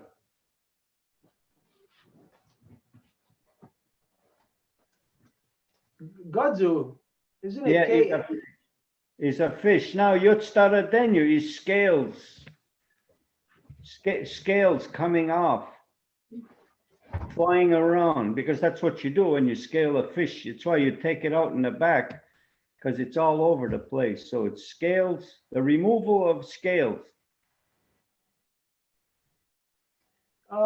Godzu, isn't that K-A? Ken. K-E-N. Yeah. Kentson. That's why it didn't look right. Oh, it's written right. Kentson. It's written right. She just wrote it. Because she just had it as K-E-T. And I knew that wasn't Godzu. But no, yeah. Oh, Ken, go zoom. But anyway, I was listening to this whole conversation about fish and then whales because I was with Gajito Zerio at Tadoussac, and I went along the water too, and I was thinking about it, and there were so many things coming to me as you were talking. And I said, well, look, I seen a map earlier of the Confederacy, and it was all along the water. All along the water. So we were always tied to the water. And, you know, all this, it makes so much sense is to take the Native American away from the water, and you take you take them all away from their source, like they did here in Ganawaga when they put the St. Lawrence through. This was really thought out, the way it was done. It wasn't just to put a seaway through, it was to break the people that were within that area. Is to give them no more shoreline. So there's a lot of words that come right out of you don't fish anymore, so you don't have to know all those words. You become land-based words, and then your whole spirituality could change, and it has. And it's obvious, but this is one of the words. And then, okay, I was going to say something else too. I took some notes here. People were talking about when a whale beaches itself. You think, look, that's where their life is, and that's they're having a water fire. If you and I are in a burning building, we want to get out. So then they're in a water fire and they're trying to get out, and we're pushing them back in. Leave them, they want to die. But see, all human beings came from an animal. We came from an animal life at one time. We were something else. For us, the people of the Ganyangahaga, were from the tree. That's why we have the tree of life at the center of that silver chain, because we come from there. Our body parts are tied in with the tree. So I know I'm going to all different tangents, but I'm trying to stay around this water thing. And so when you have that thing that comes out of the water, a hurricane, somebody mentioned hurricane, and it's Oskawiyunda. Okay. S-K. Oh no, take that first, go back, take that first K out. O-S-K. K-A. Oscar. W-E. Ionta. And that's a hurricane. Oscawayunda. It's that motion it's making. But for me, I'm thinking about it, and I think that's a water tree. That's a water tree growing out of the water, and it's getting us to see it. And then it comes back down. When it hits land, it comes back down to as water. And while we see this tree, it's nature. It's the other world. You know how they talk about the land world, the sky world, and the water world. So that's a water tree, what we see that grows. And then there's got to be something there about tornadoes that separates it from water to land, right? Yeah. Well, at one time, I've been spending so much time by myself, and for years, like I said, we had to come from different places. So every species of human being around the world they always try to keep their piece of what beachfront they have. Like we're always talking about the British, and they were so good defending their shores because their strength came from the water. That's why they had the best navy in the world at one time. Because they were protecting their shores, their powers in so they had their water world. That young man spoke before me. You said, go back and find where you came from, because we don't know where they came from. But somebody down there must have the right spiritual person from Britain or England, the island, that knows the real story of how they got to where they got to. And you said it properly, they're so involved in war and killing that they lost all that. And now they're doing it to us because our own people don't know where they come from. They think they belong only in Gahnawaga. No way. It's like the longhouse. It's from where the sun rises to where the sun sets. Where we're at now in individual houses, those are meeting places. It's a place to congregate. But every person of every color right now is in the longhouse, but not living the longhouse tradition. And we always had a lot of people, basically in the last 50 years, who have been in the longhouse just for profit. So they can get away with cigarettes and whatever else. And they've created borders now. We have no border. By just doing that, then you create borders, and the government will run alongside with you and say, go ahead, give them that. They're giving themselves a border they never had. So, it's very interesting. Go ahead. We're going to have to end this Zoom and start the Mohawk class Zoom because it's two different Zoom codes. And okay, I know that. We already sent the Zoom code out to everybody. So we're I'll get off. Well, wait, hang on 1 minute. To everybody, we apologize. Not to say that it went too long, because we don't have any limit when we go. If we'll go as long as everybody needs to go. But right now, we are going to have to end to start the Ganyangeha class. So, Wayagerdu, from your perspective of the language about water, can you just share whatever the knowledge about water, and then we'll close this and we'll get on to the other Zoom.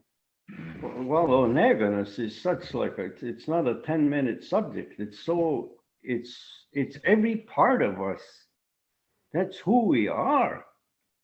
We're nothing without water. So when somebody turns around and says, well, these people, they have no business on the planet, they have no business. Well, I got news for you.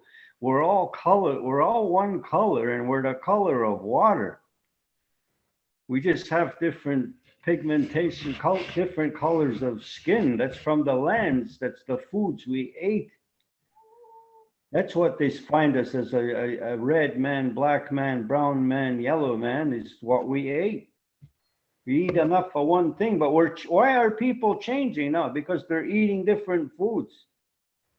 Some that'll kill you, but I mean, if we stay within our food group, then we stay healthy. Once we go outside, I mean, not that the other side doesn't have anything to offer, but they're foreign foods to our body. Our body's got to kind of adjust to that stuff. But if we're eating good food from Africa, well, our body will adjust and we'll be part of them. Good foods from Asia. And you were talking earlier about the puzzle, and that's a part of the puzzle. We're all coming into one as one now, as a united people. And they're trying to divide us by saying, oh, look at the color of their skin, or look the way their eyes are shaped. They're the most beautiful people in the world, and so are we.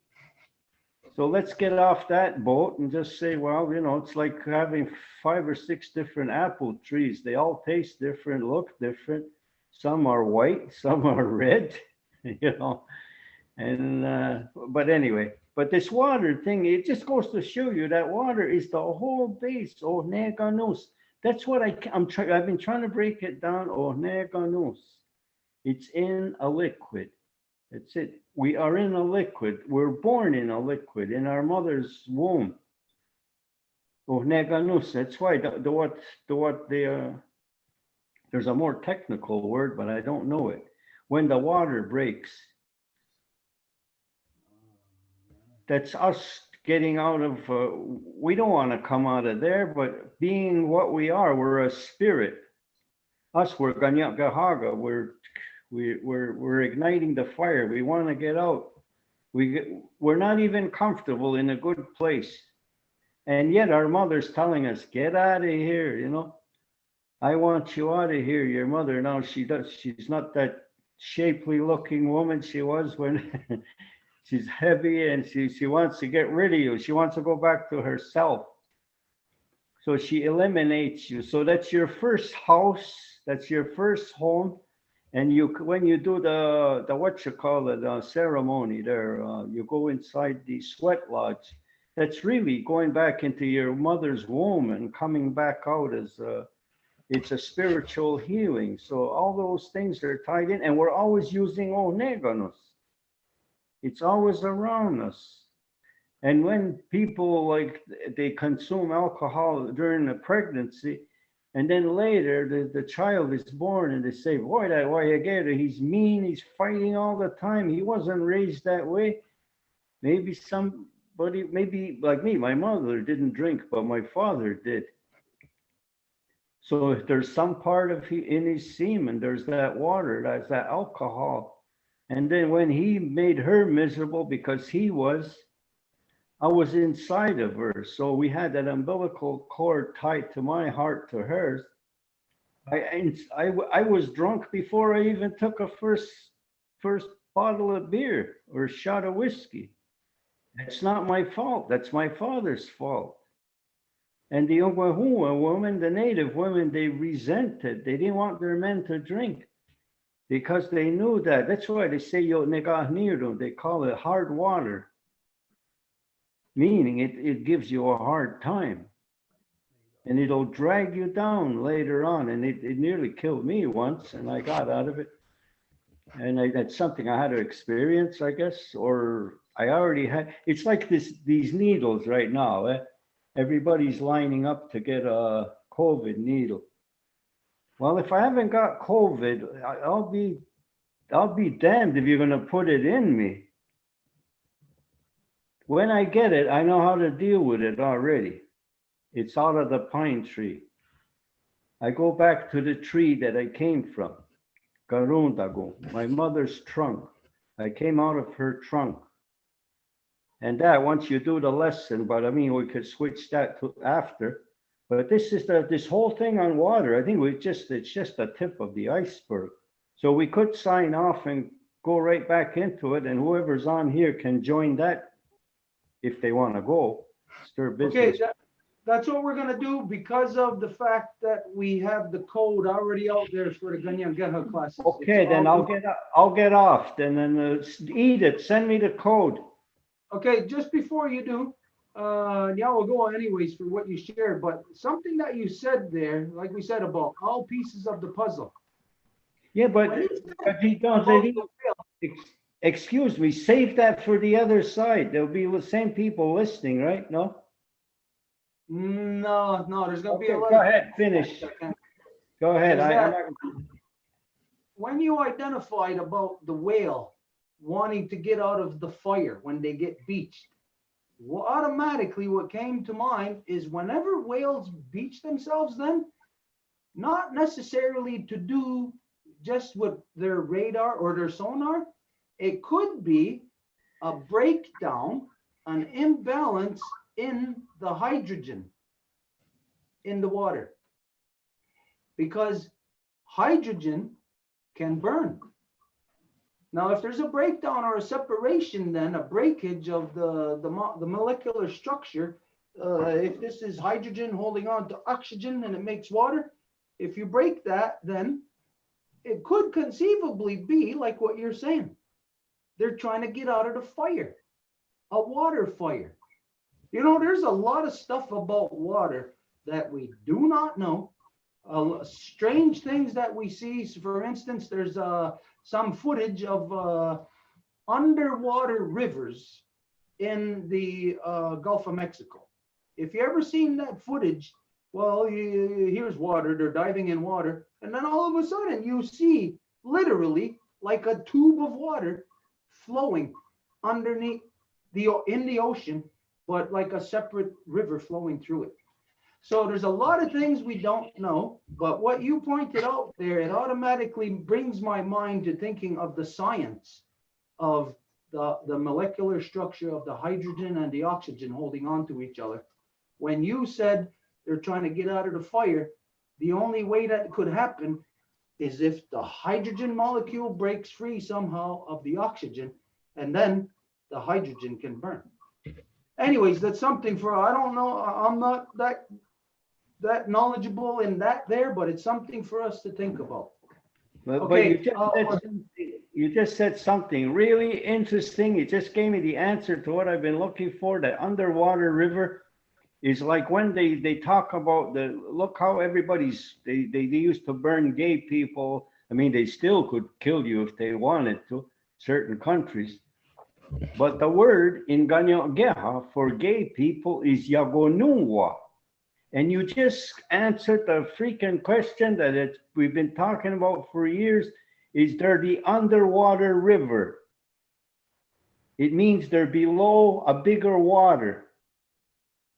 They haven't come up, but I mean, they're kept down by the big water.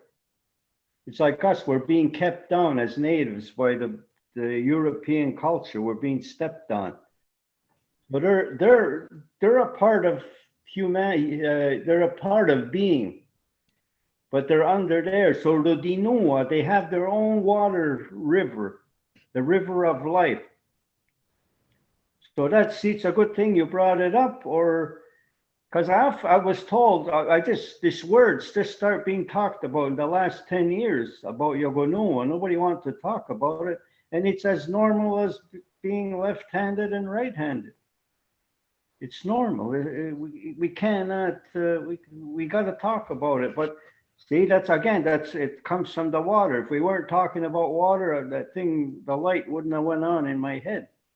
Because I know what it means. Onua, that's a water river under another water, which we don't think is possible, but you've seen it. All right.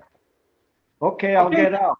We're gonna close this up, okay? For everybody who's here for the water thing, like you all know, you heard, we gotta go into our Ganyangeha class now. We're even a little bit late for that. You normally don't limit our conversation. Sometimes we sit here for 9 hours straight, you know. We apologize that we're ending now. This is our first installment of this conversation. So everybody in Yawagoa, we're not going to do a closing here because we're going over into the Ganyangeha class. It's just like going into another room in the house. Okay, so we'll leave it at this. Everybody who was here joining us today for the water thing, Nyawagoa, we weren't here to say this is what's written in stone or whatever. We were here to gather from the minds of the people everything that is your concern, that is your heart connected to water, to find out where you are on this issue. It's not going to end this conversation because we acknowledge the reason why we're here is because we are at a point of critical mass. As a species, as a planet, we are in the time of change. And if we do not get control of it, then the change is going to be the ultimate negative that you could ever possibly imagine. Not just you dying, but life itself dying. Our Mother Earth being snuffed out. This is the stage where you're at. It does not matter if anybody is up to speed on that or not. When we examine all of the evidence, we conclude one thing. And this is the reason why we're here today about the water. So it will be a continuing, ongoing thing. As you know, there's going to be efforts that we're going to do now, networking our efforts together. So Nyawagoa, everybody, we're going to do this again. Hopefully it'll be with the rhythm of the moon. So again, it'll be most likely within 3 to 4 weeks. We're right now about a week before the full moon, so we should continue again in the same place, in the same cycle. At the quarter, we are at the quarter of the closing of the moon, meaning where she's coming into contraction. Okay, so this is where we end up. So we're gonna continue in the same place in the next moon. Nyawagoa, everybody. Nyawagoa. We're gonna close it off. We'll see you all later. See you in a bit. Let's get right to that one now. Miguel.